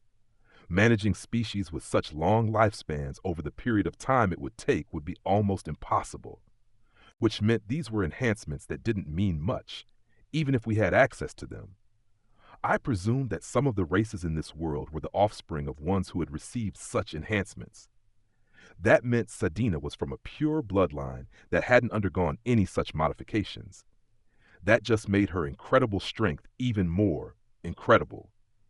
We are getting off track, Hone said. You're right, so this will allow Keel to use a more powerful beast transformation? I confirmed with her. That's right, I can give her that power, like I'm giving her ancestral recall, Hone replied. What now, Fumi? If that's a possibility, then I want to do it too. For some reason, eyes sparkling, Ruff chose that moment to throw his hat into the ring. In his case, and based on his current appearance, that was likely to push him even harder into becoming one of the raft species. In light of what Sedina and Foal had turned into, he might be able to become a massive raft. But Raftalia wasn't able to do that, and so maybe they were a race that simply didn't have the aptitude. Ruffed, we can come back to this later. Raftalia is right there, I said. Sure, okay, Ruff said, not wanting to get killed. Raftalia was looking over intently already. There wasn't a glare in her eyes, not really, but the intent to destroy us was nevertheless hanging heavy in the air. It was even scarier than it had been earlier. If we didn't cut it out, Raftalia might bring out her Curse Series Katana Vassal weapon. If you make it so Keel can use beast transformation, what will she look like? I inquired. Will she turn out like a Raph species? Bubba, you're still planning on turning me into a Raph? Keel growled threateningly. If we get to choose, that might be a fitting punishment, I replied. Are you serious? Hone, please don't do that. Keel pleaded with Hone desperately.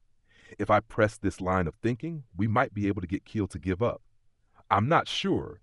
No, it's nothing, Raftalia said, giving up. She was unlikely to be pleased with the outcome, no matter what happened next. This is a suggestion from the future S.H.I.E.L.D. hero, so I can't easily discount it. Little old me thinks it sounds more fun, Hone said. Her little old bit was getting a little old. No, Bubba, seriously, don't do it, Keel squawked. Are you ready to give up then? I asked her. No, I'm going to become strong enough to keep everyone safe, she replied defiantly. Bah, she was stubborn, that was for sure. How about I use a simple method with no after effects to let you experience beast transformation and we can take it from there? Hone suggested. She pressed a button and the liquid inside Keel's tank started to bubble like crazy. Keel? Raftalia shouted. Don't worry, I'm using factors extracted from the Raph species to provide a magic effect for a limited period. It's a one-time only deal. A little old try before you buy kind of thing? Hone quipped. Is it a bit like Raftalia using illusion magic to let Keel see herself transformed for a while? I asked. Pretty much, Hone affirmed. She'll see what she would be like if I complete all her requests. I heard the sound of the liquid draining away and looked over to see, well, a three-headed Cerberus where Keel had been. However, it wasn't the slobbering hellhound that Raph Chan had turned into, but a cute, heavily stylized, mascot-like Cerberus. It was like if there was a basketball team called the Hell Dogs. Huh? Wow! See, Bubba? I've overcome my trauma, Keel said excitedly. I'm sorry to say I'm just doing this to give the future S.H.I.E.L.D. hero a taste of what you might look like. You can't actually turn into that yet, Hone revealed. What? So what is this? Keel asked. Like a costume, nothing more, Hone said. You're joking. And why can't I look down on Bubba and the others? I thought I was going to get big, she asked. I promptly turned my shield into the Otherworld Kingdom mirror shield and let Keel take a look at herself. What's going on? I can't get any bigger than this. I'm not sure that's the point you should be getting hung up on, I told her. She looked like a baby Cerberus that had gone through a cute machine. If this was the finished thing, then it seemed pointless to go ahead. That's how Keel is going to overcome her trauma? Raftalia asked. I didn't know. Raftalia knew more about Keel than I did. She should be telling me what was going on. Still, turning into the thing she was afraid of could possibly have beneficial effects. It was like that primitive, shaman-like thinking. Defeating a powerful enemy and eating them could bring you that strength. A bit of a crude analogy, but it was something like that. Keel believed that she could overcome her trauma by becoming the object of that trauma. Raph, said Raph Chan. One thing though, Keel, I said. What is it, Bubba? Why are you looking at me with those eyes? Not angry, almost pitying me? Keel asked. Your position as a therianthrope is already something more like an animal. You're the cute village dog, a mascot character like Raph Chan here, I said. Keel's doggy form was loved by all, and she had such a friendly personality, which made her really popular around the village. The reason your trading always goes so well is because of that cute appearance and how friendly you are. That's different from being cool, I explained to her. Whatever are you talking about? She exclaimed. That seemed like a bit of an overreaction. She had to have had some idea about this herself. Some of this was definitely coming from a desire to avoid reality. Keel is very cute, that's true, Ruff said. If I hadn't met the Raph Chans, then I would have been totally hung up on her. You think the same thing too, Ruff? Keel exclaimed. Hone, can't you make me cooler? She pleaded. I'm sorry, but that's the only possible outcome. It's the core part that comprises you. It's something I can never change or take away, she replied. Damn it, said Keel, about as blue as I'd ever seen her. In terms of combat capabilities, this is what we're looking at. Hone brought up the predicted stats for Keel. The cutie Cerberus would give her basically a 50% boost across the board. Not bad. The cost of this is that she'll lose control for confectionery, and will gain a weakness to sleep attacks. So it was a power-up with some built-in disadvantages. All sounded pretty standard so far. Okay, what if you push Keel closer to the raft species? I asked. She'll retain the cute features, but give us some leeway on the stats front, Hone said. Hey, no, I said not to do that. I don't want to become another Raft-chan. Raftalia, help me. Keel yipped loudly as I chuckled with Hone. No wonder she was asking for Raftalia's help. Then, with a puff of smoke, Keel's temporary transformation came to an end. Raf, said Raf-chan. Dafu, Dafu, Dafu, Dafu, said Dafu-chan. Raftalia was shaking her head in sheer amazement. Keel, give up this insanity. You can overcome this on your own. If you want to look like that, get signed to make you a costume, Raftalia suggested. No way, I want to become stronger, even stronger. I want to be able to do a super power-up like Foal and Sedina can, she replied. She was starting to sound like Lark when he had been insisting on apprenticing with the accessory dealer. I had to give them this, though. Both of them were taking action based on serious considerations on their part. She should be able to get stronger if we remove some of the unnecessary optional stuff, Hone said. Let's try that then, I replied. Mr. Naofumi, Raftalia said, incredulous. Straight to the point. I like it, Hone said. If we just expand the basics as much as possible, this is the kind of ancestral recall she'll be able to pull off. She pressed a different button, and Keel was submerged in liquid again, to become a different colored Keel. The pattern on her coat seemed to have changed a little, and she looked bulkier as well. But otherwise, she looked exactly the same. Still a cute dog, just a little bigger. Not much difference. What's going on here? I've not changed at all, she exclaimed. This one is based on affinity variation, Hone explained. Using beast transformation like a combination skill will allow her to take on all sorts of different abilities depending on the affinity of the other skill. Okay, that sounds useful, I said. This is a magical form that a lot of therianthropes in our time use to enhance themselves, Hone said. Indeed, this seemed to match with the magic that Keel could unconsciously use to protect herself. In our time, it's said to be hard to separate affinities out. Looks like this is beast affinity, I said. She had access to howling magic, stuff like that. She was able to give herself a boost by howling. It sounded suited to Keel. Do you not have moon affinity in the future? Hone asked. Moon? I asked in return. It's also called night or twilight, depending on the region. An affinity expressed by the darkness of the night and beasts, things like that, Hone explained. All sounds pretty similar, I said. The pattern I just showed you is based on Dragon Emperor transformations, Hone said. Wow, okay. Our Dragon Emperor keeps a pretty fixed form most of the time. But the Demon Dragon transformed herself? That's true, I recalled. That had to be a similar thing. If it would allow her to casually change her transformation patterns, that could be useful too. Keel moves around a lot, so it would be great to boost her speed. In which case I can add some wind or lighting affinity magic, Holt suggested. Hey, stop trying to decide what I turn into, Bubba, Keel interjected. I thought I was going to get to choose for myself. This is surely going to be better than a cutie Cerberus. Okay, I want to see what you turn into, I said. Me too. I think I might be able to shoot for something big here, Hone mused. Might be able to? Did you hear that?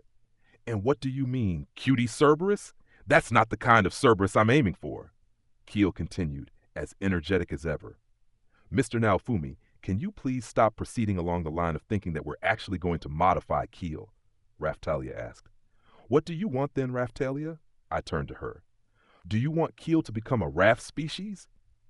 There's no need to default back to that position either, Raftalia replied. With that, we put a pin in the whole modify Keel thing. The issue was that after she transformed once, she would never be able to come back, and so we put a stop to it. Hone had apparently been proceeding with the entire thing under the presupposition that we would have to approve it anyway. That was fun, wasn't it? Hone said brightly. This is for you, future shield hero. It should be perfect for the raft species. Hone pressed another button, and something popped out from the wall in front of my eyes. They looked like green leaves. What's this? Leaves? I asked. Raf? Said Raf-chan quizzically. Raf-chan took one of the leaves and showed it to me. It looked like a tree leaf a tanuki used to transform in Japanese folklore. It really suited Rafchan, that was for sure. It might look good on Raftalia too. It's an accessory that can draw out the power of the Raft species. It was made using the concentrated power of the Sakura Lumina, Hone explained. Impressive, I said. She'd clearly made this to try and curry favor with me, and it was working. Of course, the Heavenly Emperor can use it too, Hone added. Raftalia looked pretty conflicted by that. What about this brown leaf on the bottom? I asked. That's something else. I mixed different factors into that for you to use, future shield hero. Try putting it into your shield, she suggested. Okay, I replied. From its appearance, it didn't seem to have any strange magic on it. I didn't want to end up getting cursed again by putting strange stuff into my shield. As I had that thought, though, the gemstone on the shield gave off a soft glow. It seemed to be saying it was okay to put the leaf inside. I proceeded to do so. Conditions for Shield of the Beast King 2 unlocked. Conditions for Shield of the Beast King 3 unlocked. Conditions for Sakura Stone of Destiny Shield of the Beast King unlocked. Conditions for Dragon King Shield 0 unlocked. Shield of the Beast King 2 0C equip bonus. Boost abilities of Beast Transformation users, medium. Skill Beast Transformation support expansion. Beast Transformation additional access. Special effect, Power of Loyalty, Power of Trust, Mastery level 0. Shield of the Beast King 3 0C equip bonus. Boost abilities of Beast Transformation users large. Skill Beast Transformation support expansion. Beast Transformation additional access. Voluntary Beast Transformation support. Cost reduction large. Special effect, Power of Loyalty, Power of Trust, Army Roar Mastery level 0. Sakura Stone of Destiny plus Shield of the Beast King. 0 Heart C equip bonus skill pacifier support. Special effect pacifier beast mastery level Dragon King Shield 000. C equip bonus reincarnation recognition beginning of 0 skill transformation support. Special effect primal dragon mastery level 0. That was a lot to take in. An expansion had popped up from the shield that I copied in the special room for the shield hero in Siltveld. It was mainly focused on expanding use of beast transformation support, making that annoyingly obtuse skill easier to use. I also had to wonder about this series with 0 on it. This one had developed from Shield 0, but apart from the special effects and abilities, the stats were the same as the Shield 0. Has it unlocked something? Hone asked. Yeah, the Shield of the Beast King series. Other stuff too, I replied absently. What about me? Mamoru asked. He'd kind of been on the sidelines until now. That was true. Nothing for you, Mamoru, Hone replied brightly. Why not? He retorted. Because this is something that I created for use by the future shield hero. It isn't something you need, Mamoru, she explained. I took a moment to appreciate that. It was all pretty weird looking, but I might be able to make use of it. I think you would get completely different weapons, probably ones that support ancestral recall. Impressive that you know all this, I said. I made it to complement those kinds of weapons. Future shield hero, this should help you to further aid your allies, Hone said. She was right on that score. All the new shields had some kind of support features, but the 0 one was the outlier on that score. Reincarnation recognition definitely caught my eye. Maybe it would let me spot the resurrected. If so, that would be super convenient. I'd have to unlock that later. Moving on. The 0 series, the Shield of Wrath, and the Shield of Compassion trees were connected by unlocked shields. I didn't know how to unlock them, but the conditions were gradually being filled in. In any case, after all the loyalty I've shown you here, I hope you'll overlook certain other things, Hone said. I get it. Now start by getting rid of those towers placed around the village and turning off your other security measures, I said. Of course, she agreed. With that, Hone returned the village to normal. In regard to the towers that grew in the village, even in that short time, the others had gotten close to clearing them all. Hone said we had displayed far greater collaboration and strategy than she had expected. Ren and Foal had been up there, after all. This was proof that they could act quickly when it was required. Raftalia, I'm sorry. We're going to have to ask the others in the village if they want the same treatment as Keel, I said to her. I understand, but I hope they won't go for it, she replied. We'll have to discuss this later, I said. Raftalia, said Keel, tears in her voice. It was totally not what I was expecting. That's what we call karma, Keel, Raftalia said. This is why you don't go off with strange scientists. Raf-Chan agreed. Dafu, said Dafu-chan. So great, I wish I could become exactly like Raf-chan, Ruff said enviously. I ignored his casual comment and turned to Mamoru instead. It looks like we avoided all-out war, I said. But you need to have words with her. I really am sorry about all this, Mamoru replied. He'd been doing little but apologizing for a while now. Cyan was acting like a cat, licking her hands like paws to clean her face, looking unperturbed. That was a true cat reaction. Ears, whiskers, and tail. You need to think hard on this too, Hone, Mamoru said pointedly.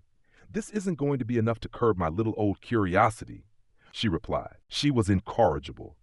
If you get too carried away, my heavenly emperor might throw caution about future generations to the wind and try to off you, I warned her. That does seem like a possibility, Hone admitted with a nod, perhaps having sensed the same terrible intent to destroy emanating from Raftalia. I'll pay attention to that. Hopefully that would keep her in check a little. In any case, that brought the fun and games Hone had triggered to an end. It went without saying that we had Rat and Windia constantly watching Hone from that moment onward. After we resolved things with Hone, we came out of the lab with her to find Natalia and the others looking down.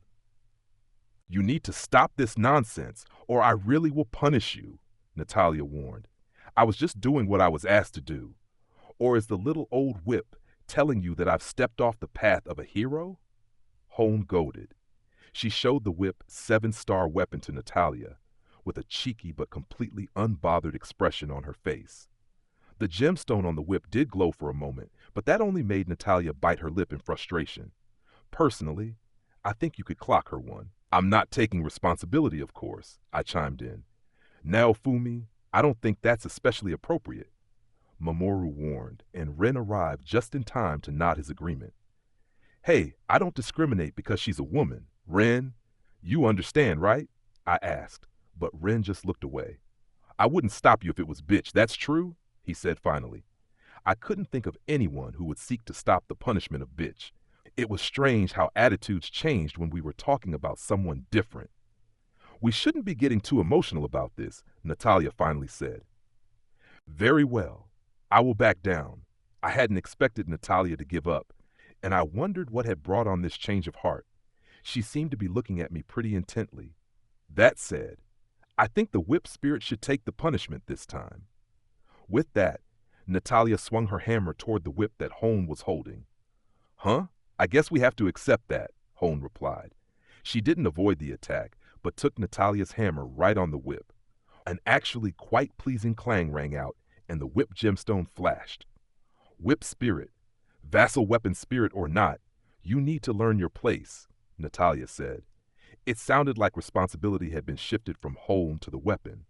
I'm not going to be able to use the whip for any fun stuff for a while, am I? Hone muttered. Maybe the punishment had been some kind of restriction of functions. It sounded like fair measures anyway.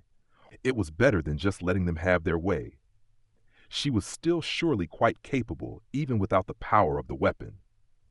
You can even punish spirits, I noted. She could render a vassal weapon completely inoperable. I'd kind of done the same thing when I stripped the 7-star weapons from Tact. Maybe this wasn't a form of punishment that was only available to a pacifier. I had to wonder if it had any effect on the temperament of the spirit inside the weapon. Even the spirits can sometimes step off the path, Natalia said. Under the current circumstances, though, taking it further than this would be too heavy of a punishment. We have the waves to consider too, and there's no time to search for someone to use it instead. I also don't want to trigger any rebellious backlash. I was pleased to see that the pacifier had her eye on the waves too. During such a dangerous time, it would be difficult to kill a holy weapon hero even if they did step off the path. Natalia was just going to have to suffer a bit longer. So this is the work of a pacifier. Pretty different from things back in our time, I commented. Oh? What happens in the future? Natalia asked. They hold themselves up in Kutenlo and never come out, I replied. Before you came, Naofumi, Ruft said, there was a period when the Kutenlo dragon hourglass kept on shining really brightly, but Makina said it was nothing. That had been the call to action for sure. That twisted hag had completely ignored it. The world is in constant flux, the water dragon said. Even with my supervision, that is just a mark of how much things will change. I'd say you guys got left behind, pretty much, I commented. Not to mention the wistfully laconic water dragon was the one who would end up bringing us in to help out. I shook my head, not knowing what to say. I don't really want to hear any more of this, Natalia said. You'll get me thinking about how to change the future. Good luck with that. Make a better future for us all, I chirped. We might have our own problems if things change too much, Raftalia said. We could do with working out how that is all operating, I said. One possibility was that our coming to this time was already something that had happened to shape the future that we knew. That said, the waves were a phenomenon that involved the fusing of worlds, as caused by the one who assumed the name of God, and yet now, with the involvement of enemies from another world, admittedly, we had been kicked back into the past, and so that really confused the issue. A single line of the past, present, and future was now being mixed with other lines. If there was a future beyond our own time, figuring out the waves might explain it. If the waves defeated us, the world was wiped out, after all. Scene had already experienced that. It was a fact that the time we had come from was either the leading edge of this world or at least a key point in its history. It proved that worlds fusing together was the route this timeline should take. But the only way to know that was to jump further into the future. I wondered how I would feel if heroes from further in the future came back to our time, like we had shown up in Mamoru's time. I decided I wouldn't like it. I didn't even know what kind of structure this world had anyway. The little information I had gathered so far was all I knew. Working all of this out would be hard without another chat with Atla and Ost. Maybe I could ask the demon dragon personality that appeared when I cast magic. I tested my connection with it, and it seemed to be there. Of course, it was just a simulated personality, so it might not be able to think about unexpected things. Maybe waves were happening in all times, at the same time, in the past, present, and future, all at once. That might be possible too, but I also wasn't going to get an easy answer. Natalia began speaking again. In any case, this was quite a stimulating welcome. I've got a lot of notes I'd like to share with you, but I think I understand the situation. As a pacifier, I don't want to get too involved, but very well. I'll be praying for your return to the future as quickly as possible, she said, making a clear statement to all of us. She likely thought a little less of us after all of this, but at least she wasn't choosing to take us out with the trash. I can't promise I will stand by this if you start to use the holy weapons or vassal weapons viciously, that is to say, using the spirit implements for evil, she warned. I've got you, I replied. So what next? I actually didn't have any idea what Natalia did. I've already warned the bow hero. The nation he is affiliated with seems to have cooled down for now. That's all the big stuff I've handled. Now I can just clean up any outliers in readiness for the coming battle, she said. Of course, she also had her eye on things like Piensa and their desire for global warfare. There have been rumors about the shield hero bringing in heroes from other worlds, but now I know the truth. No one would ever guess that you're actually from the future. About that. When I asked you about ways to get us home, you said you didn't have any idea. Is that true? You really don't know? I asked. Why not ask that evil alchemist? Natalia suggested. I'm working on it, the evil one replied. I just haven't found any clues yet. Very well. I'll send an envoy home and see if the previous Heavenly Emperor has any ideas, Natalia said. She was going to ask someone smart back in Quten Lo. I just had to pray that would provide some answers. I haven't seen that talkative winged girl yet today, now that I think about it, Natalia added. You mean me? Rhine put her hand up, accompanied by Scene.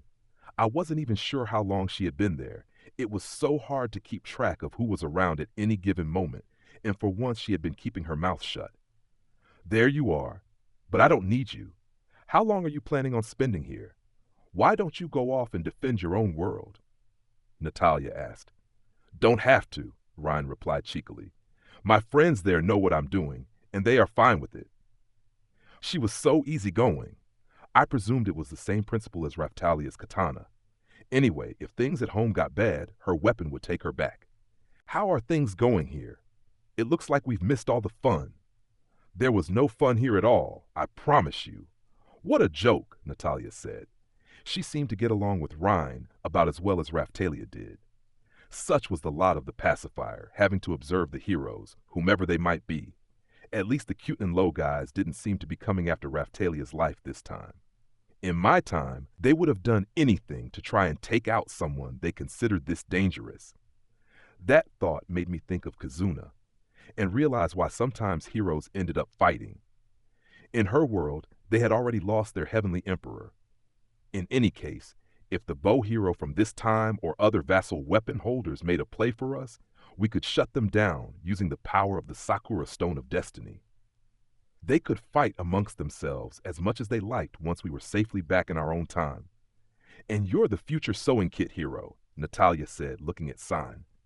That's right, she's called Sign, Ryan interjected. She's probably like related to me or something. She's super cute, huh?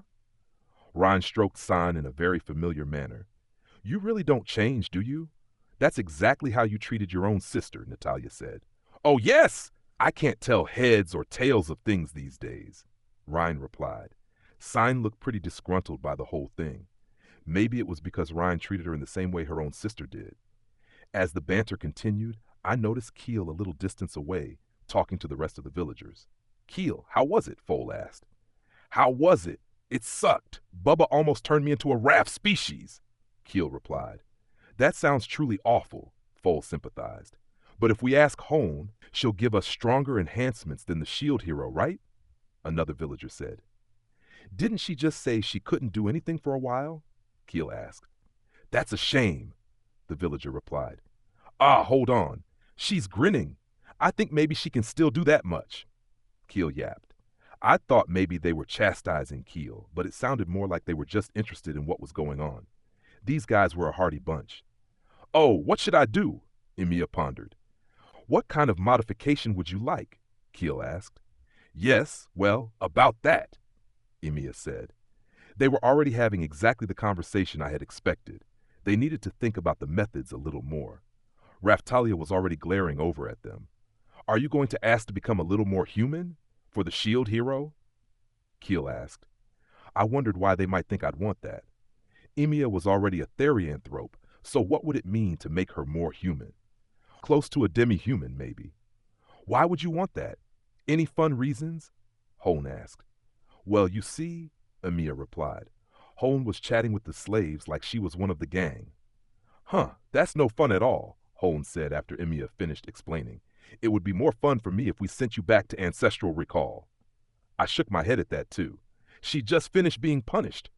There's something else. My investigations have revealed that each shield hero possesses certain characteristics. A common trait. They don't treat anyone differently based on their race. I wondered what she was talking about now. At this line from Hone, even others removed from the conversation looked over at Mamoru, Ren, Foal, and me too. Atla did take an instant liking to him, Foal said. I don't think I've ever seen Naofumi concerned about race. He always interacts with everyone earnestly, honestly, and with such care, Ren mused. I just wanted them to shut up. This wasn't helping things. People were only going to start believing this crap. I wasn't so noble. Do you know the story The Hero and the Beast? There's a version in which true love's kiss from a shield hero is the only thing that can turn a maiden back from being a monster. Very famous, Hone said. The commonality is that the shield hero is someone who falls for what's inside, not the external appearance. I didn't know a thing about that. She was making the shield hero sound like the prince who suddenly showed up at the end of a fairy tale. This is a marked difference from the bow hero. There's no need to be concerned about race when dealing with the shield hero, Hone summarized. Hone, I'm not entirely sure that's what Emiya wanted to know, Keel said. Why not? Still, the future shield hero does seem to have a thing for the raft species. She might be better to modify herself in that direction, Hone mused. That might be a little too much for me, Emiya admitted apologetically. That was fine. That was what I wanted her to say. Whatever my daily attitude, I liked Emiya a lot. You make a good point. Just when I thought it was over, Natalia stepped in with a follow-up attack. I've seen records concerning the shield heroes from the past regarding the closest friend of the very first shield hero. The other heroes who were summoned immediately after him called that friend Lizard Man, or so the records say, Natalia stated. I've also heard that the bloodline of the shield hero's partner shows up strongly in their children. I've heard the same kind of thing in Siltveld, Foal mused. I didn't need to hear any more of this, especially if Foal seemed to have heard it before too. I have to ask, why does all the talk about me recently seem to come back to sex? I muttered. I had stroked Raftalia to avoid all this. I wish they could just take the hint. It was starting to look like I'd need to stroke Raftalia like she was Raf Chan in order to make this topic go away. Everyone, please. This isn't very fair on Mr. Naofumi and Mamoru, so maybe we should leave this topic alone. I think I would appreciate that too, Raftalia said, stepping in and calling for an end to this line of discussion. I decided to back her up. I wanted to disperse it completely. Okay, enough time wasting. Clean this mess up. I think this served to show how quickly we can act in an emergency situation. If something like this happens again, I want you all to work even harder to resolve it, I told them. They all offered various levels of agreement and then went their separate ways. Natalia, this is pretty much how things work around here. We're going to be stuck here a while longer from the look of it, so I hope you'll help us out. I think I understand the general situation, Natalia replied. There's definitely an energy to the place. If you can offer powerful aid against the wave, I can overlook the smaller stuff. Really? I replied. I thought you would want us to keep out of things, considering we might change the future. A risk I'm willing to take. We need all hands on deck right now. If that's going to change the future, I say go ahead and let it change, if it means we can keep this world safe, Natalia responded. If we can use them to prevent the waves from going the way our enemies expect, we've no choice but to do so, the water dragon said, winding around Natalia and placing his head on her shoulder. He seemed to like the position. We just have to hold on until help arrives. It sounded like Mamoru and his allies were also waiting for someone to show up who would fight the one who assumed the name of God. I wondered if this mystery helper actually did, from our future perspective, come to this time. Information on that had been pretty vague in the future. Fatoria had seemed to recall fragments of something, though. Maybe they were going to show up. I will continue to observe you closely, Natalia finished. She was going to be in the village for a while. I quickly convinced her to teach Raftalia and Ruff some new tricks. Melty also had an incredulous look on her face when she heard about everything that had happened, since she was completely removed from it all this time. Eclair, for her part, had a look on her face like she would rather have taken part than have been off guarding Melty. But who cared about that? Chapter 8. The Troubles of the Shield Hero. A semblance of everyday life returned to the village for a while. Raftalia's healing and Rafchan's illusion magic helped treat Keel's trauma, and the simulated fights with the Cerberus seemed to be having a positive effect too.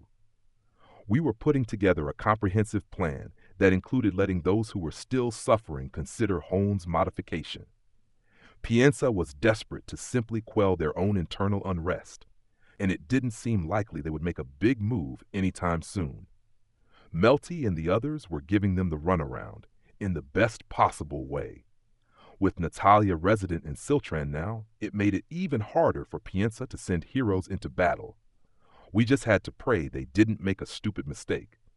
One evening when we had finished our trading for the day, and I was suggesting to Raftalia that we return to the village, I noticed Sion, who was also along for the ride, looking at me like she wanted to say something. I gave Raftalia a puzzled look for a moment. "What's up?" I asked Sion. There was no reply, and she just looked down. Maybe I needed to take this to Mamoru. "What's going on?" Keel said, coming over. She had helped bring in a lot of customers again today. "You're the shield hero from the future, right?" San finally asked. "Yeah," I replied. "The same as Mamoru, right?" Shan said, seeking further confirmation. "I mean, sure, I'm the shield hero. That's the same at least," I told her. "And you've managed to fix Keel's trauma?" Cian continued. I looked over at Keel. It seemed we were making progress in that direction. I wasn't sure exactly how much, but it seemed wise to give a definite answer here. Something was up with Cien. Yeah, I confirmed. Does that mean you can save Mamoru too? Cien asked. Save him? I replied. Mamoru was the one saving Siltran, surely. Then I remembered something from the whole Hone security breach fiasco. When I asked him if he could deal with Hone, he had almost started to hyperventilate like Keel. I had suspected that there was something going on there, and now it seemed that Cien knew the truth and was looking to do something about it. Mamoru took good care of these kids, and they were an energetic and helpful bunch. They had helped out a lot with the trading too. He had made a good relationship with them. Why are you bringing this to me? I asked. Surely you'd be better off asking Hone or Rhine? I don't think they can help. Looking at Foal made me think that only another S.H.I.E.L.D. hero could do something about this, she replied. There did seem to be something there with Foal, but he seemed to struggle a little with her, without even really knowing why himself. I'm going back to the castle now. Once night falls, will you bring the charm that Hone gave you and come in secret to meet me? San asked. It sounded like she wanted to show me something.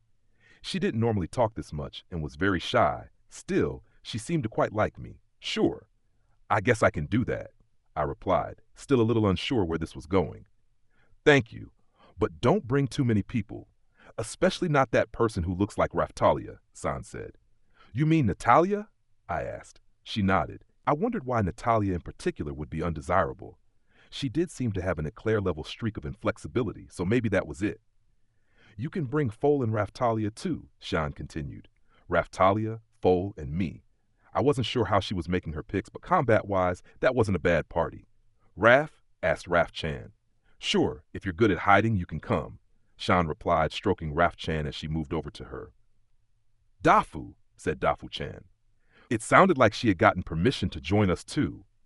What about me? Keel asked hopefully. You always make a big noise, so definitely not. Don't bring any Philolials either, Sion said, crossing her arms in front of her to shut Keel down completely. The two of them still couldn't understand everything the other said, but they were reaching a mutual understanding. She was being pretty strict on who to bring, though. This wasn't a game-type thing where party members were restricted, but there had to be some reason for this. I pondered. Bubba, what do you think? Keel asked. I don't know exactly what Cien wants to tell us, so this isn't an easy choice. Considering our relationship with Mamoru and Siltran, though, we can't really afford to turn her down, I reasoned. The way Cien was acting, this seemed like a pretty serious issue. It felt like we would be letting something big slip past if we just ignored it.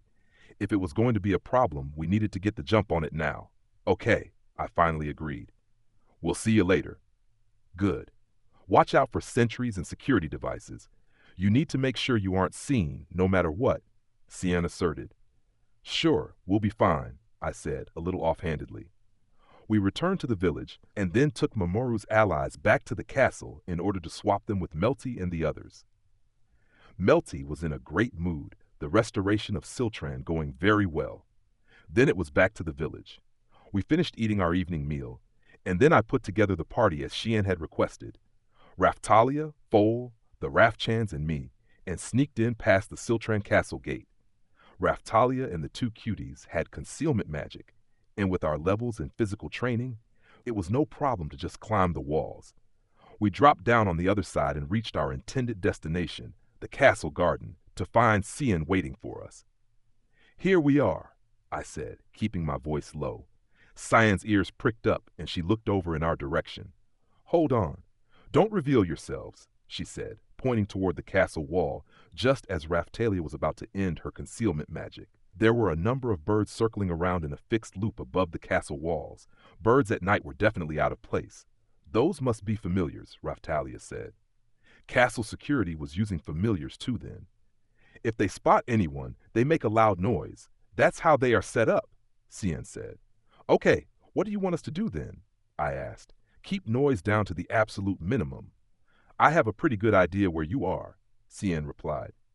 If she could sense us even through Raftalia's brand of concealment, that meant she had to be super sensitive. You're there, right, Foal? Cien said.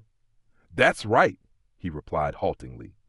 Cyan couldn't see him but still reached out and took his hand, then started off. Foal didn't seem that happy with the arrangement, but we followed along behind her. Foal really did seem to have a problem with Cyan. He had looked after Atla for so long that he shouldn't have any issues with taking care of kids. I wondered what his deal was. We proceeded through the Siltran castle as I mulled over these thoughts.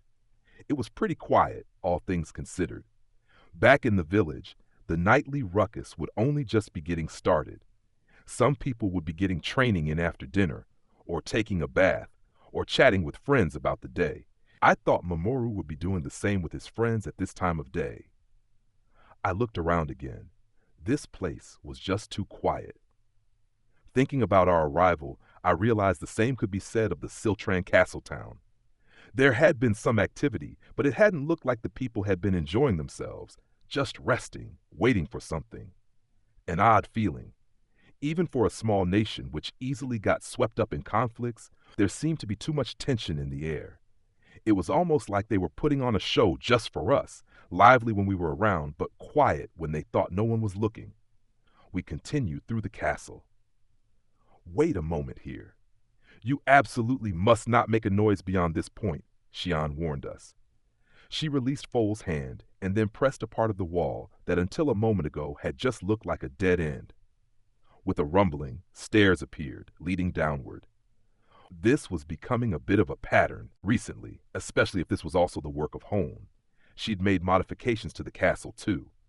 Then what looked like a monster, it could have been Chick in a slightly more developed form, poked its head out the stairway and looked at Xian with a chirp. Figia, great work on the lookout, Xian said. The monster called Figia raised one wing in reply. I had all sorts of questions, but had been told not to make a noise. The Chick thing was chirping enough. That was for sure. I know. We're coming, San said. Hurried along by this Figia creature, San started down the stairway, beckoning for us to follow her. We proceeded cautiously behind her. Figia pressed the wall again, and the entrance closed up behind us, and then she returned to her post and started preening her wings. Science said goodbye to Figia, and we started down the passageway. I was still intrigued by the bird. I hadn't seen anything like that here before. Raftalia seemed to be having similar thoughts, and was also having to hold her questions in. Cien, however, was pressing forward, seemingly intent on not letting us waste time with chatter. A moment later, it felt like we had passed through a membrane of some kind. I looked around the vicinity to see Cien turn back and make a leaf shape with her fingers. She was indicating the accessory that Hone gave us. Maybe it was some kind of key to get through all this security. The passageway itself was much like the hidden base Hone had created for herself in our village, with a sequence of corridors and rooms. She seemed to have spent a lot of time on this one, because we passed numerous doors along the way, but Xian just ignored them and carried on.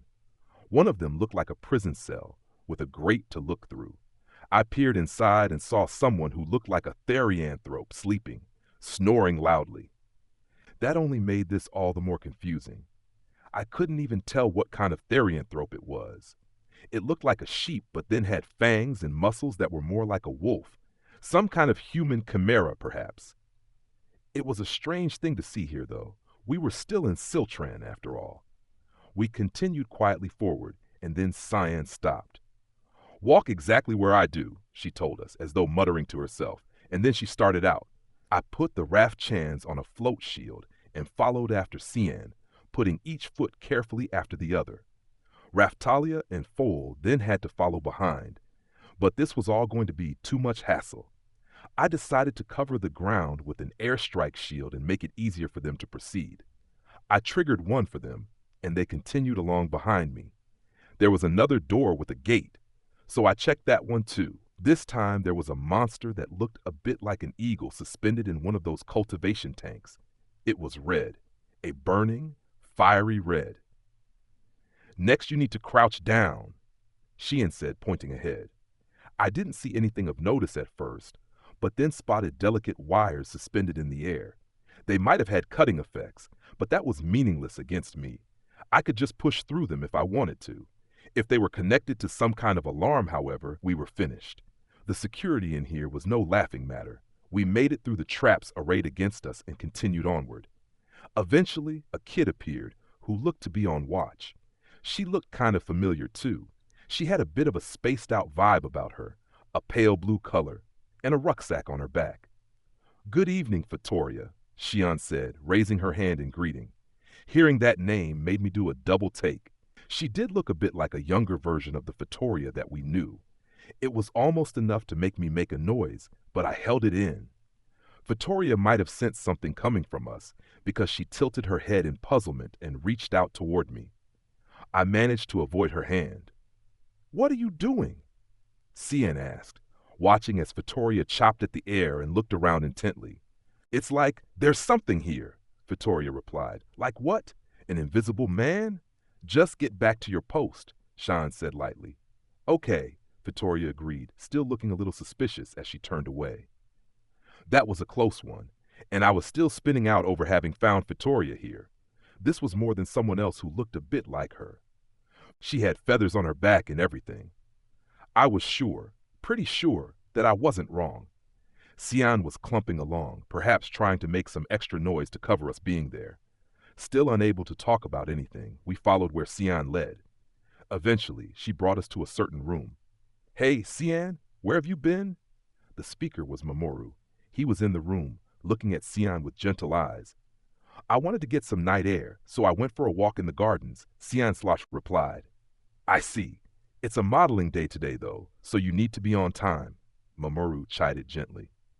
The scene in the room provided the rest of us with a bigger surprise than just having encountered Vittoria. To the right of Mamoru, there were countless cultivation tanks, and inside them were the children whom Mamoru looked after. They had their eyes closed, as though they were sleeping. On his left, there was a bird monster like the one from the stairs, but this one looked a bit more human in form. Right in the back, there was one tank larger than all the others, with a single girl floating inside it. She had a face a bit like Vittoria, maybe with some rind mixed in. She was also like Sign and Philo. I wondered who she was. I also wondered what the hell this entire place was. "Hey, Mamoru," Cian started. "What is it?" Mamoru asked. He was attempting to show her to one of the tanks, and Cian had clearly plucked up her courage to speak to him. "I want you to change back to the old Mamoru," Cian continued. "I can tell how sad you are. That's why we want to get stronger, and why we ask for you to give us this strength. If the experiments aren't going well, then we can ask someone other than Hone to help." But Mamoru shook his head, an intensely sad expression on his face. "I know what you're trying to say," Mamoru replied to her, "but we can't. That isn't an option." What he was saying, combined with his gentle tone, created a strangely prickly atmosphere. This is the most important time. If we can just make it through, no one will have to suffer anymore. We can make it through the conflict without having to make any sacrifices. I was sure a sound like a puzzle piece clicking into place rang out from inside my head. "Today we're going to be practicing therianthrope transformation. Get inside here. I'll lead you into it. Everyone is waiting." But Shan shook her head. "Mamoru, I'm not going to say I don't want to be strong. I don't think it's a bad thing. But will this really make you smile like before? You only seem to be suffering more and more recently," San said. "It's fine, Shan. Just do as I say," Mamoru replied. "I'm sorry, Mamoru. I need you to think ahead," Shan exclaimed. Then she looked in our direction. Mamoru looked over too, wondering what was going on. That seemed to be our signal. I gave Raftalia the nod and she dropped the concealment. "You seem to be conducting some pretty shady experiments down here," I noted sardonically. Mamoru looked like he'd been hit in the stomach. "Shien!" he roared at her. But Cyan was just scratching at her face, as nonchalantly as a real cat might be. "What have you done? You've ruined everything. We're finished." "Finished? Why exactly? Because of your human experiments on children? Or because Natalia is going to find out about all of this now?" I asked. I was starting to see why Natalia had been sent here from Cutin Low, and it wasn't about Hone stepping off the path of a hero or the Bao hero planning to pull something nasty. It was because Mamoru was dipping his toes into waters best left undisturbed by the shield hero. Maybe he had even been corrupted by the Curse series. San had said something about him returning to the old Mamoru. Based on what I'd seen with the other heroes, I could tell something was going on here. Ren had started out with a strong sense of responsibility, for example, but in many ways, it had been too strong. That had conversely kept him from wanting to get too involved in the affairs of others, along with a fear of making things worse by getting involved. That was why he had started out alone, or just with a small group of elite fighters, people he was confident he could protect. Ultimately, although he had overcome the arrogance derived from his gaming history, when I left him in charge of the village, the responsibility had crushed him, leaving him bedridden. For Itsuki, his overbearing sense of justice had worked against him, sending him on a rampage in which he gave no thought to the situation of others and just followed what he believed was his own justice. He had ultimately lost his individuality as a result of a cursed weapon. While being treated for that, he had been given time to think and mature, and now he had calmed down a lot. Motoyasu wasn't even worth considering. He was the worst of the bunch by a mile. Now, though, I had to admit, he was also the one among us who wanted to save other people, wanted to believe in other people, the strongest. There were issues with his approach there too, of course, and he didn't think too highly of people. In fact, he only really cared about Philo and the Philolials, and was becoming a bit of a troublemaker for everyone. Even I had a totally different personality now from when I first came here, and Shan wanted Mamoru to return to how he had been before. This place has just been one surprise after another, I quipped. You said it, Raphtalia agreed. In all sorts of ways. Can you please explain all this? She asked Mamoru. I'm sorry, but that's not on the table, he replied. Even if you are heroes from the future.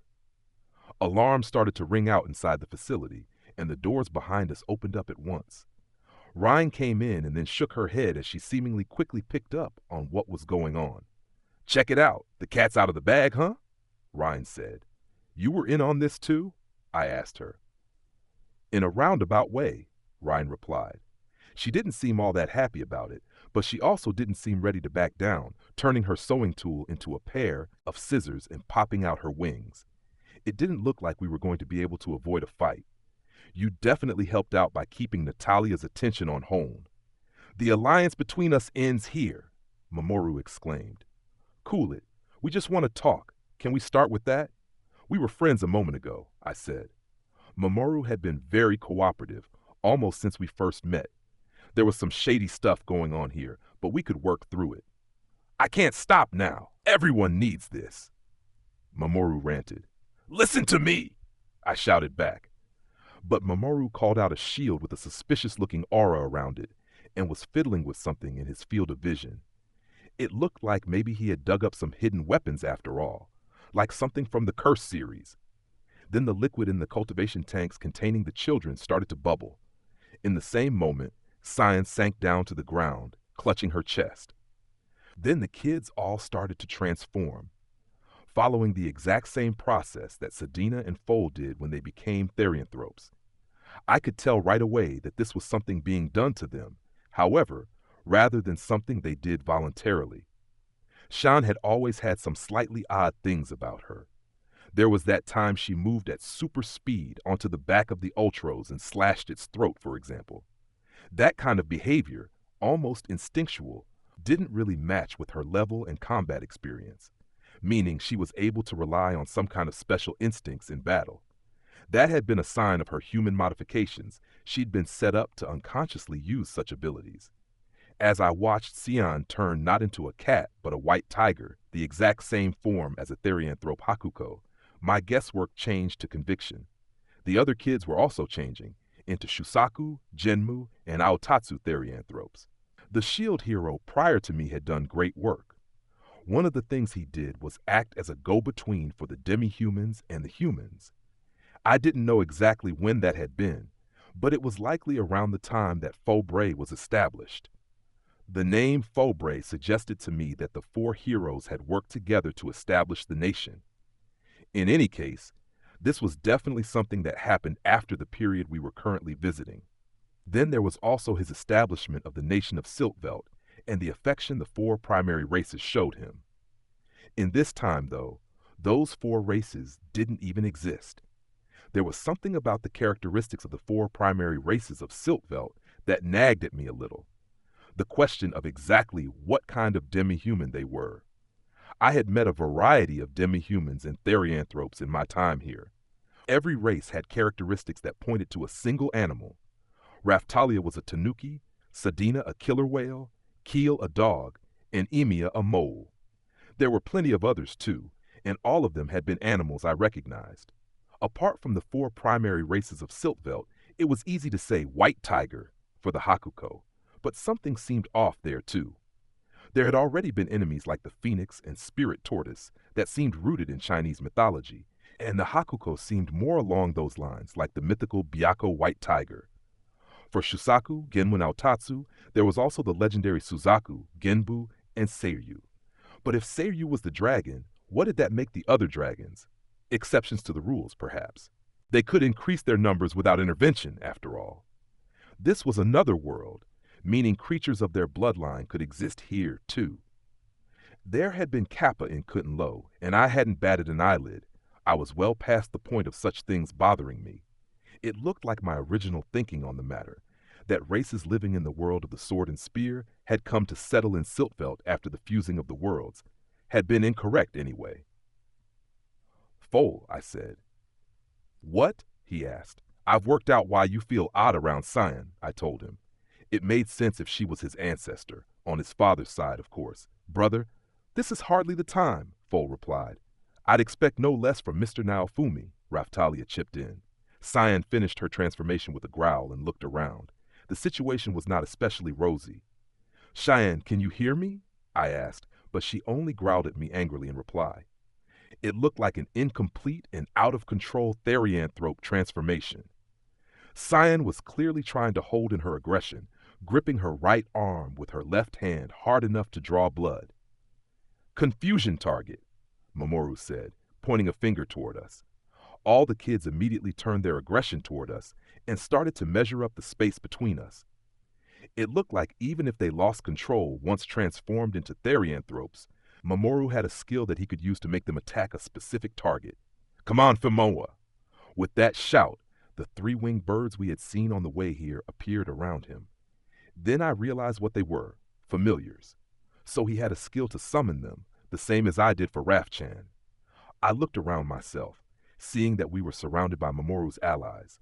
Shooting Star Shield, Airstrike Float Shield, Second Float Shield. I set up some barriers and deployed some shields, just in case they attacked. The question now was, how the hell did we get out of this situation? Mr. Naofumi, Raftalia asked, wanting to know what to do.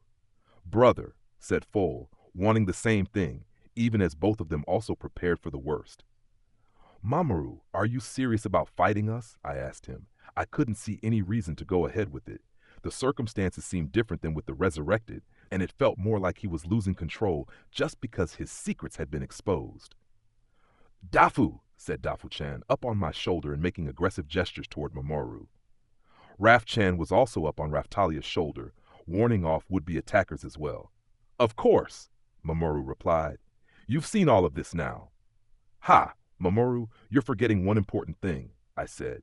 You've been so worried about Natalia, but do you really think Raftalia is any less strong? Certain things might have been lost along the way, but Raftalia was still the Heavenly Emperor in the future. Not to mention, he had to know we had a Sakura Stone of Destiny.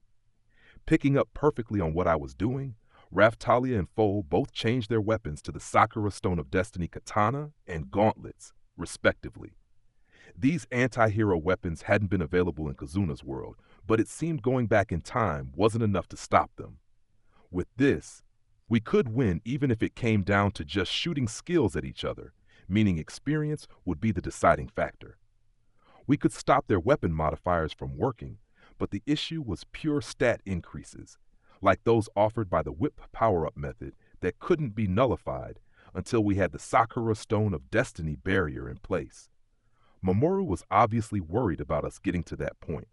You won't make your pacifier barrier, Mamoru said, lifting his shield and deploying something strangely colored from it. It seemed he had countermeasures in place.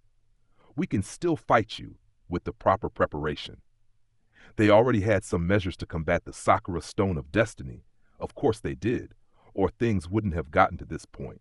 We'd only come along because Xian had asked, but we ended up being exposed to some pretty crazy secrets. Mamo, no more. Xian managed to force down her violent urges and force out a few words to Mamoru. It's fine, Xian. I'm not going to punish you for something like this. You were only thinking of me. It's fine, Mamoru said, but there was something like pity in his eyes when he looked at her. She wasn't reaching him at all. Or maybe she was.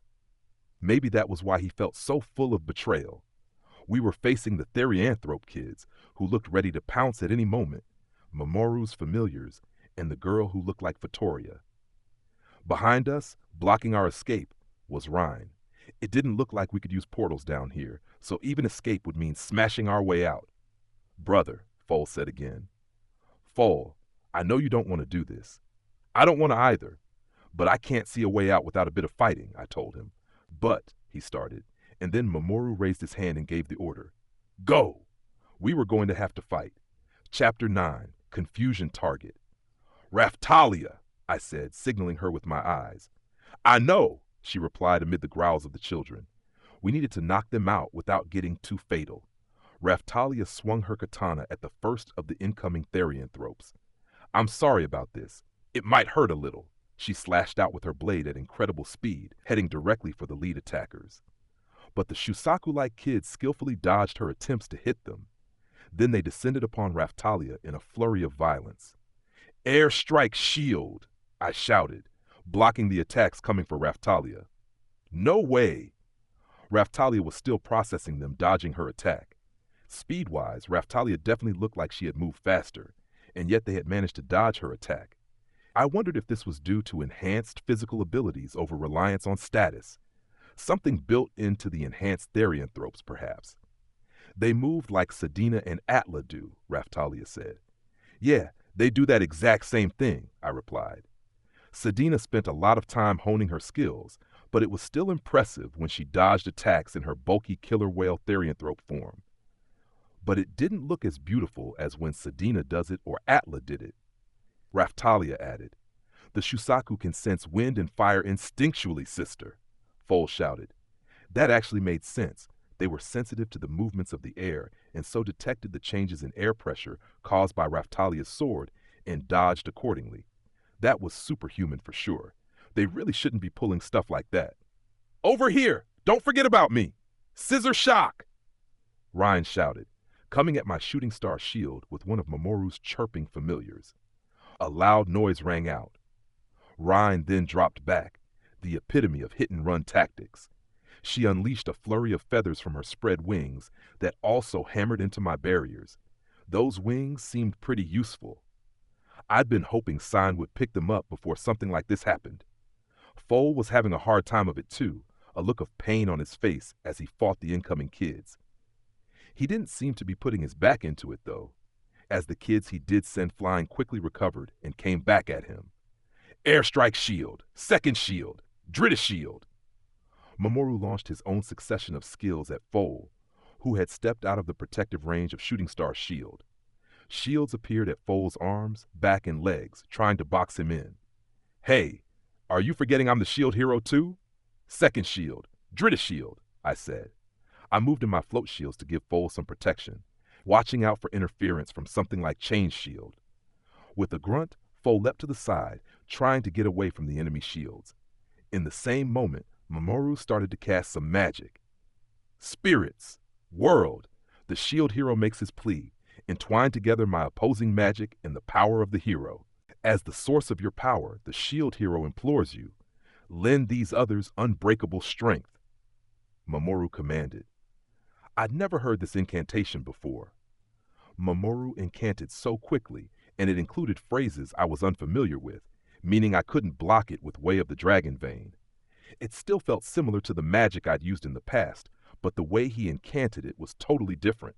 Something I'd read once in a magic book passed through my mind. Long ago in this world, there had been a category of magic called ancient magic.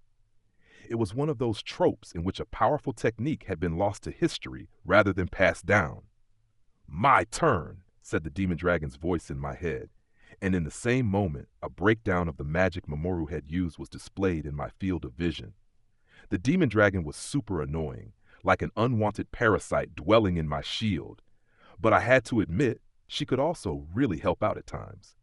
The demon dragon's analysis was that Mamoru had used a direction aura magic that boosted all stats, liberation class hero magic. I couldn't let that stand without some kind of reply. I, the shield hero, order heaven and earth, cut free the bonds of truth, reconnect them, and spout forth pus. Power of the dragon vein, I form power by fusing magic and the power of the hero. The source of your power, the shield hero, now orders you. Reconsider the state of all things once more and provide my intended targets with everything. All liberation aura, all emancipation power aura. Now we had both cast auras across all of our allies. Oh, look at that. You cast your magic after Mamoru, but it triggered at the same time, meaning you must be the better magician, Ryan quipped lightly, snipping away with her scissors. Powerful shock waves started to batter my shooting star shield. I might have a few magic tricks, I said deprecatingly. Magic tricks like a strange onboard personality that popped up and helped out, but I wasn't going to reveal that. I didn't want to keep relying on it, but when it came to reducing magic casting speed, there seemed no reason not to. Shield boomerang. Mamoru unleashed his fallback physical attack. Raphtalia slashed down with a sword, attempting to send the shield flying away. Then I noticed Mamoru smiling. Raphtalia, don't! I shouted. She made a puzzled noise. At the same time, I shouted, shooting star wall. Mamoru shouted, change shield! I put up a shooting star wall and caught the incoming boomerang. It immediately turned into something like my rope shield and bounced off. The flying shield was also fixed with a sphere containing a mysterious liquid, which splashed over the barrier and hardened. Mamoru made an annoyed noise. We're both shield heroes, right? Did you think I wouldn't see through that? I asked him. I had some chain shield tricks up my own sleeve as well, but I'd only performed them using airstrike shield, and I didn't even have shield boomerang. So I couldn't do the exact same thing. I could do something similar using my frisbee shield, but that was a little demeaning.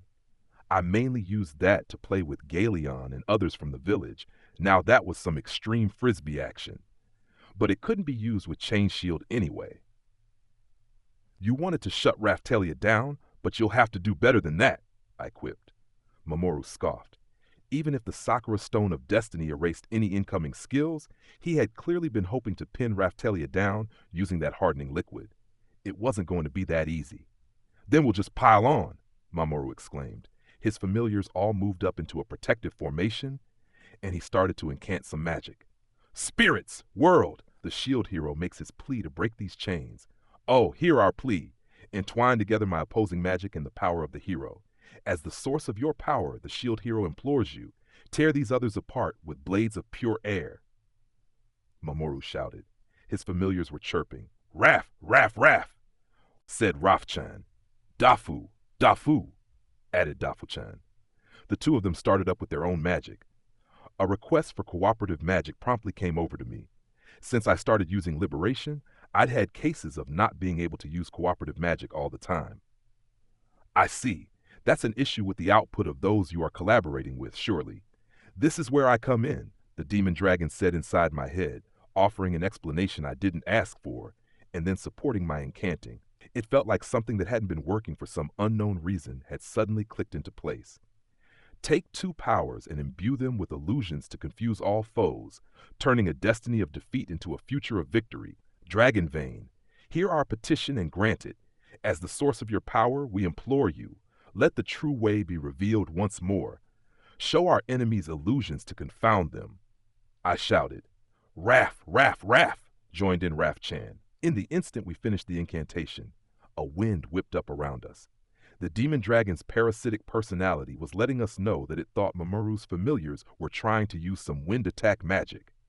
Mamoru, please stop it! Xian grabbed onto Mamoru from behind in an attempt to stop him, but it did not sway him, and he unleashed the combination magic. Tornado Corridor, Mamoru shouted. His familiars instantly unleashed countless small tornadoes. Sister, watch out! Airstrike Tornado Blow X! Foal shouted in response. Ha! Swallow fall! Raftalia responded with a skill of her own, the two of them smashing the tornadoes down, avoiding them. They were capably handling both the highly mobile tornadoes and the wild attacks from the children. The magic was actually weaker than I expected. It seemed that Mamoru's main magic was more about impeding the movements of his enemies than causing damage. We were both shield heroes. After all, there was no getting away from certain things. The next issue he was going to face, however, was a fundamental flaw in his selection of magic. "Emptiness is form hollow," I shouted. "Raf," added Raf-chan. We completed our own combination magic and unleashed it. I could tell this was a powered-up version of the emptiness is form we had used before. We directed it at Mamoru's allies, the children and Rin. "Ah, Uwa, now Fumi, you're playing dirty." Rhine put her hand to her forehead and moaned. "Unfortunately for you guys, I can't use attack magic thanks to this shield. Even my combination magic tends to turn out like this," I replied. It might not be all that effective against other heroes, but it was still combination magic imbued with the power of the Raf-chans and myself. It was going to have a certain degree of effect. "Mamoru can attack, can't he?" Rhine managed. She was still harping on that. We were both the shield hero, so I had no idea why I couldn't fight too, at least a little. The kids seemed to have lost their target and were now growling and rampaging around on their own. What had actually happened was that they were still seeing their targets, us, but just a massive number of us. This was the illusory power of the Raf-chans. "I'm not finished yet. San, get off!" Mamoru barked. San cried out and then weakly called Mamoru's name as he tossed her aside. "You all only know a shield hero specialized entirely for defense. So now I'll show you a fighting style you've never seen before." Mamoru changed the shield on his arm to a jet black one. I'd never seen one like it. It was cross-shaped, like a black version of the Spirit Tortoise Heart Shield. I could feel something nasty from it, though. Something similar to rage. I had a really bad feeling about this. It definitely wasn't your ordinary shield. "Mamoru, you really are getting serious," Rhine said, bracing herself. "Now, Fumi, you might want to make a run for it." She didn't seem able to move herself, perhaps still caught up in the illusions.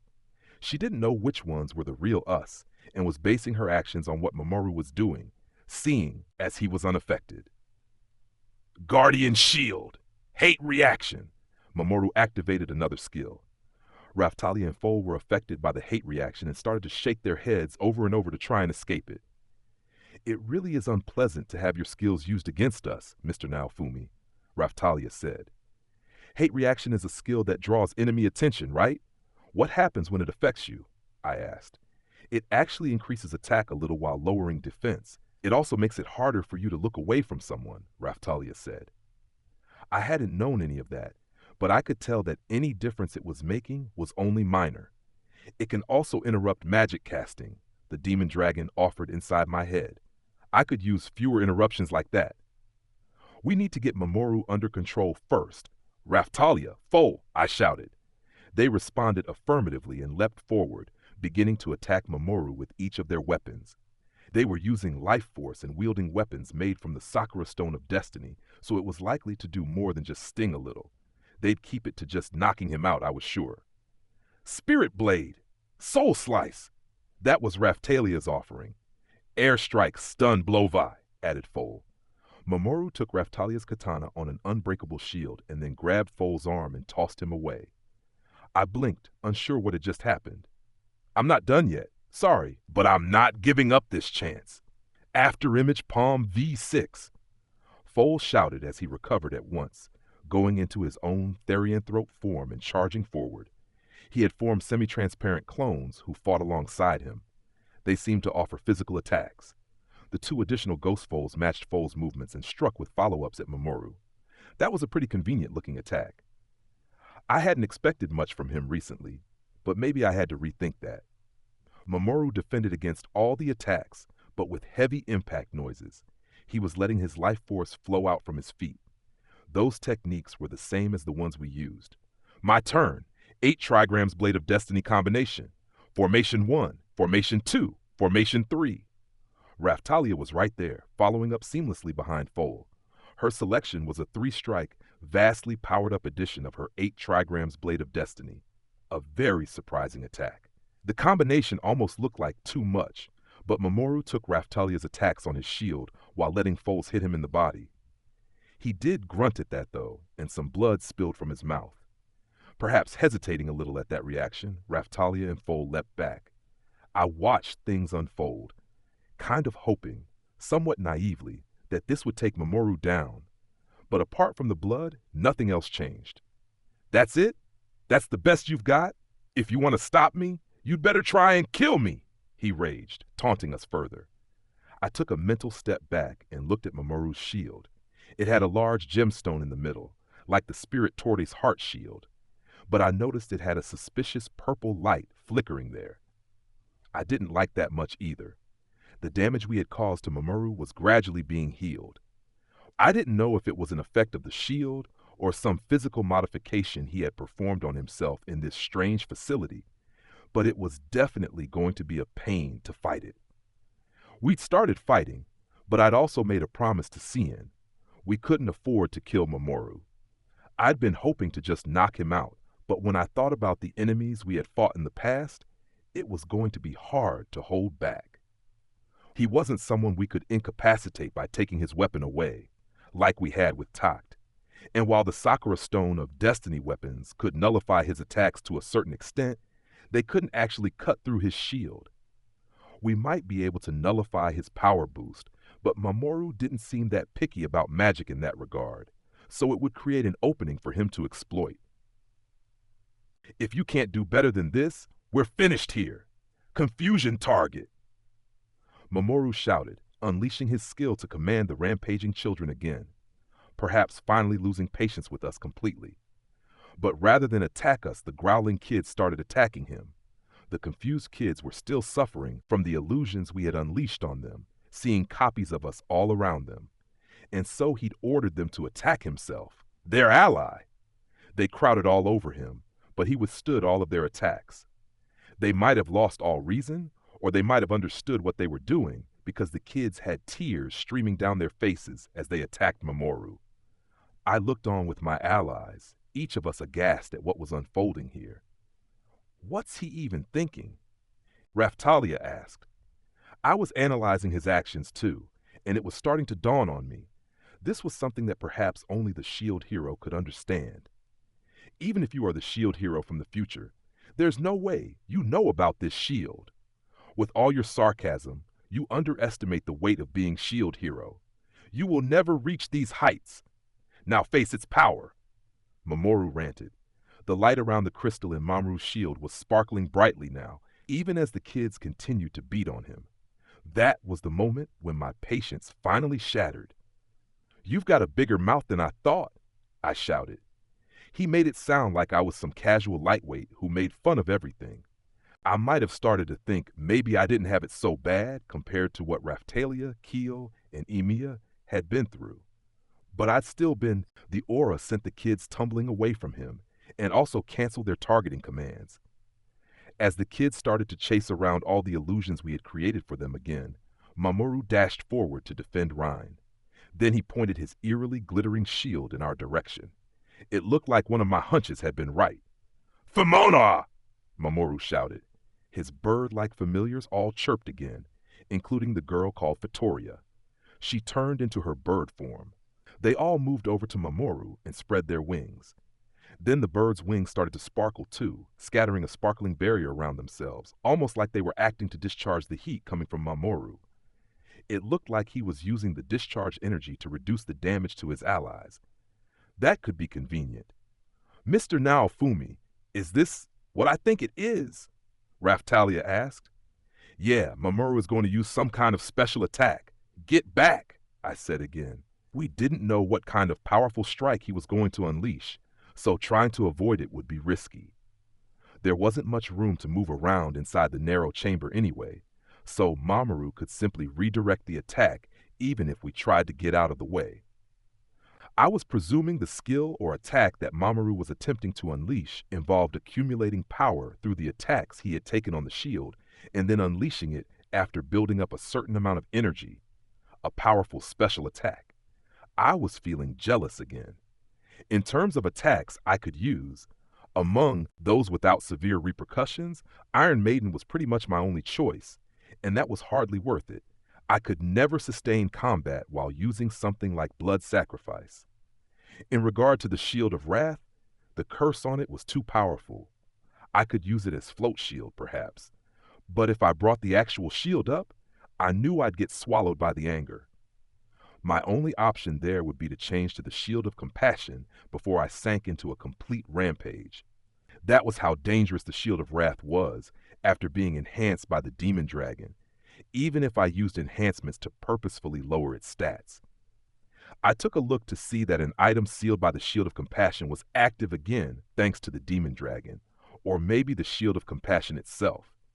I'd failed to overcome my wrath completely, meaning I'd been unable to completely unlock the power of compassion. That might make sense. The Shield of Wrath had the powerful counter effect called Dark Curse Burning, but that could only be triggered by being attacked. My jealousy surged again. We were both the same shield hero, and yet he had access to all sorts of attack shields. "Sorry, but I'm not joining your pity party," I shouted. "Change shield." I sent my 2 float shields toward Mamoru and his minions, turning them into the Shield of Wrath and the Shield of Compassion. I'd pulled this off before because the Demon Dragon was around, so I couldn't be sure it would work again, but it had to be worth a try. "Raph," said Raph-chan. "Dafu," added Dafu-chan. Duffed my shoulders again. They were shoulders again, and I felt something similar to when I'd done this with the Demon Dragon. Raph-chan's really could pull out all sorts of tricks. "This will finish you off. Karmic overload," Mamoru retorted. Black flames blazed up from his shield, forming a single flickering black line that came right for us. I lifted my Sakura Stone of Destiny shield and brought together my Shield of Wrath and Shield of Compassion float shields in order to try and block the attack. I immediately grunted as the brunt of it hit me. It was powerful.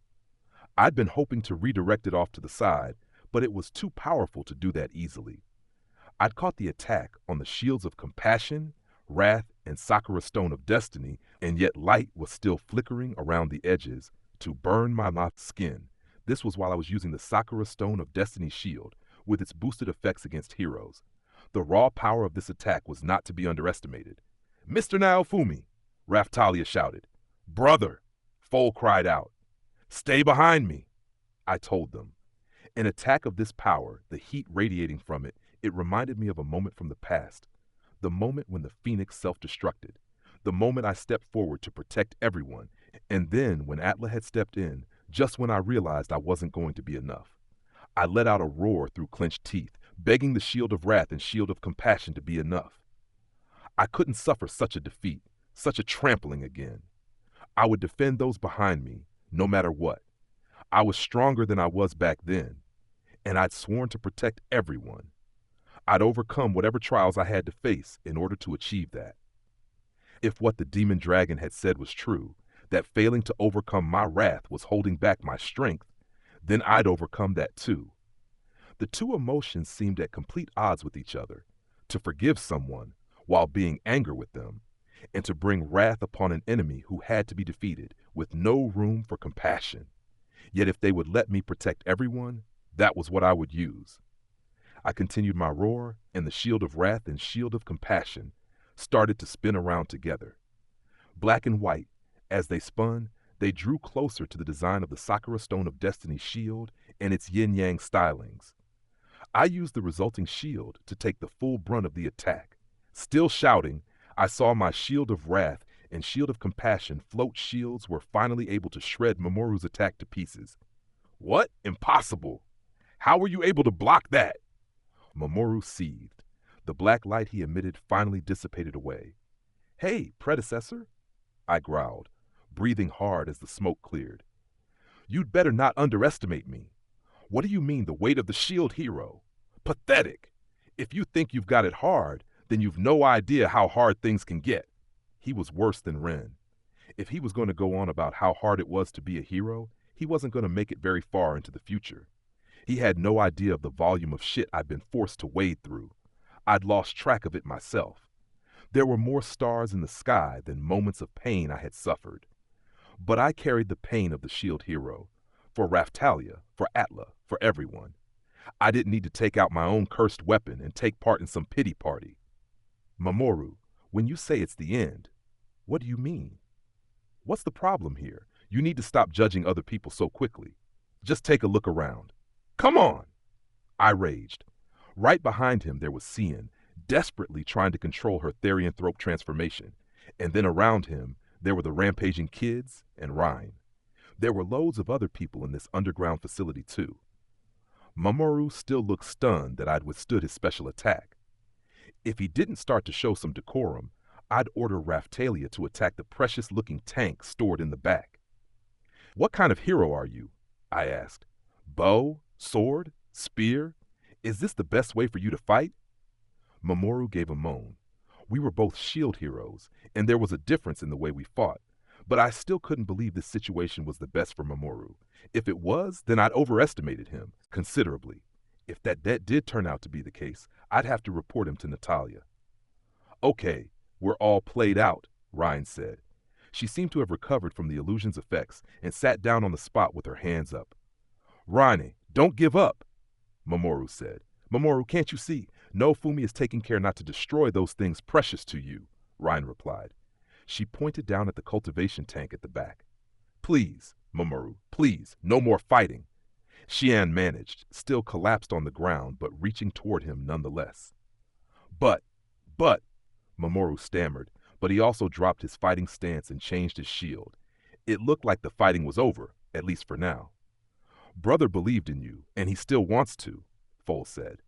Mamoru didn't reply. Please, tell us what's going on. We'll do whatever we can to help. Foal looked over at the floating shield of compassion as he spoke. If Atla's brother was willing to go so far, I guess I could negotiate a little in the name of the shield of compassion. Let's get some details then, I said. How have you changed? What's been eating you so badly? Don't waste what Cyan tried to do here, I told him. Mr. Naofumi, don't be like that, Raphtalia chided me. Brother, can't you be a little gentler? Foal added. I was going to have to take that under advisement. This seemed about the right level for me. I was still under the effects of the Shield of Wrath too.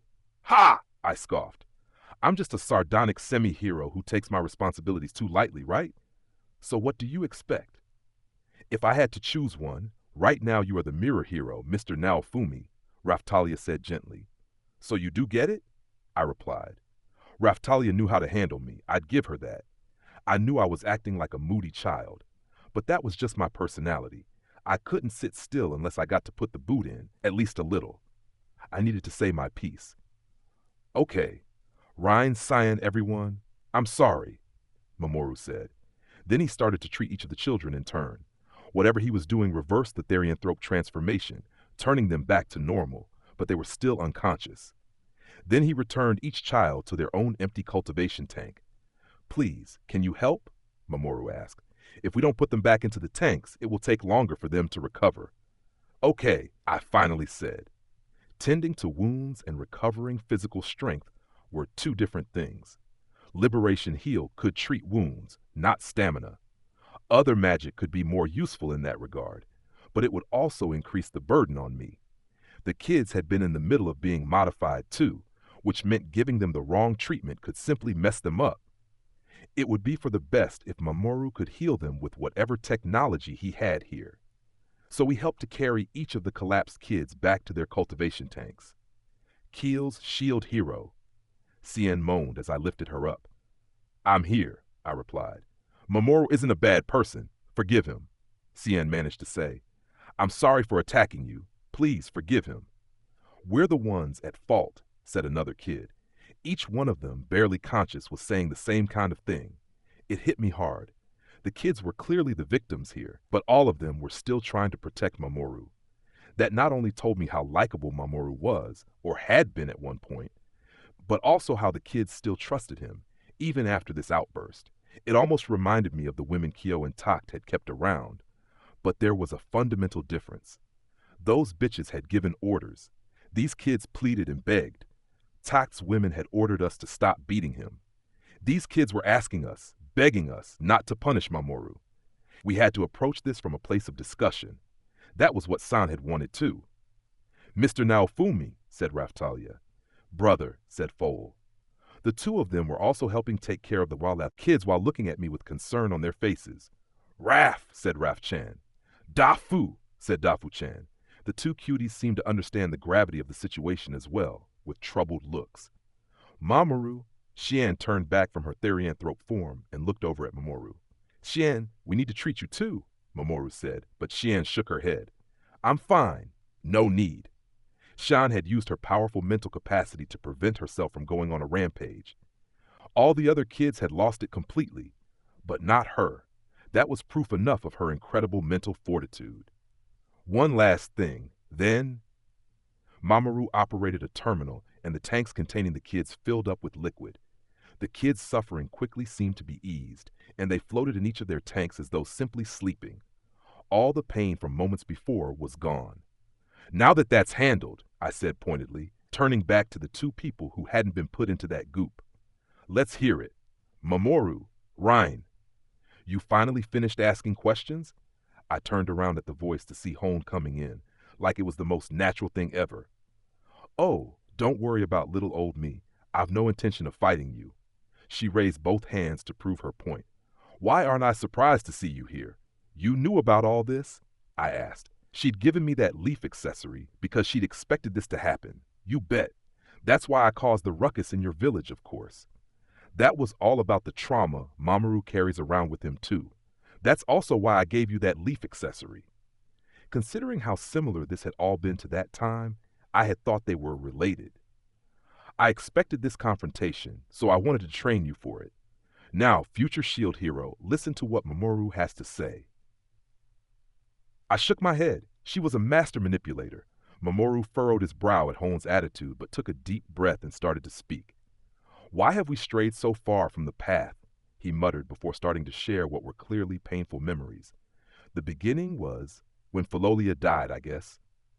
Philolia? I asked. Yeah, he replied. That name gave me pause too. It was only one letter off Philolio. Maybe it was the name of the one floating in the tank at the back of the room. Maybe they'd taken a page from Rat's playbook. Mamoru's familiars now turned into small birds gathered on his shoulders, chirping. Mamoru stroked them gently with obvious tender care. I didn't make the introductions yet, did I? These are my familiars, Fumanoa, Figia, and Fatoria. Philolia is the one who named them. They are familiars derived from her, Mamoru explained. Raf, said Raf-chan. Dafu, said Dafu-chan. Although they don't have the same level of awareness, they might be like those familiars you love so much, Naofumi, Mamoru said. Raf-chan climbed down from my shoulder and went over to greet Fumanoa and the others. That made sense. Just like I'd made Raf-chan as a familiar from Raftalia's hair, Mamoru had created these familiars from one of his allies. Mamoru was still stroking his familiars, smiling, but with a sad look on his face. I see, Raftalia said, accepting that situation. Philolia was quite something, Mamoru continued. She was summoned here as the Claw Hero from the same world that Rhine comes from. It was the story of the dead user of the Claw Vassal weapon, and how Mamoru had lost someone impossible to replace. After Mamoru was summoned here as the Shield Hero, he started his activities in Siltran and then met with Philolia, who had also been summoned here to be the Claw Hero. Philolia had at first been bewildered at being summoned to another world, but she adapted quickly and had soon become Mamoru's right hand in fighting. Fighting for such a small and weak nation as Siltran, Mamoru had lacked other allies. He had made it through those trying times by combining his strength with that of the girl called Philolia. I met up with Mamoru when I came looking for my missing sister, Ryan said. It was pretty crazy for me too. My precious little sis suddenly vanished, and when I worked out where she'd been taken to, she was the Claw Hero in a completely different world. Philolia was also the connection that brought Ryan and Mamoru together. Philolia had been summoned here from another world to be the Claw Hero. The world she had come from was Ryan's world, and Philolia's sister was Ryan. Kind of a complex relationship. It was similar to the situation Shildina was in. Perhaps. It seemed likely that she hadn't originally been summoned because she'd been in Kunlo, and once she left, she had been summoned to Kazuna's world as the Ofuda hero. We fought for Philolia's attention for a while, didn't we, Ryan? Mamoru reminisced. That takes me back, Ryan replied. We didn't really get off on the right foot. Both of them seemed to be enjoying this trip down memory lane. It was an interesting development for sure. They hadn't looked like a happy couple exactly. Now I knew why Ryan was hanging around in this world, to take her sister home. Maybe she was even going back and forth, popping in to see her sister sometimes. Back then, things were hard, but we all truly believed that by working together, we could overcome anything, Mamoru continued. The change had come when they fought Suzaku, one of the guardian beasts. The battle took place close to the Siltran castle town itself. We were desperate to hold our enemy back, but it wasn't going well for us, and Suzaku was about to attack some of our allies who couldn't get away in time. Mamoru had stepped up to defend the people of Siltran, but had been unable to stop the raging attack from Suzaku, and those people were about to be killed. That was when Philolia stepped forward and defended everyone, Ryan said. It was our fault, Xian said. We wanted to support Mamoru, so we sneaked out and hid to watch the battle. It sounded like this girl called Philolia had used her body to shield Xian and the other kids from the rage of Suzaku. Philolia knocked us aside as hard as she could toward Mamoru, and then, right in front of our eyes. Xian could barely finish, eventually managing to say that Philolia had been hit by the blazing fire from Suzaku and simply turned to ash. After that, Mamoru said, his voice shaking with memories he didn't want to relive. Somehow, we managed to defeat Suzaku. He paused. I was in love with her. She and I managed to win Ryan over, and after the battle with Suzaku, we were planning to hold a wedding. Just a little longer, and I would have got to see my sister on her wedding day, Ryan said. Happiness found on the battlefield had then turned to despair. It reminded me so much of Atla it made my head ache for a moment. Sadness wasn't going to end the battle, though. It wasn't going to end the waves, Mamoru continued. I couldn't allow there to be another Philolia. I couldn't afford to remain so weak. That's why I started seeking further strength. It sounded like he was pretty aware that he'd stepped off the path, but also that he never wanted to lose anyone again, no matter what it took. I'd had similar feelings after losing Atla and the others. No matter what it took, no matter what would rain down on me, I didn't care. In order to not lose anyone again, to defend everyone, to stop anyone else from dying, I needed strength. Hone started teaching me all sorts of things, and I started using alchemy to modify everyone. That's right, Hone stepped in. I've been teaching him various things. All of this would have been hard for Mamoru to do alone, but I wondered if that meant he was doing it all himself, just within the range Hone taught to him, or if Hone was just helping to cover Mamoru's mistakes. So you've been modifying the Siltran people so that they can survive any possible battle? I asked. That's right, Mamoru eventually admitted. I didn't want to lose anyone else. I wanted them to be able to face any possible danger. His voice was trembling. We feel responsible too, so we asked Mamoru to do this. We wanted to do whatever we could to help him. Wanted to cheer him up however we could, Cien added. That explains why you've been modifying Cien, I said. But you didn't hold back, did you? We discovered that the materials from the guardian beasts, Byakko, Suzaku, Genbu, and Seiryu, including some we received from Rhine and other worlds, would provide incredible modifications, so we started embedding them into the kids. It took a little time for them to get used to the changes, but they were reborn as new races. Bringing in the beast transformation process, which only a few races have access to, should make them even stronger. Future Shield Hero, Hone said, offering additional explanation. When I saw Keel's factors, I understood what was going on. You have all sorts of races in the future with access to therianthrope transformations, correct? I think most of them are probably the result of the work Mamoru and little old me did back here. Which means everyone in this world who can turn into a therianthrope have the factors that you and Mamoru introduced, and those factors will then be passed down to their children, creating all the therianthropes in the future? I asked. That's likely the case. That's why I said it wasn't any fun, Hone replied. So this was what she meant when she talked about a pain in her brain at realizing something she simply had to do. It was like the results of her own research coming from the future to meet her. Some people might be further motivated by knowing the results, but for Hone, She wanted to take on the unknown, something with no idea of success or failure, and so that was why she didn't like it. It was like gambling for her. A game you were definitely going to win might be fun for a while, but just winning all the time would eventually become boring. For someone who lived for the pleasure of winning or losing, that would be very dull.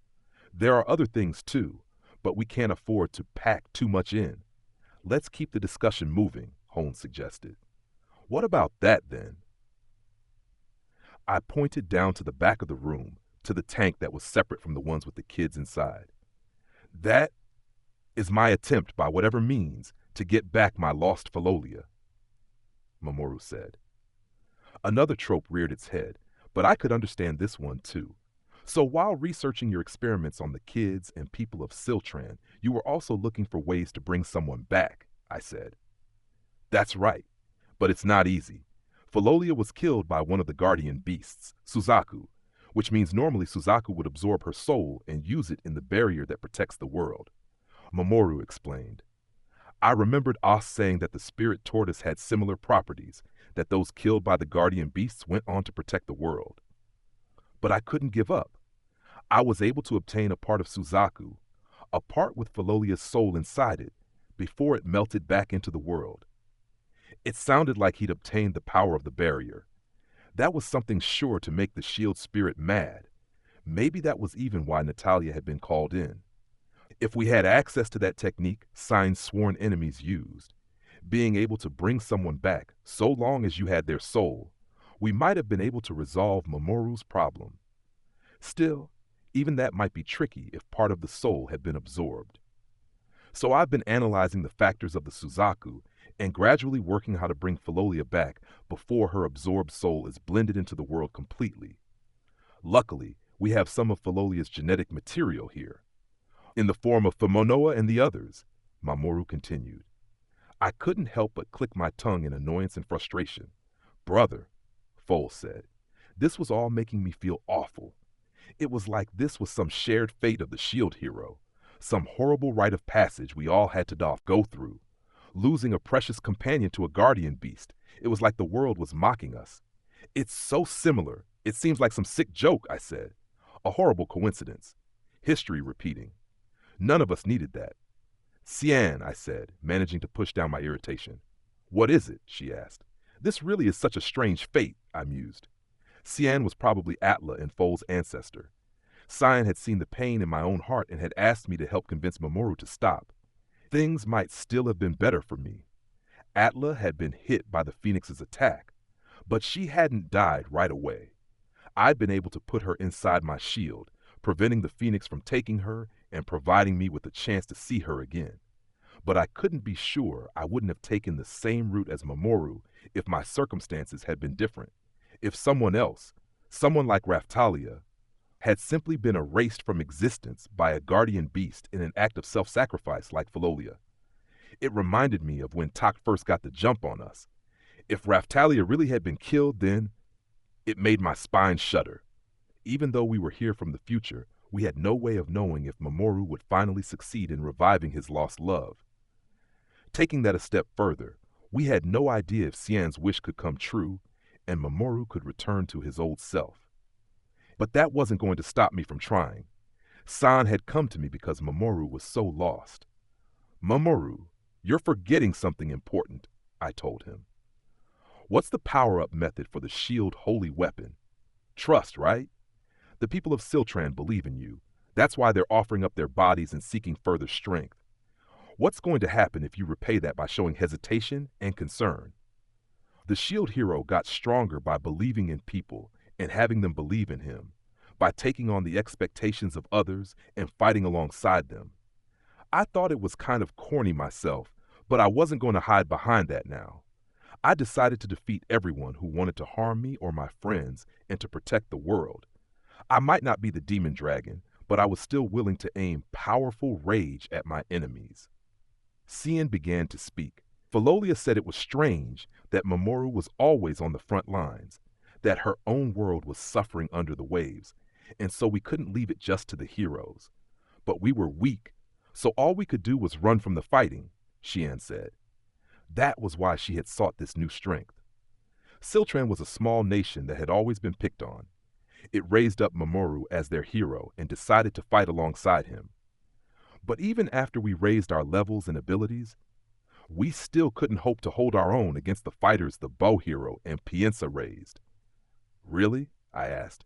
Back in our time, it wasn't just limited to the villagers. Pretty much anyone could become strong with some training. No matter how much you raise someone's level, ultimately their innate nature is going to come shining through. Do you know what I'm talking about, future shield hero? Hone asked. I thought for a moment. I decided it was best to refer to Sedina as an example here, as she had the most owned combat instincts of my allies. In terms of performance in battle, she was at least 5 times stronger than anyone at the same level. If she fought with Raftalia at the same level, I was sure Sedina would win. No question. Raftalia and Sedina had trained together before we came to this world, and Sedina had hardly broken a sweat, fending off a powerful flurry of attacks from Raftalia. The old Hengen Muso lady had said that apart from using Hengen Muso's style to control life force, she had nothing to teach Sedina. And this was against Raftalia, one chosen as the katana vassal weapon holder and excellent in battle. Keel and Emiya simply wouldn't stand a chance against her under any circumstances I could imagine. No matter how hard they worked to reach that same level, there would always be a gap between them. In the case of Siltran, we were looking at herbivore-type citizens with almost no combat sensibilities. My villagers were making gains because I was raising them from the ground up, but I couldn't vouch for what would happen if they fought people enhanced in the same way Mamoru was doing. Even if we use my whip power-up method, it's difficult to catch up with those who have already been enhanced over a long period of time. Even worse, such enhancements are hardly passed down at all and will completely vanish after maybe 3 generations, Hone added. So the first generation was enhanced by the hero and obtained powerful strength. The second generation was trained and raised by the first, reaching a reasonable level of strength. But by the third generation, we reached a point where they didn't even know the struggles of the first. Wealth only lasts 3 generations, they say. But who wouldn't want an age of peace to last longer? I could see why Mamoru had been modifying everyone to make them stronger, including his desire for peace in his actions. Mamoru, I've been keeping this quiet, but let me fill you in. Getting my answers from the future is really, really boring. But I can tell you that they are going to stabilize very soon. They won't need permanent supervision anymore. Hone said. I see, Mamoru finally replied. It sounded like it wasn't going to be long before the 4 primary races of Siltveld showed their faces to the world. Mamoru, what would your precious Philolia say if she could see you now? Shouldn't you be trying to be the kind of person who would make her proud? I asked him. That's rich coming from you, Mr. Naofumi. Look what you've done to poor Ruft, Raftalia said. Sister, please read the room, Foal interjected. It was true, though. I probably wasn't making Raftalia especially proud of me. That said, I do think Mr. Naofumi has what it takes to lead us all as the shield hero. Look at the way he searched for Keel, Raftalia continued. He can be a little too forward-focused, Foal said. Cautioning him is hard work. I looked over at the cultivation tanks and the kids floating inside them. They all looked like they were peacefully sleeping. Ethically speaking, I think you don't really have a leg to stand on, I said. But in light of the future, this is the only possible choice. If you have to eat poison, why not eat the whole plate? The people of Siltran had asked this of Mamoru, seeking to create the foundations for a lasting era of peace. They had already made the choice to be more than collateral to be protected. I was impressed. The hangers-on around the resurrected tended to not do much for themselves, from what I'd seen of them. A bunch of irresponsible losers. They also used the power and authority given to them by the resurrected to try and make things always go their way, which was why there was no reasoning with them. Kazuna had struggled with them in her world too. At least in Mamoru's situation, the people of his nation were willing to sacrifice something of themselves. Hey, Mamoru, we're going to keep doing our best. You're not going to suffer like that again, I promise. So even if you can't smile like you used to, you can lean on us, a little more than you do now, Shion said. Mamoru looked down. She made a good point. Mamoru might have thought he was trusting them, believing in them, but really he wasn't. Maybe I can't be as strong as Philolia was, but until she comes back to us, I'll do everything I can to help you. I want to be your fangs, Mamoru. I wasn't sure what that would mean to Mamoru. Raphtalia had said she wanted to be my sword, and Atla had said she wanted to be my shield. Cian, meanwhile, wanted to be Mamoru's fangs, at least until this Philolia girl was resurrected. Everyone? I don't know what to say. Mamoru fell to his knees, sobbing, and then Cian hugged him and started to cry herself. Chapter 10, Philolia. Mamoru cried for a brief while and then composed himself and looked at me. His face looked more confident than before. Mamoru, your choice could be considered arrogant and selfish. Even if the person you love is restored, you may find you can't accept them as the same person, I warned him. I know, he said with a nod, looking at the girl floating in the tank in the back. From my perspective, she felt like an artificial life form that had just been created to mimic the original. Maybe it was because of the Suzaku mixed in with her, but she had wings on her back. At a glance, she looked like nothing more than a sleeping Philolial in human form. Even so, from the Suzaku fragment we obtained, there's a part that is Philolia's soul inside, that being that is returning to the world. Mamoru explained. There was the slightest hope then. I was happy for him. It also made me think, however, that I might have been wrong to listen to Atla's last wish, that it might have been better to take Mamoru's route and try to bring her back, even if it meant creating artificial life. One of my allies, an Unte Gymna, is helping us to salvage Philolia's soul. You might not be able to accept it, but I want to bring her back, no matter what, Mamoru said. What did you just say? Auntie, what now? Do they have some kind of special power? I asked. You don't know about the Unte Gymna, Naofumi. They look like a weasel demi-human, I guess you'd say, Mamoru replied. Raph, said Raph-chan. I recalled them now. When we first came to Siltran Castle, Raphtalia had seen a demi-human with weasel-like ears. They're a little old race with powerful souls. With enough training, they can do therianthrope transformation and ancestral recall. They have a special power to observe souls and keep them in this world for a while, even after the host body dies. They are a race said to have been allied with the shield hero since ancient times, Hone explained. So with one of them helping out, you can salvage her soul? I asked. The soul is likely heavily merged already due to the Suzaku, but there's still a chance if we can cut it out before the merging is complete. That's about all I can say on the matter, however, Hone said. It sounded like there was still a chance then, but I was still pretty sure he wasn't going to be thrilled with the results. Okay, maybe I can say some more, Hone continued.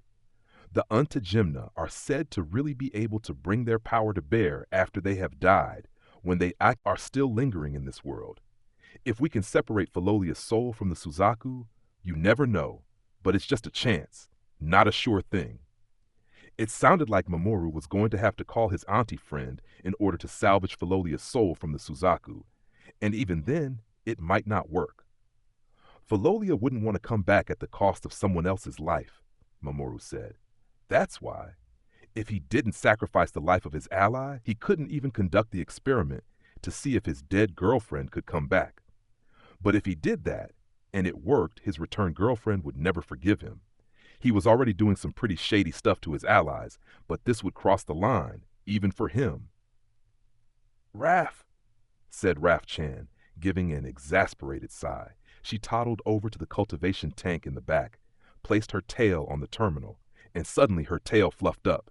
That looked like magic, but I wasn't sure why she would be using it here. An LCD screen turned on from the terminal, displaying what looked like paint spreading slowly through water. Let me take a look at that, Hone said. Her face transformed from being completely unbothered to serious and intent. She stared at the screen that Raph-chan was operating. Mamoru, future shield hero, come take a look, Hone said, beckoning us over. I stood behind Raph-chan and looked at the screen for myself. Raph, said Raph-chan. She continued to delicately use her tail, causing more and more geometric polka dot images to be created. At a glance, it looked like Raph-chan was just messing around, but Hone's eyes were wide in surprise. Do you know what this is? She asked. Based on what you were just talking about, Philolia's soul blended into the energy of the Suzaku, I guessed. I think that's probably right, Hone replied. The extraction of the soul hadn't started yet, but from what Raf-chan was showing us, it would be incredibly difficult to achieve. The shape of the soul was constantly changing in real time. Raf-chan was working overtime to keep it displayed. Future Shield Hero, just what is this creature? All this time I've been thinking of it as nothing more than a familiar created from the elements of the future Heavenly Emperor, Hone said. Yeah, good question. She started out as a Shikigami that was created in order to search for Raftalia in a world different to this one. I guess she can see souls. I bet Glass could do this too, I replied. Another friend of yours? Future Shield Hero? Hone asked. Yeah, she's the companion to one of the 4 holy heroes in a different world from this one, and the user of the Fan Vassal weapon. She's a spectral, also known as a spirit, a race created from a soul, I explained. Wow, that sounds like something I'd like to see, Hone exclaimed. Have you ever met one of her kind, Rhine? I asked. As the holder of the sewing kit vassal weapon, I guess she had probably traveled through a number of other worlds before finally reuniting with her sister. Sorry, I can't say I've ever had the pleasure, Rhine replied. It sounds like San did stop by, but very well, I said. She was moving around by crossing the waves after all. It wasn't like she had much control. As for Glass, just because we knew her didn't mean we could ask her to do this for us. It would be a massive responsibility, and a hero from a completely different world like her had no obligation to cooperate. But considering the personalities of Mamoru and the others here, I thought they could probably become friends. So Raf-chan is something created from technology coming from a completely different world, in which case this might all make sense. Hone looked over at Mamoru. If this creature can accurately divine the location of the soul, this might be worth a try. We had Hone for backup too. Things were sounding more hopeful. There's still an issue though. We'll only have one chance. If we fail and the soul gets more merged, the salvage will be even harder. I bet it will. Also, and I hate to suggest this is what Raf-chan is doing, but there's a chance she's just doodling away there, I said. Raf, said Raf-chan, a little defensively, looking at me with a frown. I know, Raf-chan, I assured her. You're doing your very best, but you have to consider what Mamoru might think this looks like. After all, we didn't even know why Dafu-chan had turned out like a Raf species. After the invasion of Kutenlo, I did see Raf-chan playing with what looked like a ball of fluff, and that vanished around the time Dafu-chan appeared. Maybe that ball had been the residual memories of the past Heavenly Emperor. If so, that meant Raf-chan had been able to bring them back to life. That really increased the mysteries surrounding her. Mamoru, what do you think? Hone asked. No pressure at all, I told him. We're not going to ask this much from your trust. No, I trust you, Naofumi, and your friends too. After all, what does the shield hero need? Trust in others, I said, even though each word had to be dragged out of me. I wondered why the shield had to be the corniest hero. If you didn't believe, if your allies didn't trust you, then you couldn't fight at all. Raf-chan, this is a big responsibility, I told her, putting my hand on her head and stroking her as she continued to operate the terminal. Raf-chan replied, seemingly ready for anything. Dafu, said Dafu-chan. I'm sorry to be the voice of reason right now, Raftalia said, but I'm having trouble following why Raf-chan is suddenly our trump card. Sister, just breathe, Foal told her. I'm breathing, okay? I'm breathing, and I see that Raf-chan can bring Mamoru closer to something he's wanted for a long time, but Raftalia was starting to have a harder and harder time with all this stuff, and I was starting to feel responsible. I needed to back her up. But if Raf-chan keeps on being able to do more stuff and become more important, where does that leave me? You'll all be fine as long as you have Raf-chan. I won't be needed. My nightmares might be coming closer to reality. Raftalia continued, muttering mainly to herself. I hoped she was okay. She was starting to freak me out a bit, and I didn't like to talk about nightmares either. Looks like little old me is going into surgery. This is going to be a long night, Hone said. Oh, wow. Looks like Naofumi and the gang are going to really help us out, Rhine exclaimed, with her hands to her face. Your surprise is so fake, I don't know where to start, I told her. I still couldn't really get a handle on Rhine. She had this jokey personality, different from Sedina's, but I still didn't much care for it. Is Falolia coming back?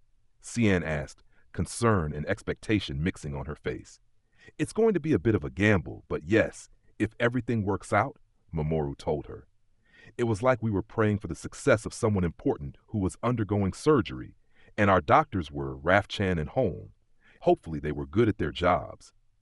I looked at the body for Falolia that had been created in the cultivation tank. There's one thing I've been wondering about. What's with the wings? I asked. I pointed at her body as she floated in the tank. Rhine didn't have wings like that, at least not all the time, and even then they weren't feathery ones. We needed to mix in a little Suzaku or the soul wouldn't take, Hone explained. I see, I replied. So they were a part required in order to make the resurrection work. I'm just going to say it. Okay, she looks exactly like a Falolial in human form, like a red Falolial as a human. I could hardly tell the difference.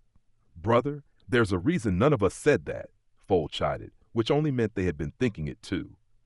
When we first met, I recalled Mamoru looking at the Falolials with a sadness in his eyes. Future shield hero, allow me to explain.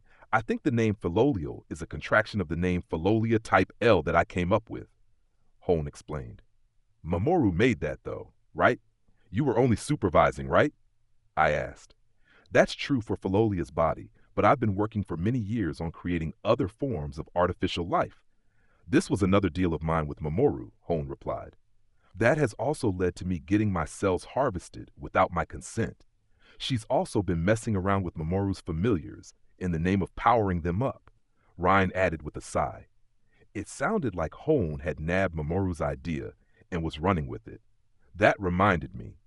Hone had been complaining about the hierarchy in which dragons were the strongest creatures in this world, while Falolials had a clear rivalry with dragons. They also hated Griffons too. So we had Falolials, unable to get along with other monsters. Did that mean Falolia Type L? Falolia L? Falolial? But why is your sister called Falolia Rhine? Taking Sign into account too, I was expecting a name with an wine on the end, I said. Maybe Sign's sister had a name like that too. Lino had really looked like she hated that name and said we didn't need to know it. Then another name came to mind, Min, but no, her name was Hor now. I didn't want to remember her either. She didn't like her birth name very much, Ryan replied. So she changed it herself and used her new name once she was summoned here. So it was Falolia by choice then.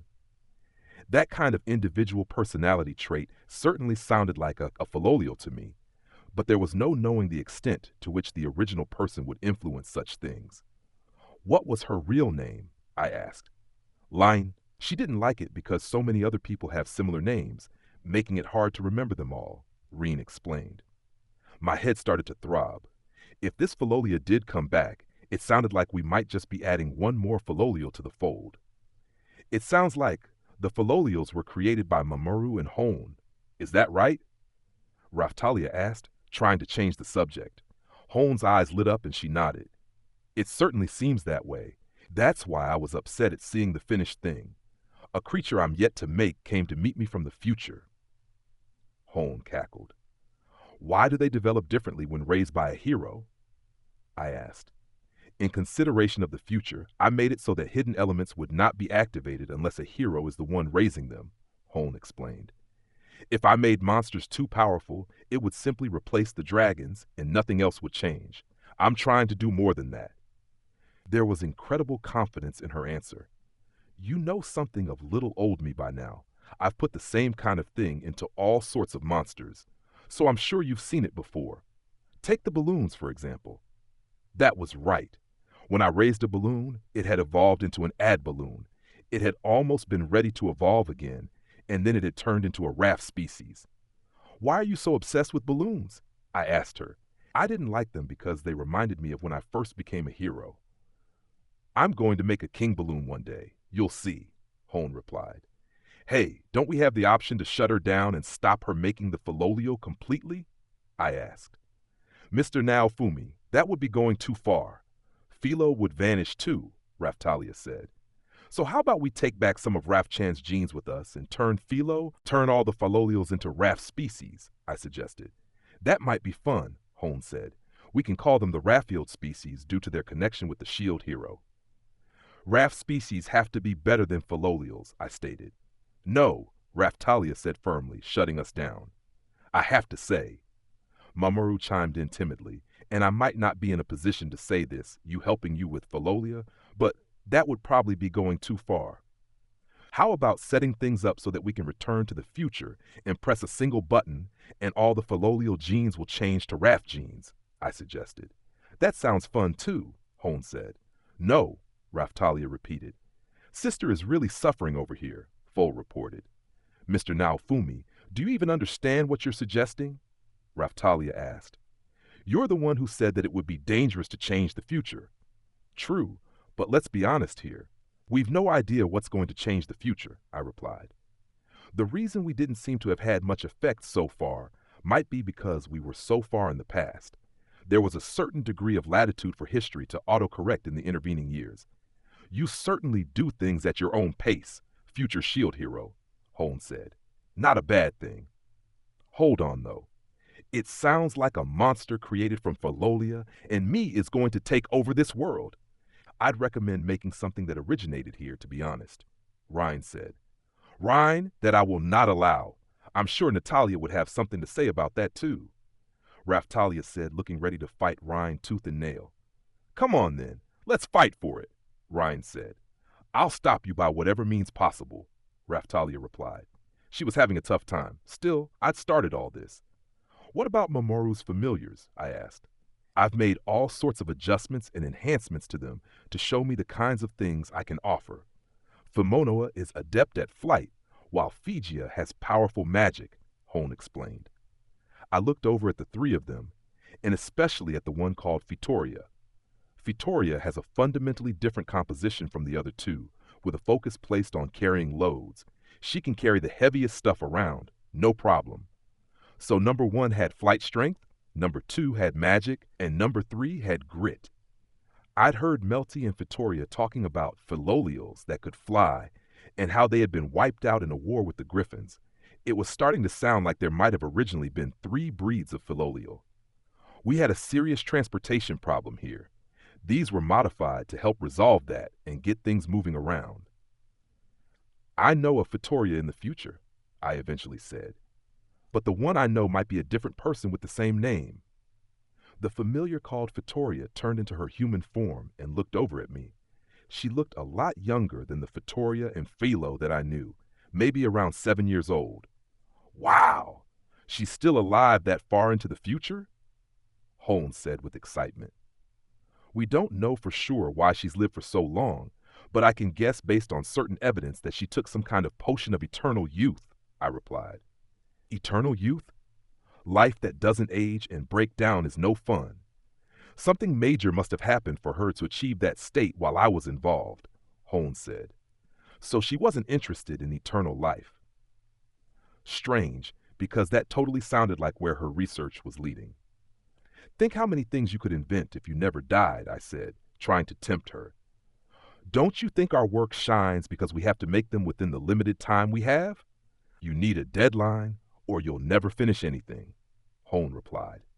She sounded like a manga artist, talking about deadlines. It reminded me of something I'd heard back in Japan.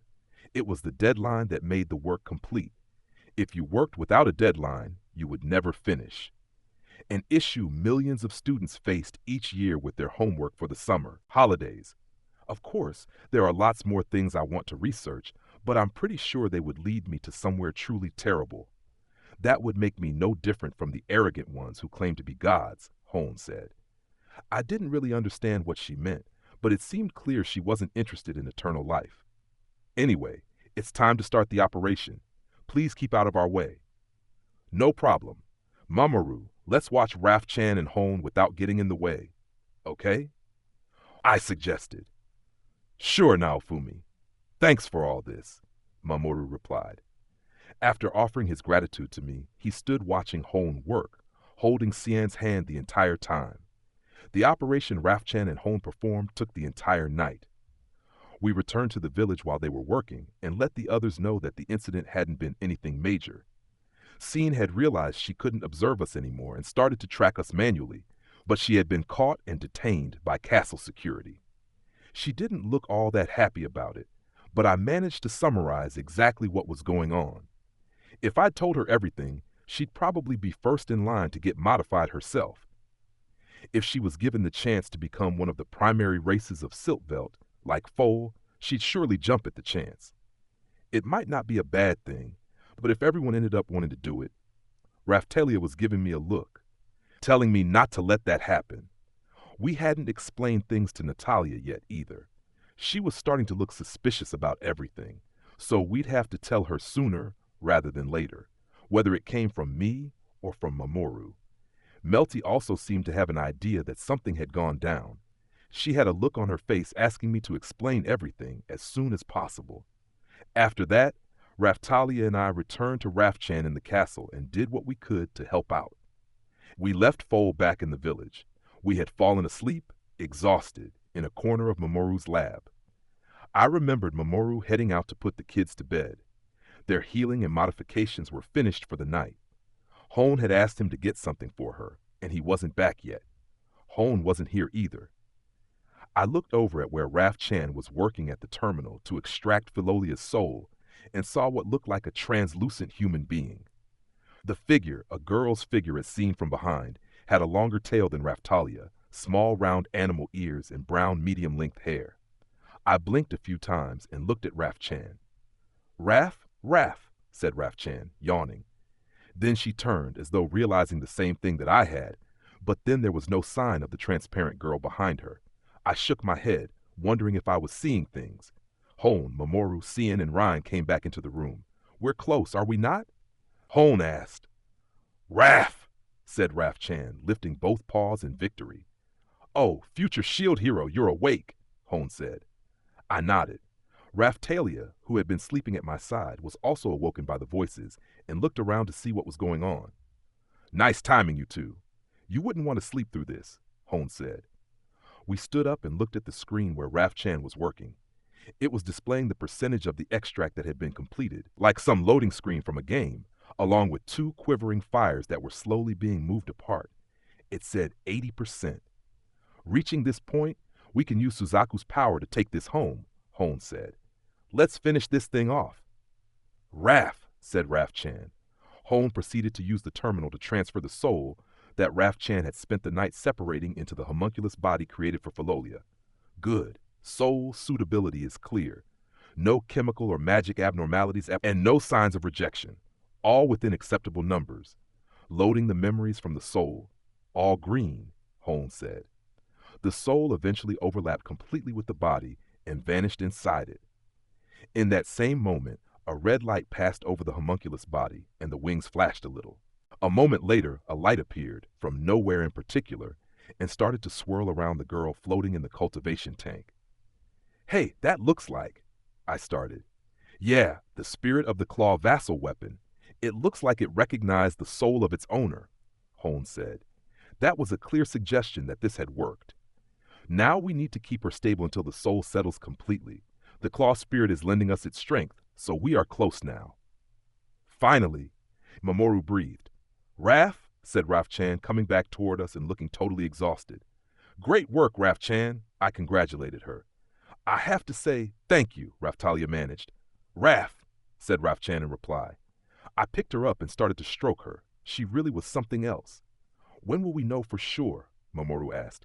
She should be out and about in maybe 3 days. That's my estimation, Hone said. That would be amazing, Mamoru replied. Wow, you really did just show up and solve this one, huh, Naofumi? You guys are amazing, Rin enthused. This was all thanks to Raf Chan, really, I replied.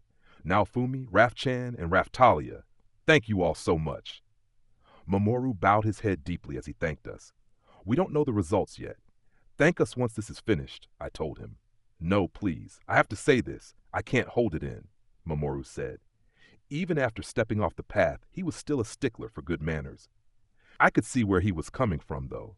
This had been a bit of a gamble, all things considered, but it looked like they had extracted the soul at a far higher rate than they were expecting. Mamoru, If this sounds harsh, it's only because I'm the shield hero too. You aren't the only one who has suffered. Having allies who support you and fearing for their lives, that's just normal. If you can't overcome that fear, you'll lose more allies in the future. You need to crush that trauma completely, I told him. Atla's death still burned brightly in my own mind. I wanted to see her, but I couldn't, and yet she was with me, inside the shield, at all times. I knew I had her support, and I had to protect everyone. Yes, I won't lose anyone again, Mamoru said. Maybe he hadn't overcome that trauma yet, not completely, but I still nodded at his words. I'll do whatever it takes to protect Siltran. That's never going to change, Mamoru swore with more conviction in his voice than before. He was like a combination of Ren and me. I was starting to get an understanding of him. It sounded like the trauma Sion had asked us to save Mamoru from was on its way toward improvement. I looked over at Sion to see her timidly bowing her head to us too. Thank you, she said simply.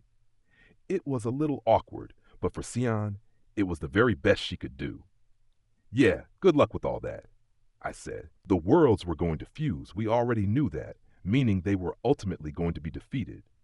But word of the shield hero Mamoru Shirono would still be passed down by future generations, as a god in Siltveld and as a demon king in Melromark. It didn't quite resolve my worries about changing the future, but it seemed best for the world if that was where things finally settled once more. Thanks. Please, let us help you work even harder to find a way to get you back to the future. It's our turn to help you now, Mamoru said. That would be most welcome, I replied.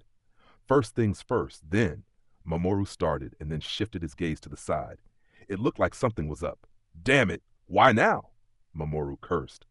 Showing up as we just pulled an all-nighter. Nasty, Hone said. I was just in a good mood too, Ryan added. They all sounded pissed off about something, sighing and clicking their tongues. What's up? I asked. It almost sounds like, you don't see this? Mamoru asked. What? See what? I replied. I checked everything over, but I couldn't see anything out of place. The forecast for the next wave was updated. There's a wave incoming in just 1 hour, Mamoru explained. What? That's quick. Was the seal on a guardian beast broken? I asked. The time before a wave was normally stated far in advance, and yet here Mamoru was saying we were getting one almost with no warning. From my past experience, this felt like when the seal on the spirit tortoise was broken. No, this isn't a case of a guardian beast being released, Hone said. What do you want to do now, Fumi? You're not obliged to take part if you don't want to, Mamoru said. You bet we're helping out. Anything threatening this world, we're there, I said. That's what we've done even in Kazuna's world. It might even help us put off some of the problems we were facing. Not to mention, we now had access to the ability to attack the wave cracks with zero weapons, like Kazuna had done in her world. There were more benefits to taking part than not. Mamoru, we don't have long. Let me edit the party too, I said. Sure, okay, he replied.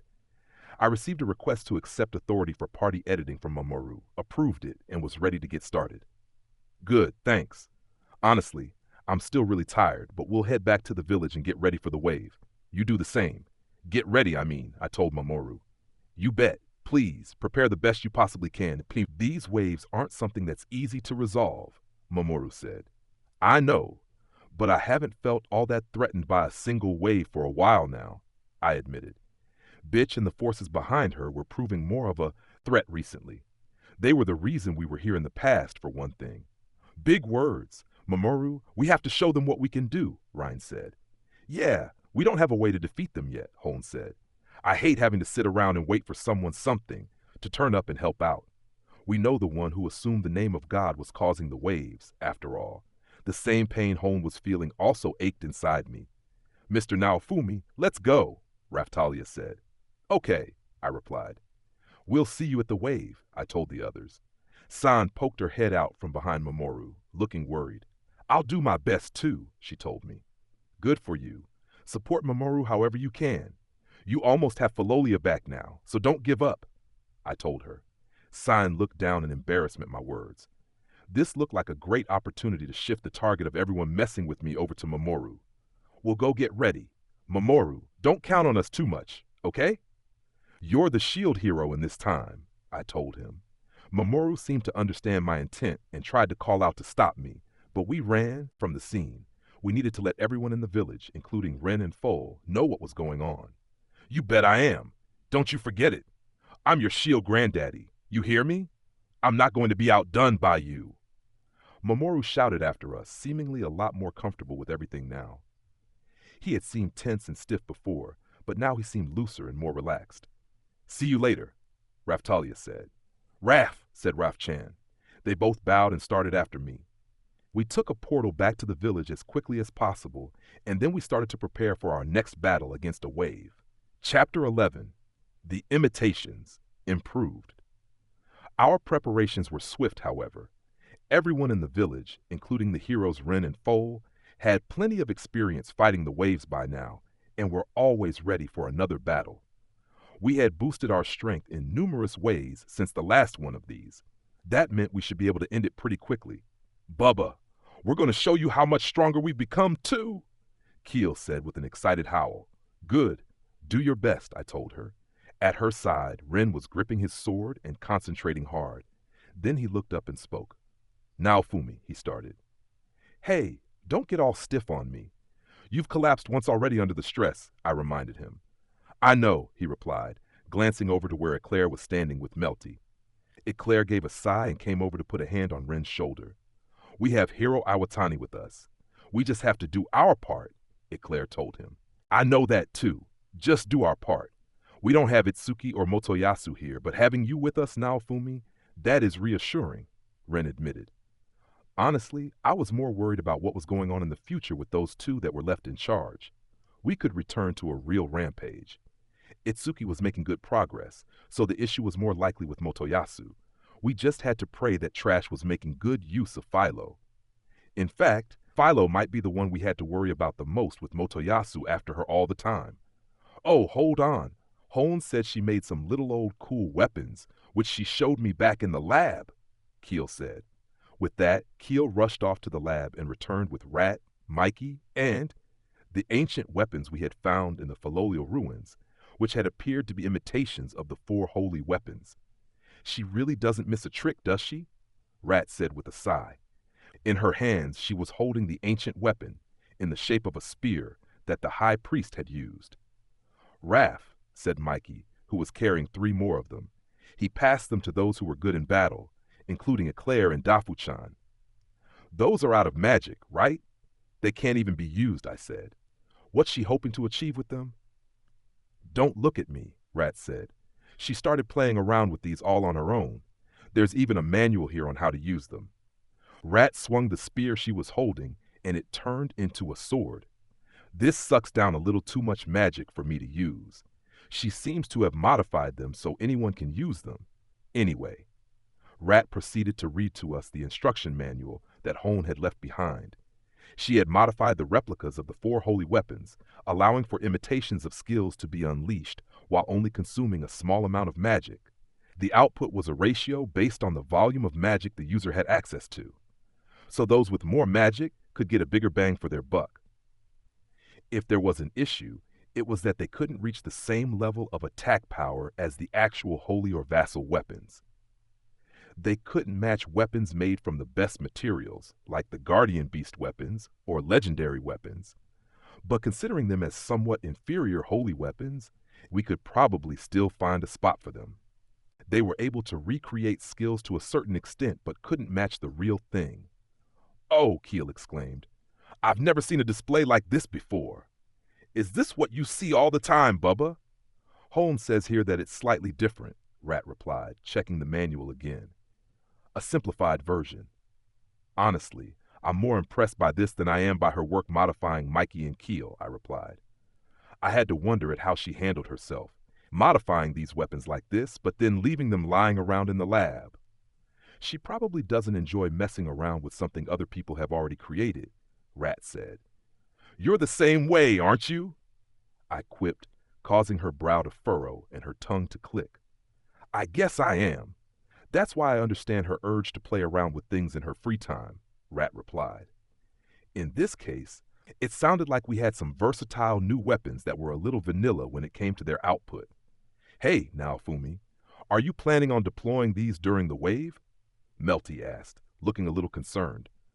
I don't think we should be holding anything back, I replied. If they start to seem too dangerous to use, toss them away. That should cover it. The others shouted their general agreement. Eclair turned hers into a sword and swung it around. I think I can handle this too, Eclair said. I'll be doing my part too, Ren, so please don't feel the pressure too badly. Okay, he replied, but please be careful. I don't have an especially good impression of these weapons. I understood where he was coming from. The high priest had been swinging that thing around like a lunatic, and now we were going to use it ourselves. They do seem to want to resolve the waves, Natalia said as she watched this exchange, still a little unsure about us. I think they are proactively trying to discharge their duties as heroes, the water dragon said supportively. It sounds like something happened with Mamoru, Natalia said a little pointedly. Do you have anything to report to me? Nope, I replied casually. I was just letting him bend my ear a little. You know how it is. Being a hero is tough work. I wasn't lying. We'd listened to Mamoru's issues and helped him find a solution, that was all. You're a pacifier, Natalia, so maybe providing a little mental care for the holy weapon heroes would make your job easier in the long run, I offered.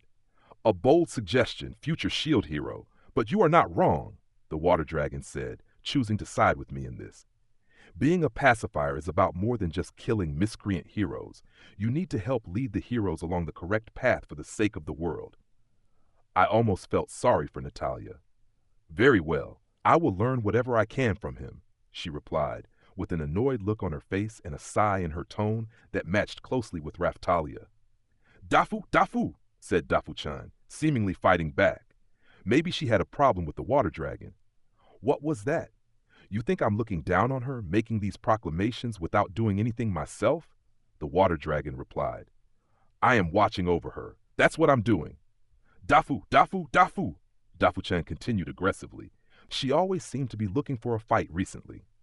I understood that she probably didn't like Hone or the water dragon very much, but I had to wonder again about her life. She was residual thoughts being held here in this world. We knew that much. But I wondered why she hadn't turned into her heavenly emperor form yet.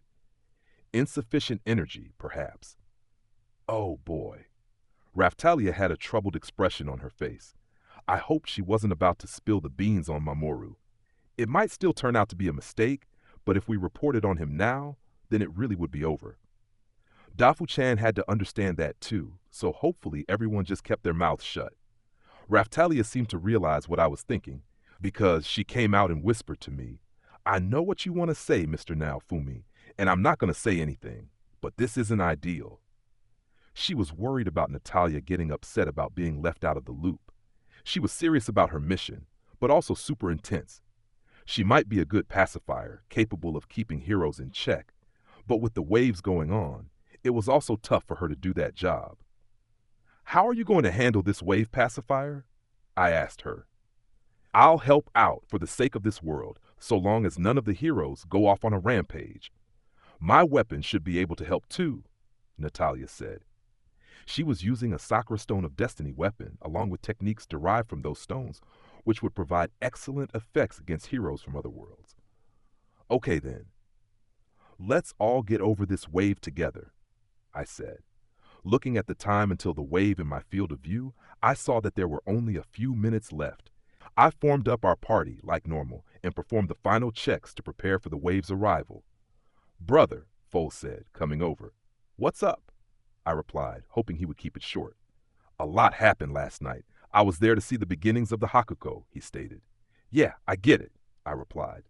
Now we knew where the 4 races of Siltvelt, including Foal, had come from, the Philolials too. It seemed likely that Mamoru and the others would bring them out amid the confusion after the worlds were fused. Those from the sword and spear world would think they had come from the bow and shield one, and those from the bow and shield would think the opposite. That was one benefit of going to a real chaotic time. Pretty impressive too. This was what it meant to get a glimpse behind the veil of history. We would need to let Melty in on all this sooner rather than later. Foal, try to get along with Cien, I told him. She was his distant ancestor, after all. I understand what you mean, but I'm not good at interacting with others. We Hakuko are pretty hot-blooded, he replied. That was true. They could be quite a wild bunch. But Foal wasn't a pure-blooded Hakuko. He was also continuing the bloodline of his human mother. I think Atla would have got on with her better, I commented. Brother, I'll admit that Atla was pretty hot-blooded herself, but still, on second thought, I don't want to admit it. She was a Hakuko too, but in Siltveld, Atla was. Foal rambled to himself. It sounded like maybe he had started to admit Atla had been pretty hot-blooded herself. Right now, he sounded like he was about to have a panic attack. Is it rude to compare Sion to Atla? I pondered. Brother, what do you mean by that? Foal asked. Do I have to spell it out? I replied. Foal looked away at my question. He had to understand, San was far more docile than Atla had ever been. She was a cat, not some raging tiger. She might become a tiger in the future, but for now she was a cat. I'll try talking to her, regardless of the Hakuko connection, Foal eventually replied awkwardly. That sounded fine to me. Foal was good at taking care of other people. San seemed to sense something from him too, because she wasn't on her guard around him. He was an easy person to find a comfortable distance with. Melty and Ruffed came over.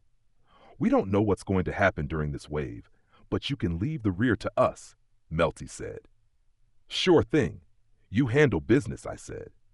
Ruffed was also a pretty good fighter, but we were better off having him support Melty rather than putting him on the front lines. Analysis of the monsters we will face, efficient securing of combat formations, there's all sorts of work to be done. We don't have my mother or father here with us, but I'll work to keep any damages down to a minimum, Melty assured me. Nothing to worry about, Ruff chimed in. We drove off Pienza, so we can handle this.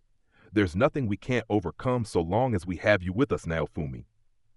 You said it. Past, future, I don't care. The waves aren't stopping us, Melty asserted. That was when the wave arrived. Since I was a hero, there was a problem for this world that I had to help with, and that was to minimize the damages of the waves. My field of vision switched over as we were instantly transported to where the wave was happening. Chapter 12, The Origin of the Waves. Here we go. Here they come. The games are getting underway for today, guys and gals. A high-pitched, already incredibly annoying voice rang out immediately after our arrival. I looked around, trying to work out which moron was treating this like a game. It didn't sound like anyone I'd encountered so far. I wondered if it could be the bow hero from this time. Mamoru and his crew were already here, standing there looking in what I presumed was the direction of the crack. What's going on here? I asked, looking in the same direction. And then I gasped. There was definitely a crack. That much was for sure, but rather than like the cracks we'd seen before, this time it looked more like a mess of 3D polygons. There were countless rings floating around it, and we were seeing a vista that suggested a connection to somewhere else, different than to where the crack was coming from altogether. Within that cutout space, there was a barrier floating. Above the crack, there was a figure in the air. It was a person, from the look of it, with a microphone in hand and what looked like the head kind of cat mascot costume. They looked super suspicious and appeared to be using some kind of voice-changing device. I thought that they could have been a hero from another world, or another one of the resurrected. Roll up, roll up. The game for today is... A massive roulette wheel suddenly appeared next to the suspicious cat-headed person, and then a drum roll started to thunder out. A dart appeared, also from thin air, and stuck into the wheel with a thud. Look at this.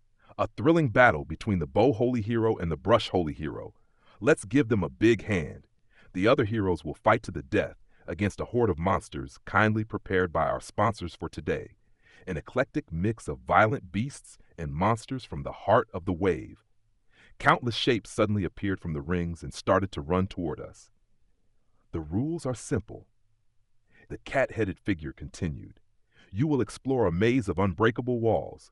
The first side to escape is the winner. You can also use the traps and special tools we've prepared to kill the opposing heroes. That's also a win. I want to see people conniving and people stabbing people in the back. Stab, stab, stab. Do I need to even say that killing opposing heroes will bring you bigger rewards than escaping? Of course I don't. That's always the way this works. Good luck, losers. With that, a gong rang out. Hold on, Kathy had exclaimed. Looks like we already have some forces from another world fighting here. Good stuff. Cameraman, don't forget the live broadcast. My allies and I just watched this unfold in front of us, stunned.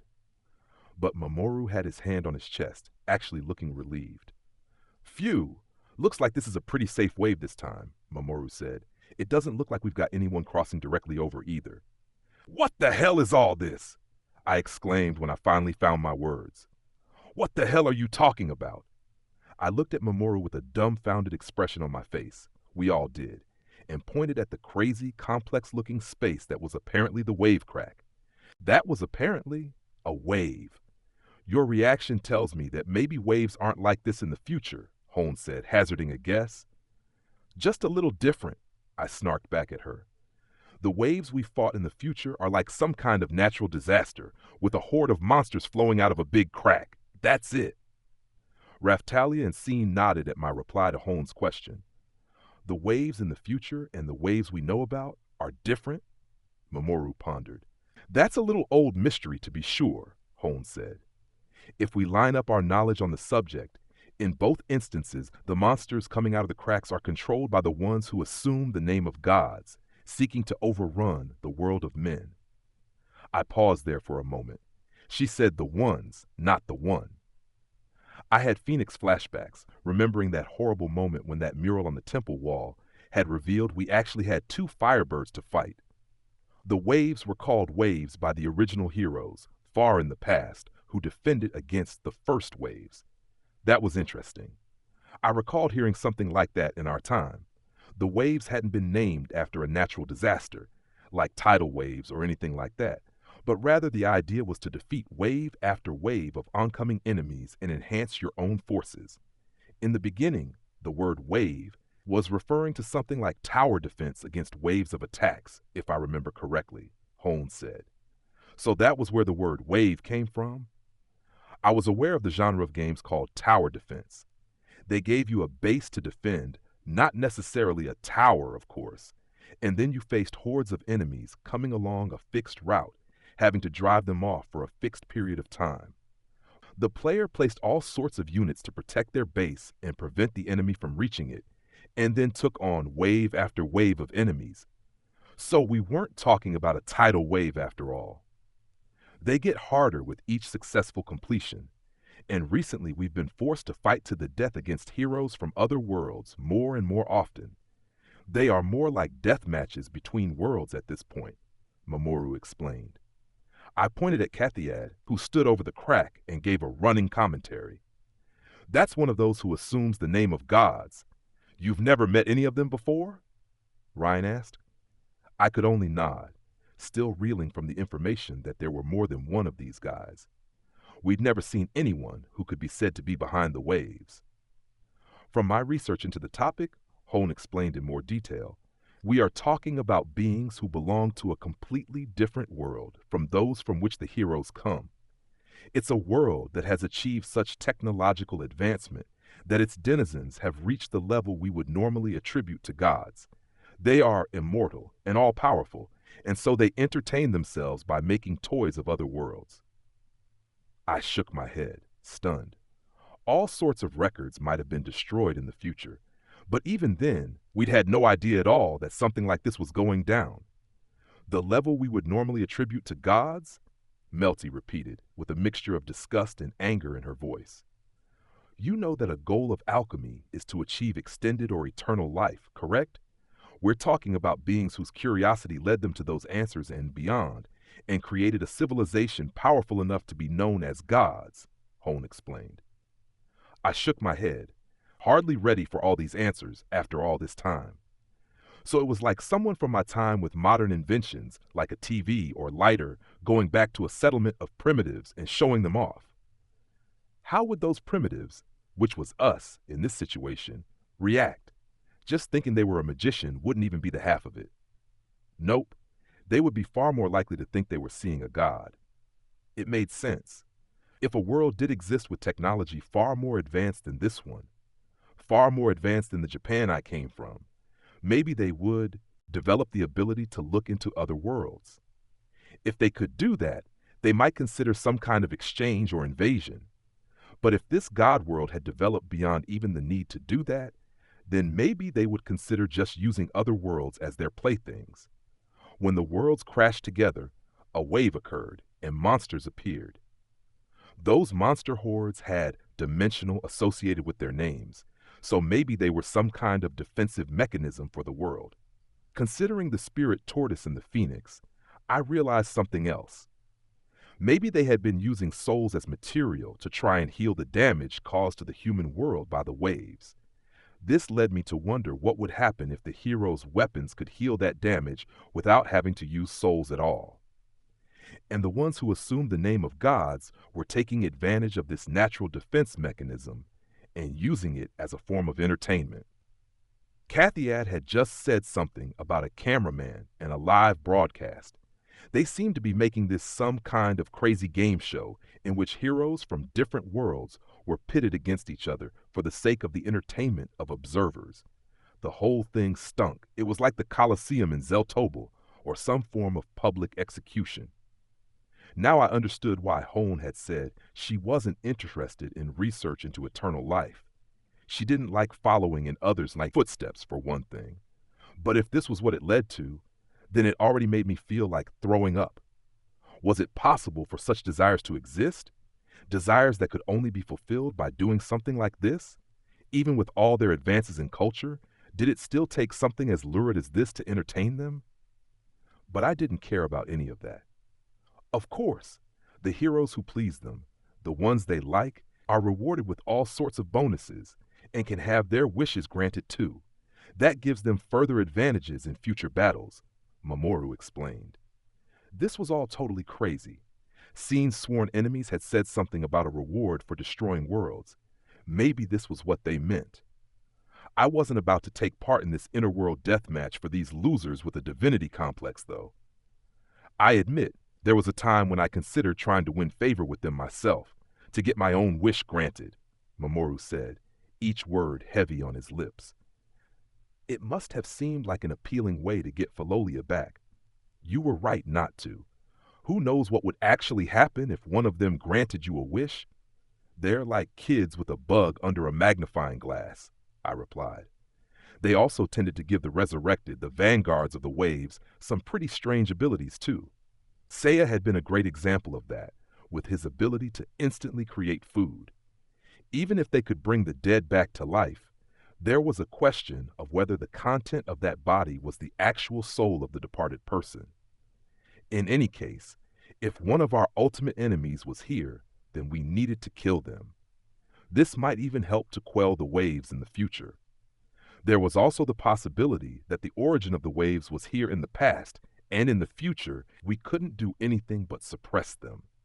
From a gaming perspective, Mamoru and his allies might be fighting the main battle here in the past, and in the future, we were nothing but background mobs.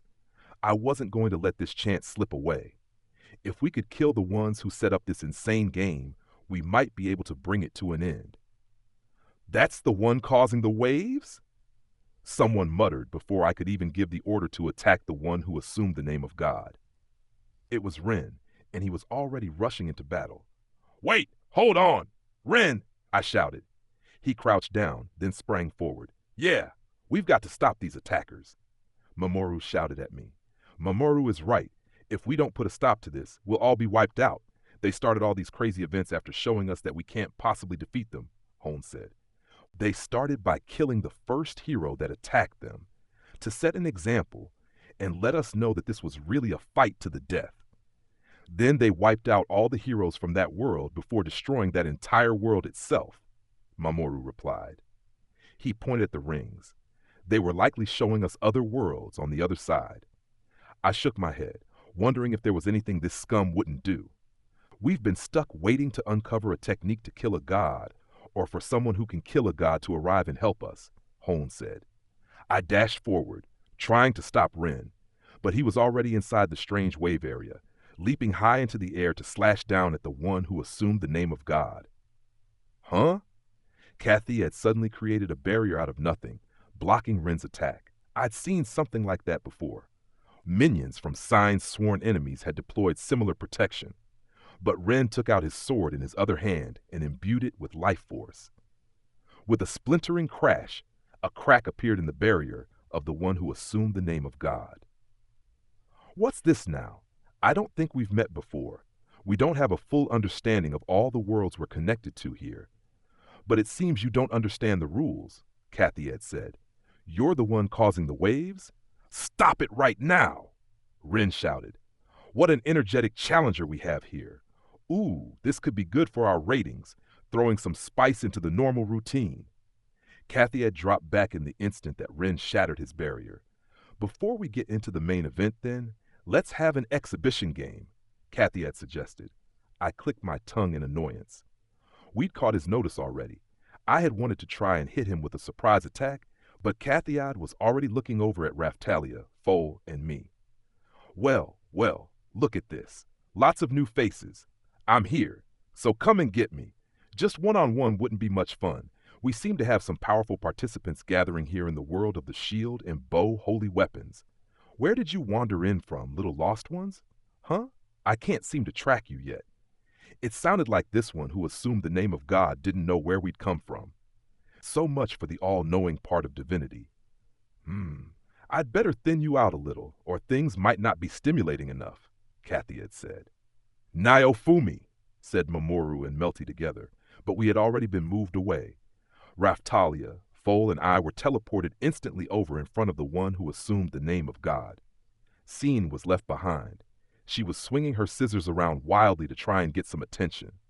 Her weapon was close to ceasing to function completely, so we didn't need her getting involved in this. I did think for a moment about why Sign might have been ignored, however.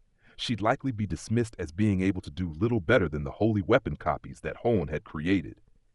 Kathiad had been able to tell the difference between Mamoru and me, but maybe Sign's weapon really was on its last legs. In any case, she could leave this to us. Where are we? I asked. No need to worry. This space is set up to match the shield and bow world that you were already in, Kathiad replied. And only heroes will participate, I guess, I noted. Would anyone else have enough strength? Kathiad mocked. It sounded like he didn't think much of our chances. I looked around to see those who were displayed in the rings were all watching what was going to happen to us, even as they fought. I signaled Mamoru as best as I could that he should concentrate on wiping out the monsters from the waves. Mamoru snapped back to himself, and the villagers rushed in to join the battle. That was the way. They just had to leave the battle with the one who assumed the name of God to us and minimize the damage outside as much as possible. I see you are all heroes. We have the sword and the shield, but then the katana and fists?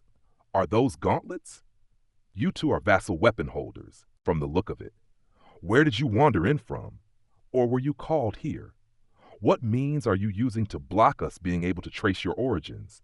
These silly spirits just won't give up, will they? Kathiad said. He seemed to have a good handle on certain aspects of us, but it also sounded like the weapons were a thorn in his side. If we could kill this guy here, it really might end the waves. Ren, I called out. I needed to caution him for dashing in like that. It came from his anger and the pressure from his sense of duty. I needed to help him calm down. Realizing what he had done upon hearing my voice, Ren turned to look back at me and then averted his gaze apologetically. I'm sorry, he finally managed. When I heard this is the one behind everything. It doesn't matter how it happened. If we had stood out during the fight, I think we would have ended up here anyway. This Kathiad sounds like he places his emphasis on entertainment, I said. His comment about thinning us out made it clear he didn't want any side to be overly strong compared to the others. If we ended this battle quickly as possible, I said. Time to teach him that when you play with fire, you burn the whole bloody house down. We needed to wipe him out with the rest of these scumbags who were causing the waves. None of this changed our plans. The role of the heroes might just be to buy some time until the one who could kill the gods came along, just to survive until that happened. To win however we could and get away. He did look like an extension of the kind of enemies we had been fighting all along. That meant we might have a chance against him. Okay, now Fumi, just give me the word, Ren replied. I will. Bearing in mind who we're fighting here, I expect better than your best effort, I told him. You bet, he replied, gripping his swords tightly. We're taking this guy down. Chapter 13, How to Kill a God. Mr. Naofumi, Raftalia called, so I turned to look at her. I wondered if she was going to say this was all too dangerous and we should run away. But from the look on her face, she was ready to fight too. Foal at her side looked the same. He gave a shout to pump himself up, already in therianthrope form and ready to fight. Oh my, you have some interesting little friends. Not that they will do you much good. Attacking a god is the height of foolishness, and you must be made to see this, Kathy had jibed. He quickly shifted back away from us, but looked ready to attack. Access! Sword illusion! Actualize! Kathy had said. Countless swords all appeared floating in the air around him. He looked like a float weapon user. I activated my own 2 float shields and stepped forward. Ready to rumble? Let's get this exhibition match started, Kathy had shouted. Before he had even finished, however, Ren and I were running forward. I'd completed my magic ahead of time too. My turn, said the demon dragon in my head. The way she could shorten magic casting for me was so convenient, even if I hated the way she sometimes talked inside my head. All liberation aura, I shouted. I placed the aura across myself and all of my allies, seeking to boost our stats as much as possible. I'm going in. Instant blade. Missed, Raftalia exclaimed, leading the way. She snatched her sword out from its scabbard and unleashed her skill right at the one who assumed the name of God while in Haikuiku. She was using life force too, so I had no doubts her attack would smash the same kind of barrier that Sign's sworn enemies had used, until it didn't. With a crash, the strange barrier took the attack head-on, but just held firm. I've increased the penetration ratio. You can't expect to pierce a dimension shield like that, Kathy had responded. He was easily keeping up with Raftalia and Haikuiku, and used the ridge of one of his floating swords to casually strike her in the stomach. That was all it took to send Raftalia flying with a grunt. Raftalia! I shouted, catching her and absorbing the impact. The difference in strength between us was suddenly, starkly clear, however.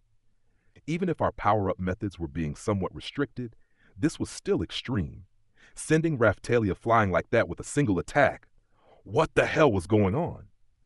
We do get complaints about violence against women, Kathy had said. There's some demand for such content too, of course, but moderation is the key. Raftalia was coughing and spluttering. Raftalia, are you okay? I asked her, healing her at the same time. I'm fine. You've taken the pain away. But, she started. Interesting. You can still flap those lips, can you? Suddenly, the one who assumed the name of God was right next to us, swinging a sword in his hand. I barely managed to get my shield and float shields into place in time. Both float shields were shattered instantly, and an incredible shock wave hit me. I grunted myself and was then blown maybe 10 meters through the air, still holding on to Raftalia. I couldn't believe it. This was like no attack I'd ever been hit by before. I'd been sent flying back further than even the demon dragon's attack, using the full power of the Shield of Wrath. Now, Fumi, Ren shouted in shock. Brother, Foal cried out. Try not to get distracted, Kathy had said. This is still a battlefield. Still, I'd better limit my strength to about half of that last one, or you might expire too soon. Faster than the eye could see, the one who assumed the name of God moved over to Ren and Foal and performed the same casual, minor-looking attack that he had done to Raftalia and me. That was all it took to send them flying away, roaring in pain too. They both managed to recover, however, and land ready for whatever might happen next. Oh dear, I think I still use too much strength. If I don't hold back a little more, this isn't going to be much fun, Kathy had moaned, looking down on us. This guy really was crazy. He'd nullified one of Raftalia's life force imbued attacks. If we didn't even have a way to cause damage, then things weren't going to go well for us. Shooting Star Sword X! 100 Swords X! Ren wasn't giving up, launching his own ranged attacks at the one who assumed the name of God. In response, Kathy didn't even try to avoid them, just stood there thinking while the attacks came for him. Ren's skills reached him moments later, but vanished completely inside his barrier. I had to do a double take. It was like he had just erased them from existence. When we fought Sign's sworn enemies in the past, and they had used similar barriers against us, Philo had said something about it being like kicking the ocean. There was a possibility that what we were considering a barrier was actually something like the skilled transport mirror, sending incoming attacks away somewhere else. That might explain the way that they seemed to just vanish. If he could deploy that in every direction around himself, it would be pointless to attack at all. Putting such defenses aside, I had to wonder if there was anything we could really do against someone who could hit me as hard as this. The strength gap was just too big. What was worse, the terrain here didn't offer any way to hide or escape. We were inside the wave, meaning portals were off the table. I cursed under my breath. We seemed completely cornered, and faster than ever before. I felt the urge to berate Ren to vent my anger, but complaining about the situation wasn't going to change it. I wondered if there was room to talk my way out of this. "Hey, I bet your audience is getting bored watching you beat on us," I said, taunting him a little while standing in front of Raphtalia to protect her. Some might, but completely one-sided slaughter is pretty popular too. I'm sure primitives like you understand that appeal. I've no intention of listening to anything you have to say anyway, and I don't need to hear you groveling for your life. It will only make you look more pathetic, Cathiad said, totally showboating for his audience rather than speaking to me. He clearly wasn't interested in anything I might have to say, or he might pretend to build tension, and then change his mind. Something entertaining, then? Maybe if I ordered Foal to kill Ren, make them fight. I was sure his audience would like that. They sounded like a bunch who would enjoy seeing the ugly side of humans on display. That might buy us some time, but it wasn't a definitive answer, and it probably wouldn't go well for Ren or Foal. All something like that would do is please the one who assumed the name of God, playing right into his hands. Even if I survived, I wouldn't have a leg to stand on as a hero after pulling something like that. I might have done it in the past, but not now. As I desperately tried to think of something to do, I realized that the shield was pulsing. "What's this?" I said. Raphtalia, Ren, and Foal were also all looking at their weapons. They were responding to something, but I couldn't tell what. Then my weapon book opened up, displaying the weapon and skill that was causing the reaction. Shield 0, nope. That really didn't seem like a good idea. But there had to be a reason that name was popping up at this point in time. I thought back. Kazuna, the hunting tool hero, had used a weapon with the same skills as this shield to overcome various hardships and even delay the arrival of the waves. That proved it had some kind of power beyond what the stats showed.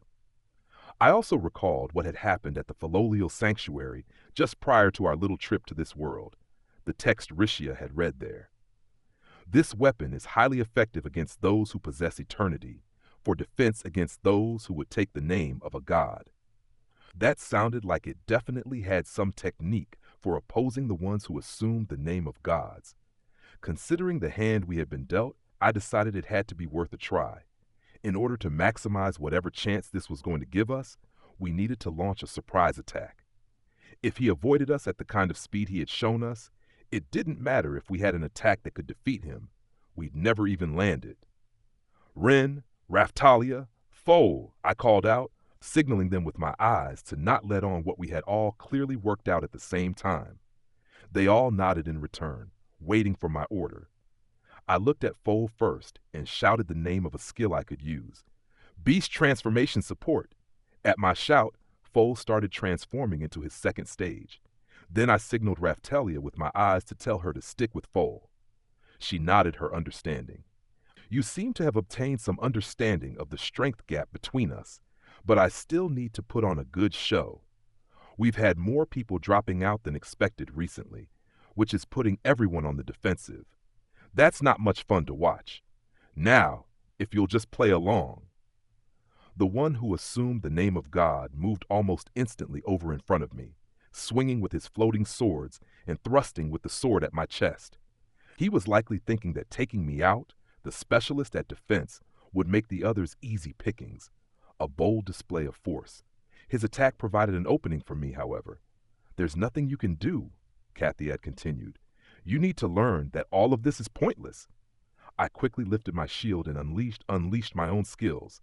"Airstrike shield! Second shield! Chain shield!" I shouted. Of course, every shield I deployed was a shield 0. It was do or die at this point. This shield 0 had no defense at all. It was basically garbage, but the hunting tool Zero Kazuna used had reflected the power of the cursed accessory and the power that had bound the spirits. My shield had to have similar abilities. My shields blocked all of the attacks from the one who assumed the name of God. He grunted in surprise as they did so. A moment later, a brilliant light illuminated from Shield 0, and power started to swell inside it. This was it. I celebrated silently. It seemed to be working. I just needed to hold on. I proceeded to also change the shield I was equipped with to Shield 0. This one was completely different from normal too, shining as though it had regained some kind of original power. "What is this?" Kathiad froze for a moment as I stopped his attacks. "You're completely exposing yourself," I replied. I used my shield hand to grab the clothing at the chest of the one who assumed the name of God. He grunted again. His flying blades came in around me, but I caught them on all my refreshed float shields and sent them all flying away. The strength of his attacks was completely different from before I changed to the Shield 0, like feathers brushing my shield. Ren was closing in at incredible speed, roaring as he came. The swords gripped tightly in his hands were sparkling with the same light as my shield. "I don't know what tricks you are using, but you'd better not think you've won just because of this," Kathiad said. He took my hand and seemed to be attempting to break it, but it didn't even tickle. He sent his floating blades after Ren, who was still rapidly closing in. They struck at Ren from every direction, likely to cause death even if a single one of them landed. But Ren used both of his swords, one in each hand, to knock the incoming blades away, and then directed his weapons at the one who assumed the name of God, who I was still holding on to. "Sword 0, my mastery is much lower than Naofumi, but here we go." He changed one of his swords to the blade from the Phoenix materials and the other to Sword 0, preparing a skill as he came in. With a highly satisfying sound, Kathiad's barrier was sliced apart. Ren slashed into his back. Then he sliced the arm off of our enemy. I'd been training with Ren in preparation for fighting enemies with floating weapons recently, but I hadn't expected it to pay off so soon. Kathiad gasped and screamed as he looked down to see the severed arm and spraying blood. "What's going on? What? This is insane! Impossible!" Kathiad raged. He was looking around, clearly in shock at the sudden pain. He didn't seem to have much combat experience based on this reaction, but if they really did have close to absolute power, it might make sense he'd never been in a real battle. This sudden pain seemed like a good lesson for him. While he was still shaken, we needed to finish him off. "No! The God Hunters? Is that you?" Kathiad asked.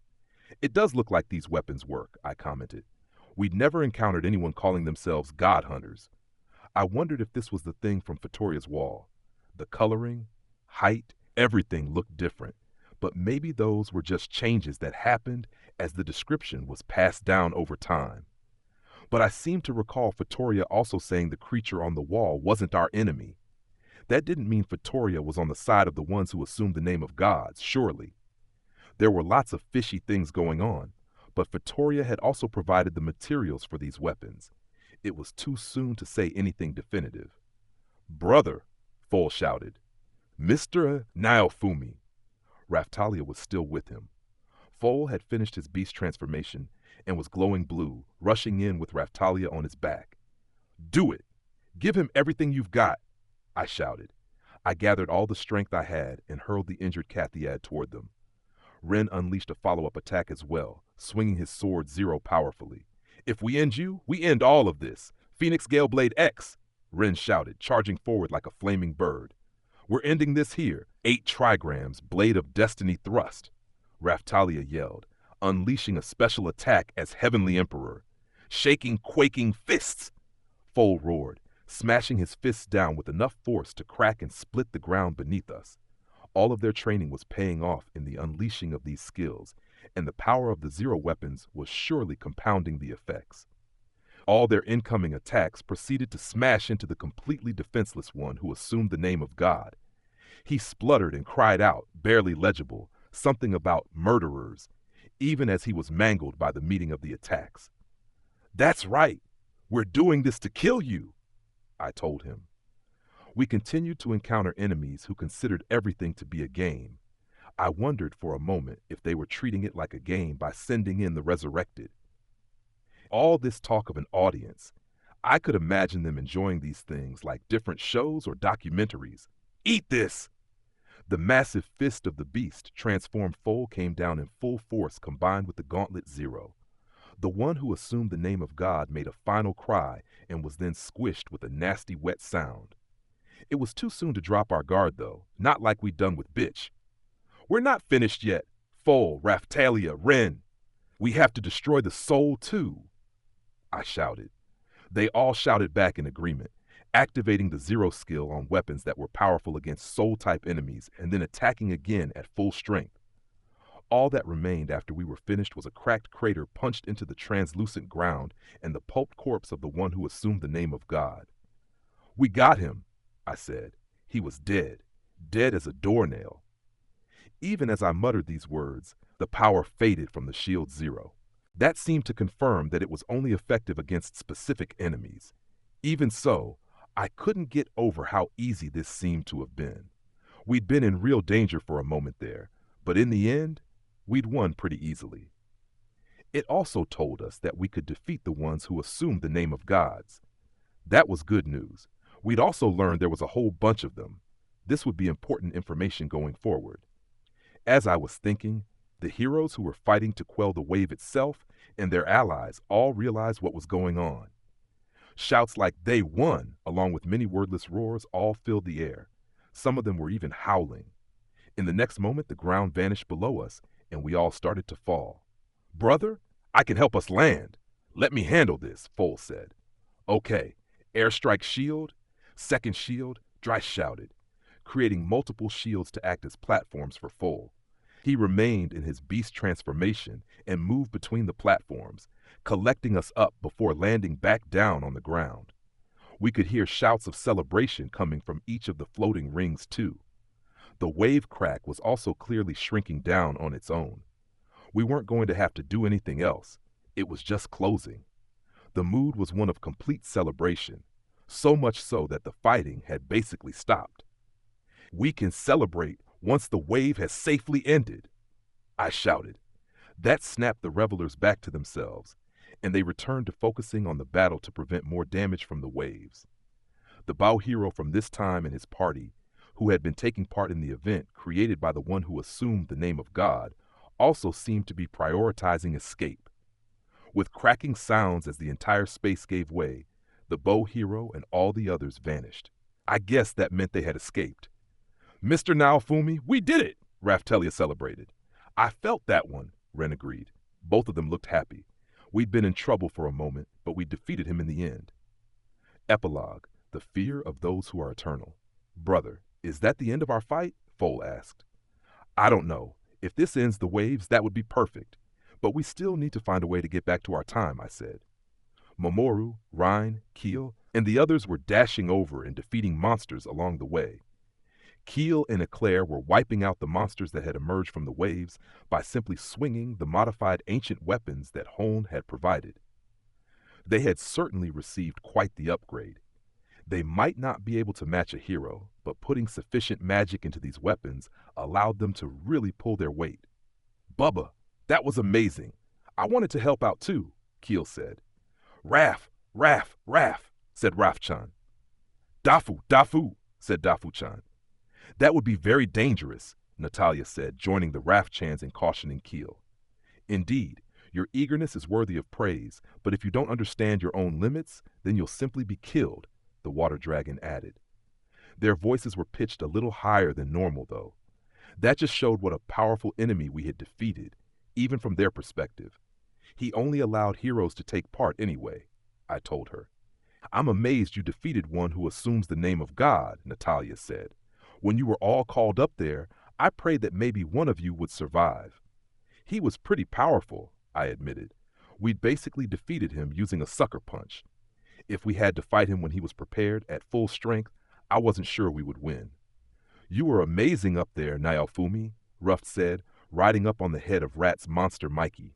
We didn't get to do much this time. Raff, said Mikey. I think you did well for your first battle, Mikey, Rat said. Raff, said Mikey. I hadn't seen much, but Mikey had basically been a giant raft species smashing through the enemy. Rat was also standing next to Ruff. I'm happy for him, but I also miss Galeon, Windia said, moving over toward Ren and holding the former caterpillar and raft species.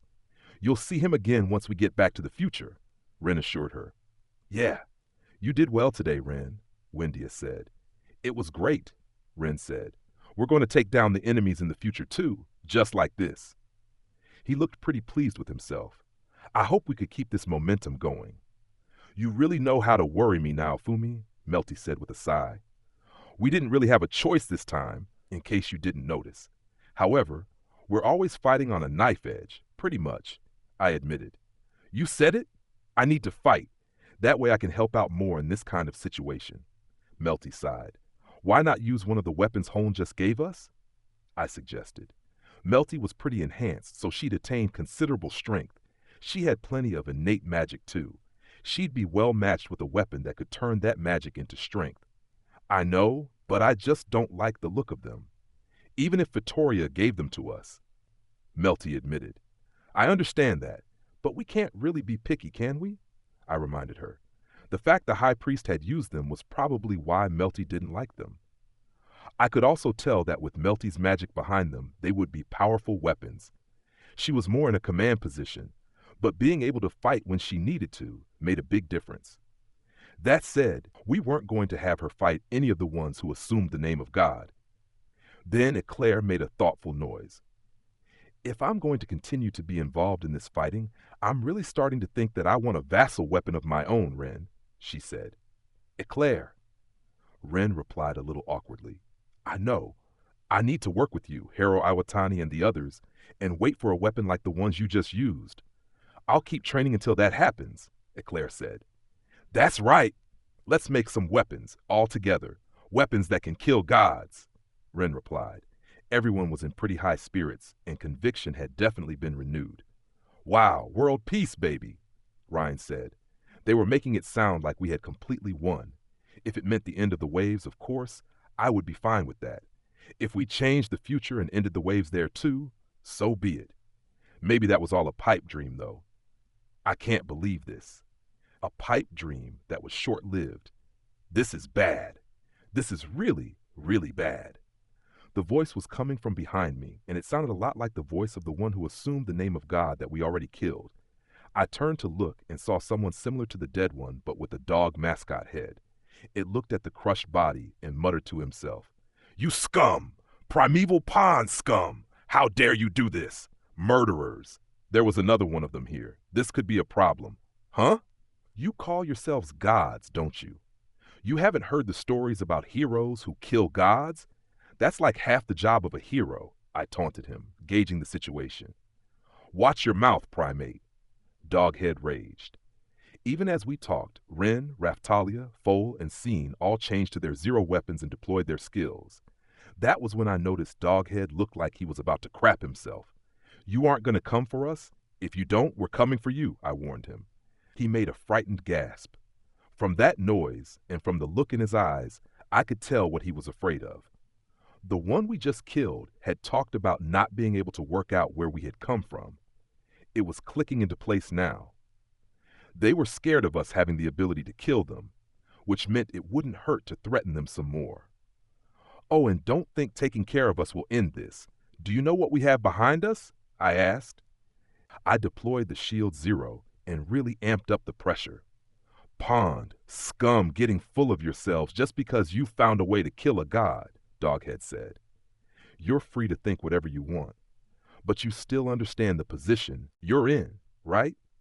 I replied, pressing the point and pointing directly at him. You're next. Not just you alone, all of you. You're all going to take responsibility for this crazy bullshit you've been putting us through. That was my declaration. not just to the new one who assumed the name of God, but everyone who had to be watching. This humiliation, Doghead retorted. I won't forget this. You'll suffer the true wrath of the gods now. I could tell from his voice he was pushing down his anger and his fear. What's happening among your audience now? I taunted. Are they crying out that they don't want to die? Crying out to be saved? The new one who assumed the name of God seemed to have realized he was at a disadvantage because he deployed what looked like a cape and simply vanished, right along with the body of his dead friend. It had to be some kind of instant transmission skill, like a portal.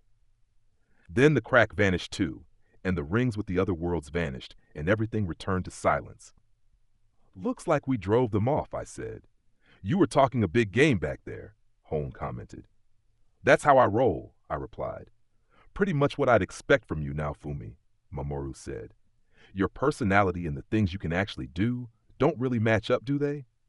Ryan said. Those two seem to understand us now. There was no need to play along with this shitty game they were running on us. You guys agree with me, right? I asked. Raphtalia, Ren, Foal, Scene, and everyone else from the village nodded. You can't surprise me anymore, Ruff replied. You were using the limited information we have to lead them to the worst possible conclusions, weren't you? Raphtalia said. They did sound pretty scared of these god hunters, that's for sure. I spotted that too, I said sardonically. If they have something they're so afraid of, they shouldn't be pulling stuff like this. It was like the mafia sitting around worrying about the police. They were scared of being punished, but desired stimulation. A terrible combination. In any case, we had dealt with them for now. They had been pretty strong, but if our weapons had been fully upgraded, I wasn't so sure. They had felt like a challenging extra boss beyond the normal end of a game. Something tough, but possible to defeat. Right now, our weapons weren't quite at the right level. That was a surprise. What were those weapons you heroes from the future were using? Hone asked. I kept an eye out for the ones who assumed the name of gods coming back. The Zero series. We obtained them from what looked like some kind of medicine of eternal life found in some ancient ruins. They are normally just trash, unable to do anything, but if you use them to attack a wave crack, it can delay the arrival of the next wave. They can also resist the binding of the holy weapons, I explained. The quelling of irregular power. I've theorized about the existence of such a thing, Hone said. I'm sure you have. That's why when I saw the one who assumes the name of God using that illegitimate power, I thought it was worth trying them out, I said. Your past, in the future, maybe the god hunters came to that time and left that power for future generations. Hone said, maybe, I replied. Once we got home, we were going to be having words with Vittoria. No matter how that turns out, it's a fact that we took out one of those causing the waves. That means our counterattack has truly started. Everyone nodded in agreement. Okay, let's gather together even more tightly and take the fight to these sons of bitches who assume the name of God. That was met with a roar of general approval, and so ended our first killing of a god.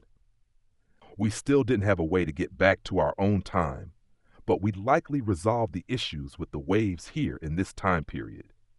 At least the ones behind them were afraid for their lives now.